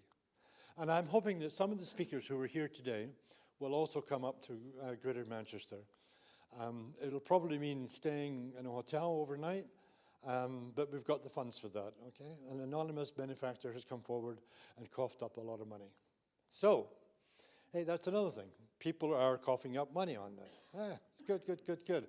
So, to the person who asked that question, and I don't know who it was, he may have gone now, collective malaise, take heart. And I'll finish there.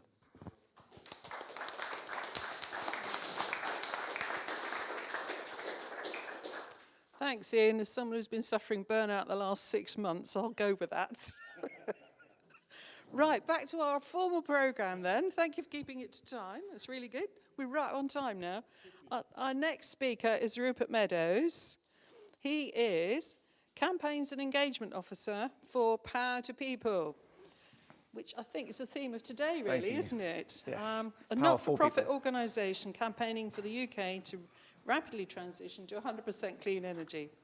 He graduated in 2018 from the University of Bristol, has experience in communications, research and teaching, and is passionate about sustainability and learning languages. Over to you. Thank you very much. I was wondering what you were going to say about me. I didn't remember sending over a blurb. Thank you. Can I just double check how the clicker works before I start? That's all right. You press that one. This one. Okay, great. Hello, my name is Rupert. I work at Power for People. As was just said there, our mission statement as an organisation is to enable the UK's transition to 100% clean energy, and also, crucially, to ensure that local communities benefit. As you can imagine, the marriage of those two things is community energy. The way that we run our campaigns is through changes in law. That's what we call for. And I'm going to talk to you today about our current campaign, which we've been running for a couple of years, which is for a community energy revolution. And I hope to speak a little bit to what Ian just said, as well as a few of the other speakers. So, community energy, it's been very ably explained by Charmian, so I won't linger too long on it, but local people getting together, raising funds and building renewable energy infrastructure, and then any dividends that they make from the energy, any profits, they get reinvested back into the local communities to the significant benefit of those communities. I think 34 times the economic value is what you said in your presentation, which is amazing. And I believe the environmental and the social benefits also are incredibly significant. Unfortunately, however, it has been stagnating for several years. So on the left-hand side, we can see what we have now. It's slightly more now with the latest data. It's about 330 megawatts, as you said, currently equating for less than 0.5% of the UK's electricity generating capacity. According to a report by the government in 2014, what we should have by now and what we could have by now is over 3,000 megawatts, so a tenfold increase. And recent reports have been stating that what we could have by 2030 is almost 6,000 megawatts, so 6 gigawatts. Sorry. Crucially, that is with the right supportive policies in place. And to that, really, this is what it boils down to. Price. A lot of it boils down to price. Currently, it's incredibly difficult financially to set up these kind of projects in your local area. The most money you can get, barring a few exceptions, is about 3 or 4p per kilowatt hour. And that contrasts quite strongly with what we roughly pay for our energy at the moment, which is upwards of 30p per kilowatt hour. And the problem that we have identified in the market is that at the moment, it's incredibly difficult for these projects to sell the energy that they generate directly to local people. And the reason for that is that there is no proportionality to the costs, the burdens that these projects face. And as a result, there are currently no local suppliers of energy in the UK. The only way that they're able to do it is by selling to a big national utility who are under no obligation to offer fair terms or for any extended period of time for that energy. And it creates a very harsh regulatory environment, which then does not lend itself to investment or generation growth. So we looked at that, and we looked at the sector that wasn't growing, and we came up with a bill. It's called the Local Electricity Bill, and it is a proposed piece of legislation which called on a simple principle, which was to make the costs and burdens of local supply proportionate to the scale of the organisation. And that simple change would lead to many, many new projects springing up all over the UK. It was a principle, and it's important to start with a principle when you have campaigns like this, because you can really have it as a rallying cry and then work out more of the detail later on. And with that principle, we gathered a broad coalition of grassroots supports from over 80 national organisations, including quite a few of the ones that spoke today, as you might imagine: Possible, Friends of the Earth, Greenpeace, RSPB, WWF, and the sector: Community Energy England, Community Energy Scotland, and Community Energy Wales. Crucially also, 4 of the distribution network operators have also said they publicly support the campaign. Those are the companies that own and manage the regional grid infrastructure across the UK. Over 1,000 local organisations and councils, over 100 unitary authorities and county councils, and tens of thousands of people across the UK. And we channeled all of that support on Parliament, and that has led so far to 318 MPs and counting. Crucially as well, to speak to what a few people have mentioned today, that includes 125 Conservative MPs. So it's a really broad cross-party level of support that we have at the moment. And we also have the support of all of the opposition front benches as well. So it's very close to a majority in Parliament. There are 650 MPs, of course, but then there are 5 speakers and deputy speakers and 7 members of Sinn Féin. So to have a kind of a half of the voting MPs, it's only 319. So we're one off at the moment. And that led to government engagement, which was fantastic. And last year, they came back and said, now's the time to work on taking the principle and turning it into actual detailed legislation. And so what we came up with through extensive consultations within the sector and with industry experts, people you might know, such as Nigel Cornwall, Merlin Hyman, Dr. Jeff Hardy, we came up with a solution, and I'll just read it out now, but it broadly works within the market arrangements that we have at the moment, and it's split into 2 sections. One is the Community Electricity Export Guarantee, which is a right for sites that generate low-carbon electricity with a capacity below 5 megawatts to export their electricity to existing large suppliers on fair terms. So it basically creates that obligation on existing national utilities to buy energy from low-carbon sites for a reasonable price and for a fixed extended period of time. And the second one effectively creates local supply, which is a requirement on existing suppliers to then work with those schemes to sell the power that is generated back to local customers of that project. Existing suppliers can, of course, charge a fee for that, but again, that fee must be reasonable. And that would lead to, as I said earlier, the growth up to about 6 gigawatts of electricity, 2.2 million homes powered, 1.8 million tons of CO2 saved per year, and 150 million pounds saved in heating and hot water efficiency per year. So I just want to go with a few updates that can speak to the very recent aspects of the campaign. We're very pleased to be mentioned in Chris Skidmore MP's recent net zero review, which was government commissioned, government published. He mentioned it by name as something that the government should commit to, which was fantastic. And then also we have been working alongside the local electricity bill, which is a bill in the House of Commons. We've also been working to put down amendments to the energy bill, which is the government's large piece of energy legislation that's currently going through the Houses. And I am pleased to say that on Monday, those amendments were debated and we won a vote against the government for them to be included in the bill, which means that, which means that the bill will soon go over to the House of Commons. It started in the House of Lords, which is rare, but it happens sometimes. When that bill does go back over to the House of Commons, it will have those amendments that I just explained in it, and we will have to obviously push to make sure that they remain in it. But it is extremely promising and encouraging. And the government face a difficult position because not only do they have all of the opposition front benches and parties voting for this, but also if they wanted to whip against it, they would have to whip against 125, more than a third of all of their party that have already publicly backed it. So this is a little bit about what we do.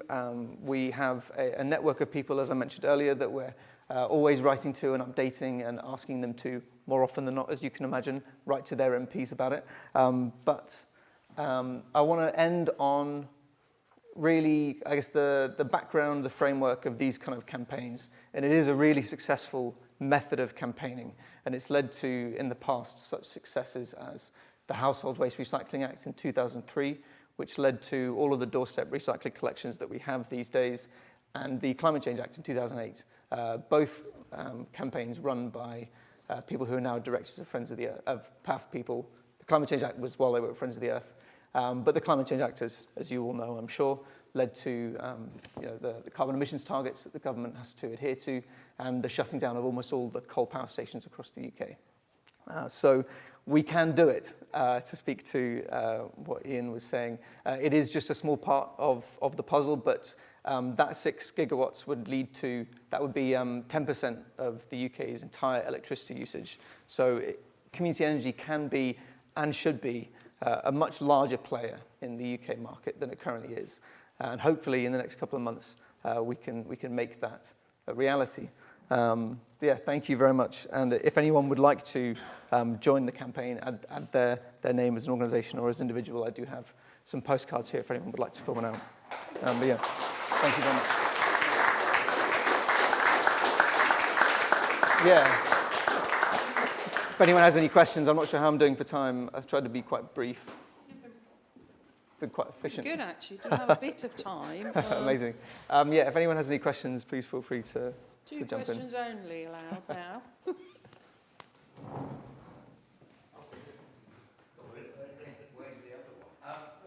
I was speaking to a friend just about this subject yesterday. Oh, brilliant. And he seemed to be a bit sceptical about it. I mean, I suppose... About the campaign, is that? Or About the campaign, yeah, and about the bill. I mean, what's to stop the energy companies determining something that's, what they think is fair, but we consider is unfair? Sure. So what the bill does is it places a duty on Gemma and Ofgem to basically create those terms and work out what would be reasonable pricing. And it also has an annual reporting and refresh. So those prices would be set annually, and a report would have to be made every year for whether or not they're working. So hopefully it's a self-refreshing idea that remains relevant, and if it's not working, then gets addressed, within the year. Is that? Yeah. Great. I remember you got Greg Hands when he was climate minister to commit to meeting up. Did he follow up on that and make any commitments? He did indeed, yeah. He's sadly, I say sadly, I mean, I guess he's moved on now, different department. But he did meet with us, and he got BEIS officials to meet with us as well. And that was when they basically turned around and said, we like the idea, we've tried to do it, we failed, we don't know how. Can you work on the detail of this policy suggestion? Which is what we did. We went away. It's what we've been doing for the last year or so. And that has led to all of those consultations. And now the more detailed solution that we have, which is those two amendments. Are they actually in the energy bill? They're in there. Yeah. From the Lords? From the Lords. I went on Monday to the report stage of the energy bill. And it was quite nerve-wracking to watch. We won the vote, I think it was 197 to 186. So the interesting thing about the Lords is that the Conservative government doesn't have a majority because of the large number of crossbenchers and a much higher proportion of Lib Dems and also quite a strong Labour contingent. So we won that vote. And we also had a Conservative peer as having added their name as well, who's Lord Lucas. Is that the same time as the Britain outlawing coal mining, the global ban? Yes. Same time? Yeah. Yeah, there were quite a few, I think there were 5 votes that were won. Another interesting one was about EPC ratings, or pushing them all up to band C by a certain date, I'm not sure. There you go. Exactly. Is Ron Bailey your secret weapon? Sorry? Is Ron Bailey your secret weapon? Ron Bailey's fantastic, yeah. I don't know if many of you guys are familiar with Ron Bailey, but he is a bit of a guru when it comes to these kind of campaigns, and he is one of the directors of Power for People. But also Martin Williams, who's the man that ran the Climate Change Act. I think he's head of the parliamentary team at Friends of the Earth, is another one. And then Steve Shaw has a lot of experience with these kind of campaigns as well. I think collectively, they're probably the greatest hive mind of parliamentary bill campaigning that exists in the UK at the moment. So it's great to have them leading the campaign. Thanks, Rupert. It's very interesting that central government is putting out its policy development to special interest groups. What do you mean, sorry? Well, you're saying that they asked you to work up the policy, but they could well be asking other groups like the oil industry to do the same kind of thing. Well, they didn't say, to be clear, it wasn't a message that, work out the detail and we'll do it. It was, well, what do you want then? This is not enough detail. What would be the detailed proposals? We've tried this, it doesn't work. You basically go away and come back when you've got a more, concise rigid idea. So it wasn't really, Right, if that I'm being makes very sense. cynical, obviously. Thank you very much. Exactly. Thank you. Right, now we have a short interlude with Dave Elliott, who I've known for many years, and I've got to find the bits of paper about him. So Dave has been around for a very long time, haven't you? Emeritus Professor of Technology Policy at the Open University and editor of Renew Journal, which is where we corresponded a lot. He's created several OU courses on sustainable technologies. His main research interests include the development of sustainable energy technologies, particularly renewable energy systems. Right, over to you. Well, I've been at this renewable energy game for quite a while. In fact, here a few, 3 years ago, we did a... We've been at this game quite a long time. I remember 3 years ago, Godfrey Boyle and myself made a presentation here with Ian's CND event. Was it 2 years ago? Yeah. Anyway, we're back again, somewhat less. 6 years. Okay. For now, I'm just going to quickly summarize the way I see things, which you might find useful, because it's a sort of summary of what's happened today. The world is going towards renewables. I'm very pleased to see it, but not everyone is. The UK is ostensibly doing one of the major offshore wind things, but it's also, for its own sake, for reasons very hard to understand, also pushing nuclear power and carbon capture and storage. These two things, I think, are not very useful. In fact, I think they're wrong and a mistake, and we'll be sorry for it. So we have to move away from what the current government in this country is doing, and I'm very glad to hear Rupert's attempts to reorganise from the grassroots upwards, so that's very positive and optimistic. I'm not always very optimistic about what can be done with government at the moment. Anyway, I have a few slides just to try and sharpen the point out now. What I want to know is how to fire these. Bottom middle, that one. All right. I quite like this one that came out of whatever the government's energy body was until last year, BAS. I quite like this picture. It has a sweet wrapper feel to it. You've undone a sweet wrapper. It's for the external people. Okay. The past and the future are sort of chaotic. There was a period in the middle where everything was sweet and reasonable, so it's interesting if that's true. Another chart, also from the past, this is from the National Audit Office, NAO, which you'll be familiar with. If we're going to choose between these options, we also look at the cost, and here's one view of the cost, which shows pretty clearly that nearly all the renewables are increasingly cost-effective compared with nuclear, and this is now out of date. The latest statistics make renewables look even better. So what are we being offered?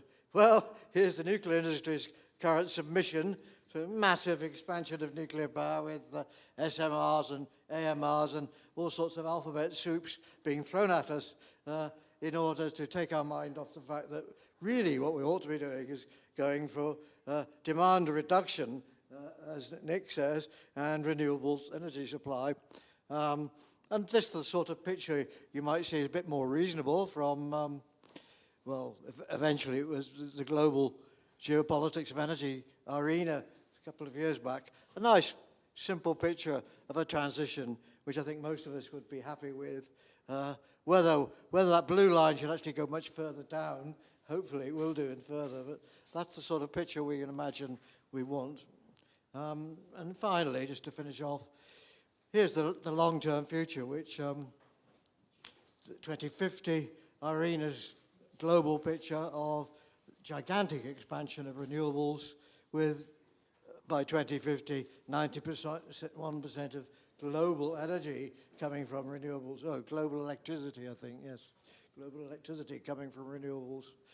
LUT scenarios this morning, from what I hear, pretty much label us with that possibility at least.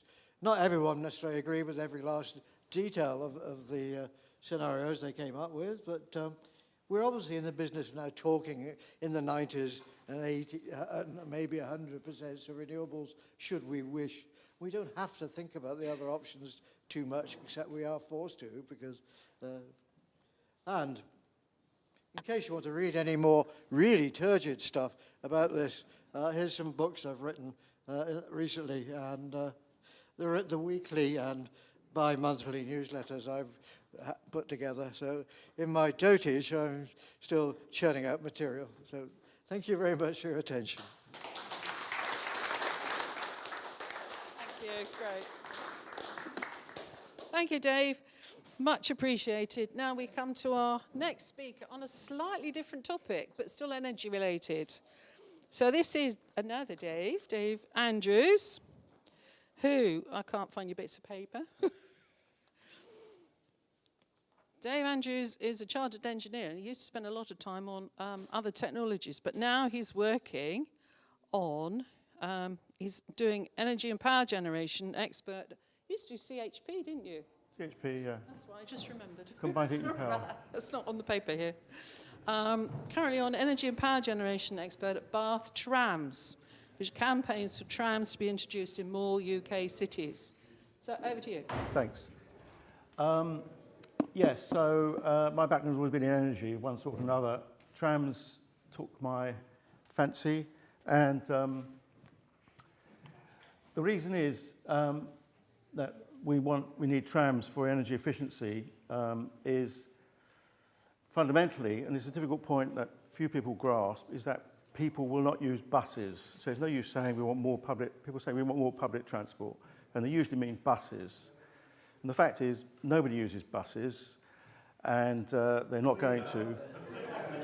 Well, they don't. It's about 8%. Well, you might, but 8% of journeys are by buses. The vast majority, you've got to face up to it, the vast majority of transport is in cars, and that's the issue. Okay? So it's no use saying we want more buses. What you want is more trams in city centres and between cities, and buses. You have to have the two. You need buses for rural transport and on lightly traffic routes, and trolley buses on lightly traffic routes. But every city needs a tram, like they do in Europe. They're much less congested, and they're much more productive. There's work been done at Leeds, one of the Leeds universities, which shows that the reason, likely, that if you watch it in the news, we're always lagging behind this country in productivity. We hear this on the news, and we've got to have policies to make more productivity. The reason's very simple. People cannot get to work quickly, cheaply, and reliably. And if you can't do that, companies will not invest in a town or a business because they cannot get the labour there. And this is not me just saying that. I know, because I've spoken to the guy who developed the Nottingham tram, and he was told by several German companies, we will not invest in your city until you have a tram, because we cannot get the pool of labour. Now, where I live near Bristol, there's a huge employment centre near the Avonmouth docks. And the advertisements say, if you want to work here, you must have a car, because there is no reliable public transport. They mean buses. Buses don't work on their own. Not against buses, but they need, in your cities and between them, you must have trams. So, which one do I press to go forward? Okay, got it. So, why is that, in case you're not convinced?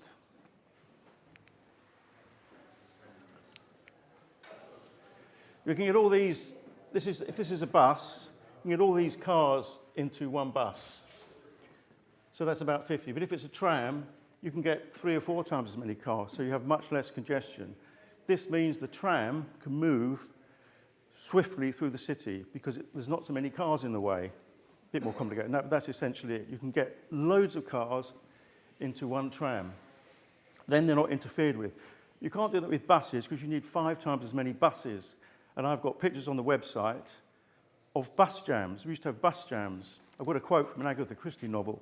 Someone's late for the murder because there was a bus jam. That's what they used to have. And there's a video of it. Buses do not work in cities for complex reasons, but it's a fact. There's a video, if you look at the Bath Trams website, and by the way, any questions you have about trams will be there. Put a question in. What is the energy consumption of trams? Will people use cars and buses? And add Bath Trams, it will take you to an article. It's full of lovely information. Anyway, if you go to that, you can see this video in Brussels. The tram is leading the cars in.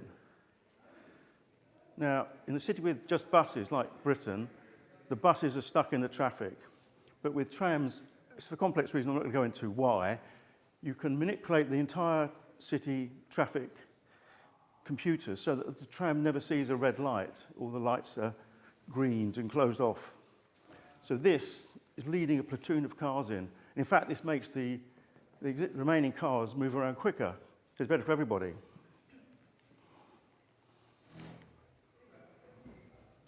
So why do people like trams? For techno-economic reasons, you can operate trams every 6 minutes. So they call it turn up and go. You don't have to know the timetable, you turn up.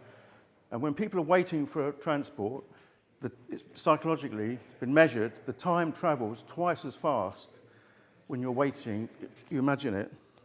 Whereas when you're on the transport, it's actual clock time. So this is very, very important. Psychologically, a bus is like sharing a lift with other strangers. It's like you're having a lift in someone's van. Trams are smooth, comfortable, and roomier. Buses bang around, clatter. They're lightweight, automotive. They have to be. Suspension, steering, the light. They bang and clatter. It's horrible. I use the bus. I don't like it. You can get 350 people on and off a tram in 20 to 40 seconds because you've got multiple doors. In London, we have double-decker buses. We think they're marvellous. They're a very stupid idea because you have to get in through narrow doors and up stairways. It takes 2.5 minutes to deboard a bus. It's hopeless for high-density routes. And with the green wave, that's where you organise all the traffic to whiz through the computers, which you cannot do with buses for not obvious reasons, but it's a fact.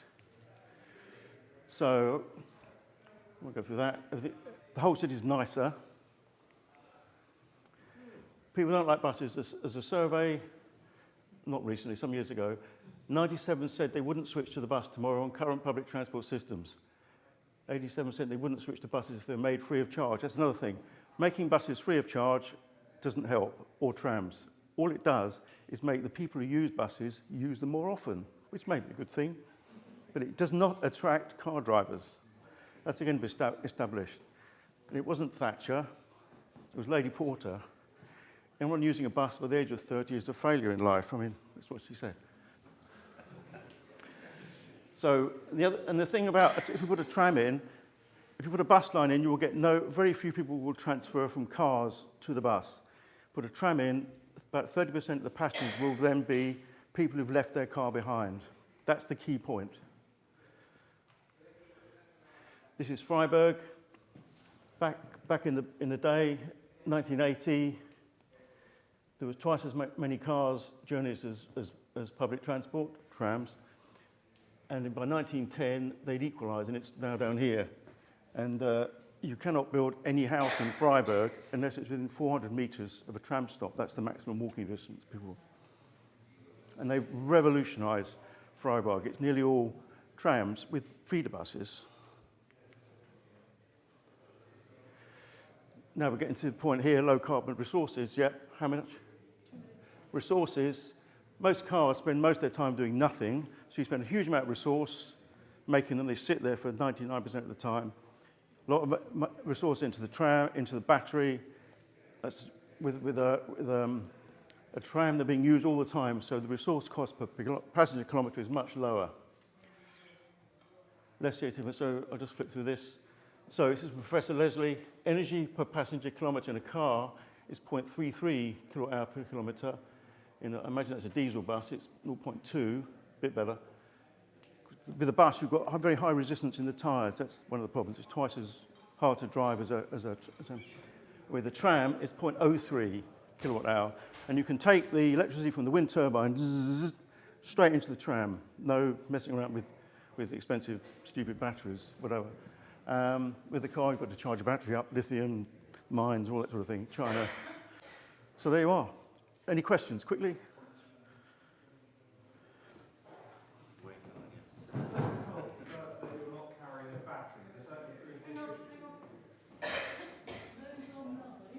Yes, it makes it more efficient. If you're not carrying a battery, it makes it more efficient. You're not having the charge discharge and all the energy to make the battery. Any others? Somebody had one. Yeah, excellent. Manchester system. Sorry. Don't forget those who are cutting their travel. Yeah. Manchester system.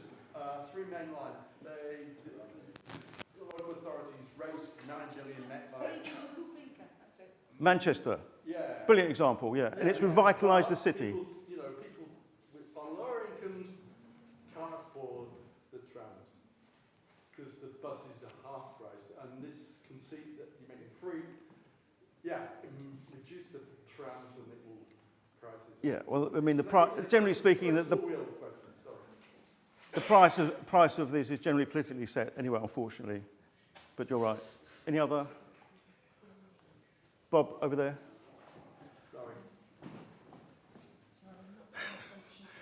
This will be an awkward question, I can tell. Yeah, you live on top of a hill. Yeah. What is the prospect of you having a tram service?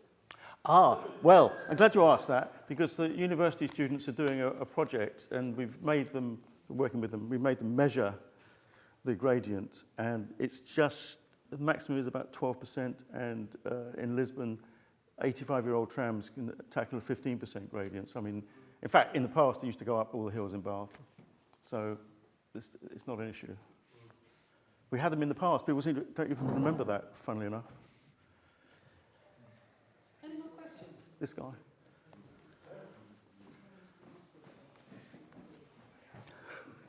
I didn't recognise you. This is Herbert, by the way, who can do all your translations and runs the Clavant Energy Group, which I think you should all join the Clavant Energy Group. We discuss this sort of stuff online all the time. Bob?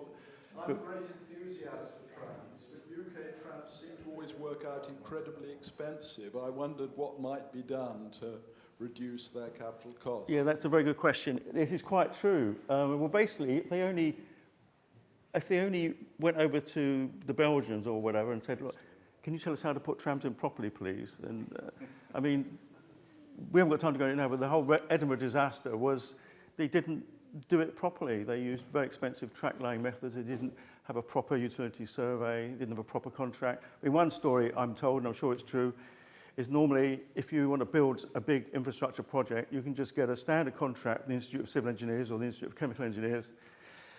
People have used these contracts for years, and you just cross out the bits you don't need, and you put the right, whatever the project is. All the lawyers know how it works, the contractor knows how it works, a standard contract.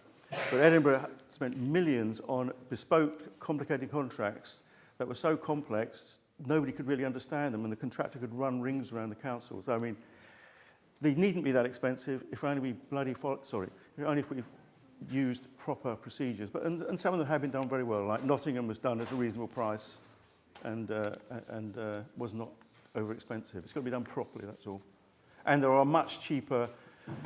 In the past, we've had to use sleepered railways for the trams, but nowadays there are various systems where you can just glue the tracks into the road, which will make things much cheaper. Thank you very much.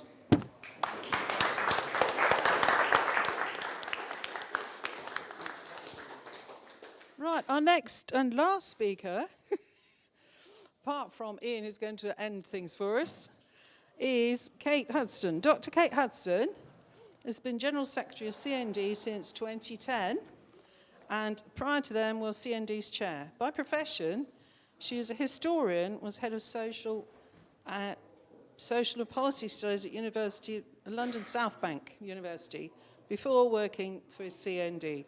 She's an author of a number of books, including CND at 60, wow, Britain's most enduring mass movements. Thanks very much indeed. And first of all, I'd like to congratulate the seminar organisers on this excellent meeting and for inviting CND to participate. And I can only apologise that various other campaigning events today have meant that I haven't been able to be here throughout, but I hope to catch up on your recording afterwards.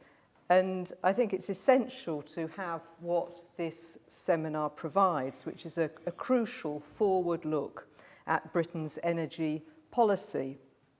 And it's a particularly important matter, especially with household energy bills never out of the media these days and often being discussed in Parliament. But of course, we cannot rely on the current government to get this matter right for a number of reasons. And of course, it may very likely be ejected from office at the next election. But we need to ensure that whoever is in government, energy policy serves people and planet, and that those policies are based on facts, not on political or industrial interests. As we know, future energy modelling is a technical matter, and as they say, the devil is in the detail. So it's very good news for us that 100% Renewables UK commissioned one of the world's top-notch energy modellers to undertake an in-depth review of possible future energy scenarios for the UK and to make such informed recommendations. This is the kind of thing that we would normally have expected from a responsible government, but we don't have that right now, so you experts have had to do it yourselves, so thank you very much for that. And the report from Professor Breyer and colleagues expertly shows that 100% renewables scenario is not only entirely possible, but is also recommended for its carbon savings and money savings. And these are the facts that government needs to build its policies upon. I'd just like to take a moment to explain why CND is here and why I think that our participation here is important. And that's because the vital corollary for CND from Professor Breyer's report is that we do not need new nuclear power stations. And that is of great importance for us because nuclear power is inextricably linked to nuclear weapons and indeed the proliferation of nuclear weapons. Nuclear power and nuclear weapons are umbilically connected. It would be well nigh impossible to have one without the other. Indeed, there are no states with nuclear weapons which do not have at least one nuclear facility.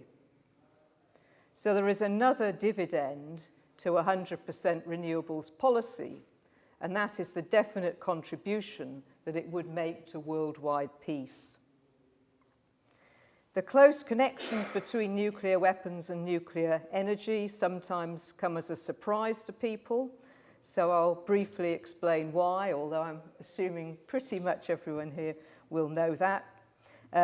All of the fissile material and the fusion ingredients for nuclear weapons come from civil nuclear reactors and civil nuclear fuel facilities. So what, briefly, is the nuclear power situation in the UK? EDF currently has 5 operational nuclear power stations, supplying around 12% of the UK electricity demand, and that's down from 25% in 1995. Furthermore, nuclear's share will fall further in the next few years as 4 of the older stations are set to be decommissioned by 2028. And of course, that's just talking about electricity. As for energy, nuclear presently supplies only about 2 to 3% of our total energy needs. So this is relatively small beer.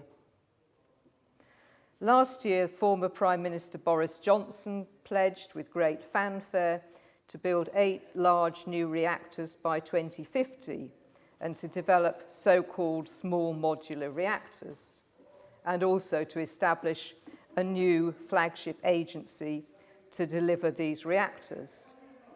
Many of us are rightly up in arms about this, and many are campaigning on this in particular. But it may well be likely that we can regard these statements by our former Prime Minister as another of his widely discredited unfulfilled and indeed unfulfillable plans.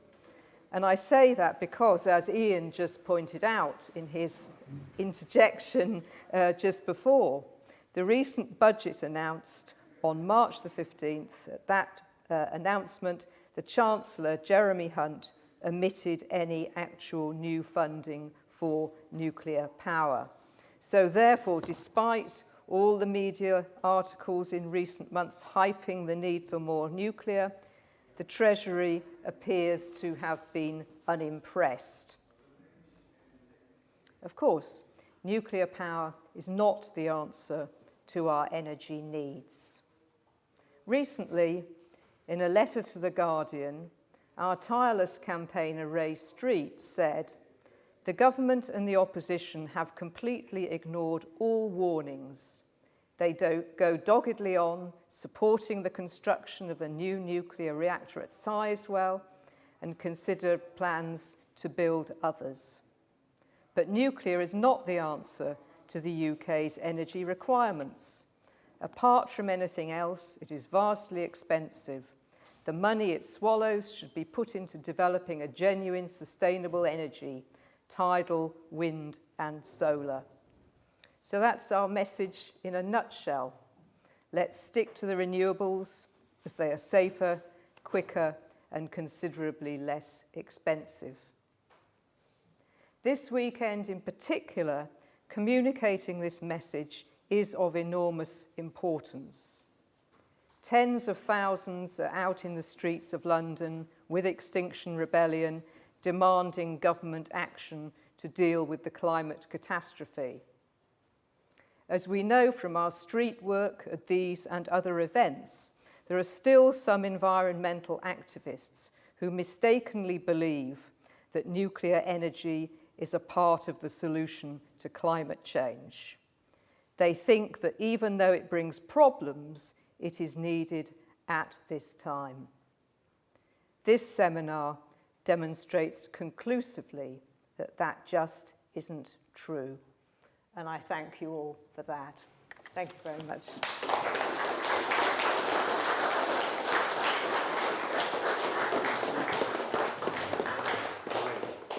Thank you very much for that good roundup. It's nice to know some of the background some more. Right, Ian, you're going to do some finalising remarks. Say it again. You're going to do some finalising remarks. Yeah, we're coming to the... Sorry. Can I just ask a question about the uranium and plutonium connection? I'm trying to wind this seminar up. Can we talk afterwards? Yes. Or does people want to hear about uranium mining? You do? No. Ladies and gentlemen, we've had a great, successful seminar today. Let me tell you that Dave and I have had a hairy ride learning how to organize a seminar. But it's been very good. I've learned a great deal, and I've speaking at coffee breaks and lunchtime, I know that other people have learned a lot. First of all, I'd like to thank our esteemed professors for the wonderful contributions they made, making it quite clear, as Kate said, we don't need nuclear power in particular, and also oil, gas, and coal. That's the key shining message to come out of this seminar. We don't need that stuff. Professor Breyer called it mishmash. Did you notice that? I thought the oil, coal, gas, nuclear, mishmash, which I thought was very good. I also want to thank a number of other people. There's a guy sitting at the back who you've seen running around. His name is Dale, and he has organized a very difficult hybrid seminar. So a big hand to Dale Garnier. Thank you, Dale.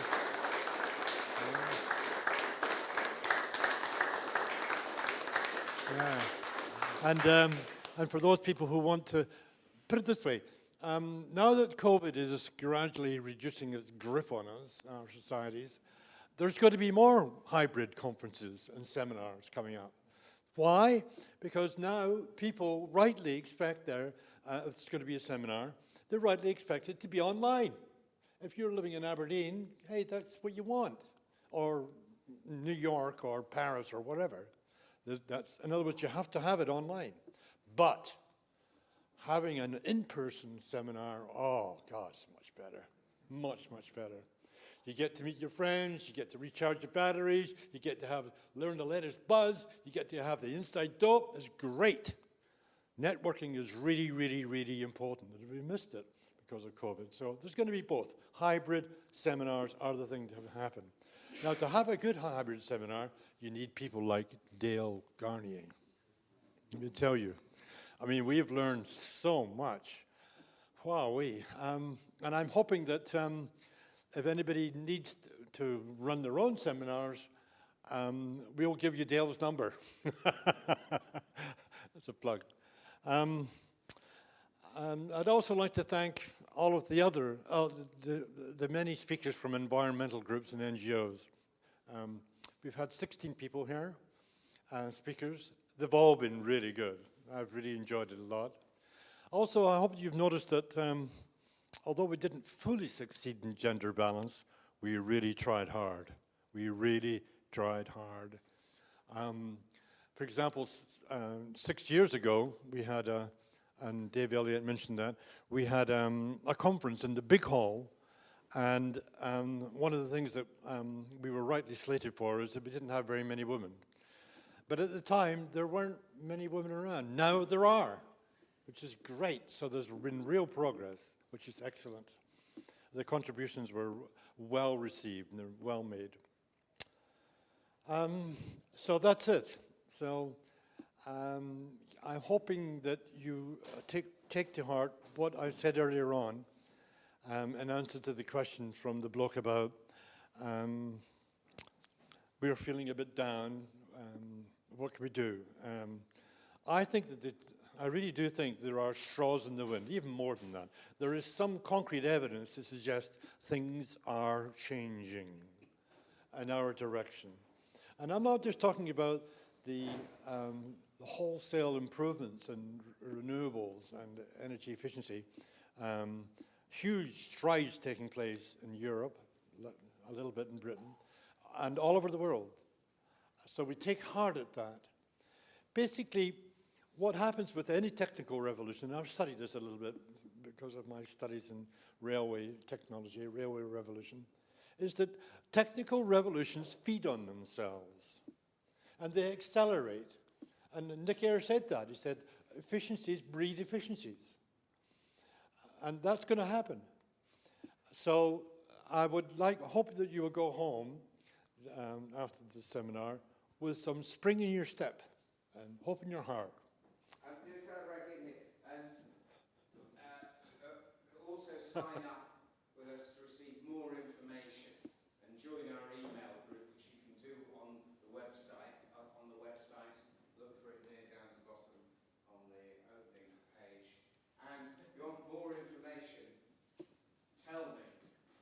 We've got your email addresses, you just need to tell me your name. That's a message from our sponsor. Thank you very much. Thank you all for coming, okay? Bye for now.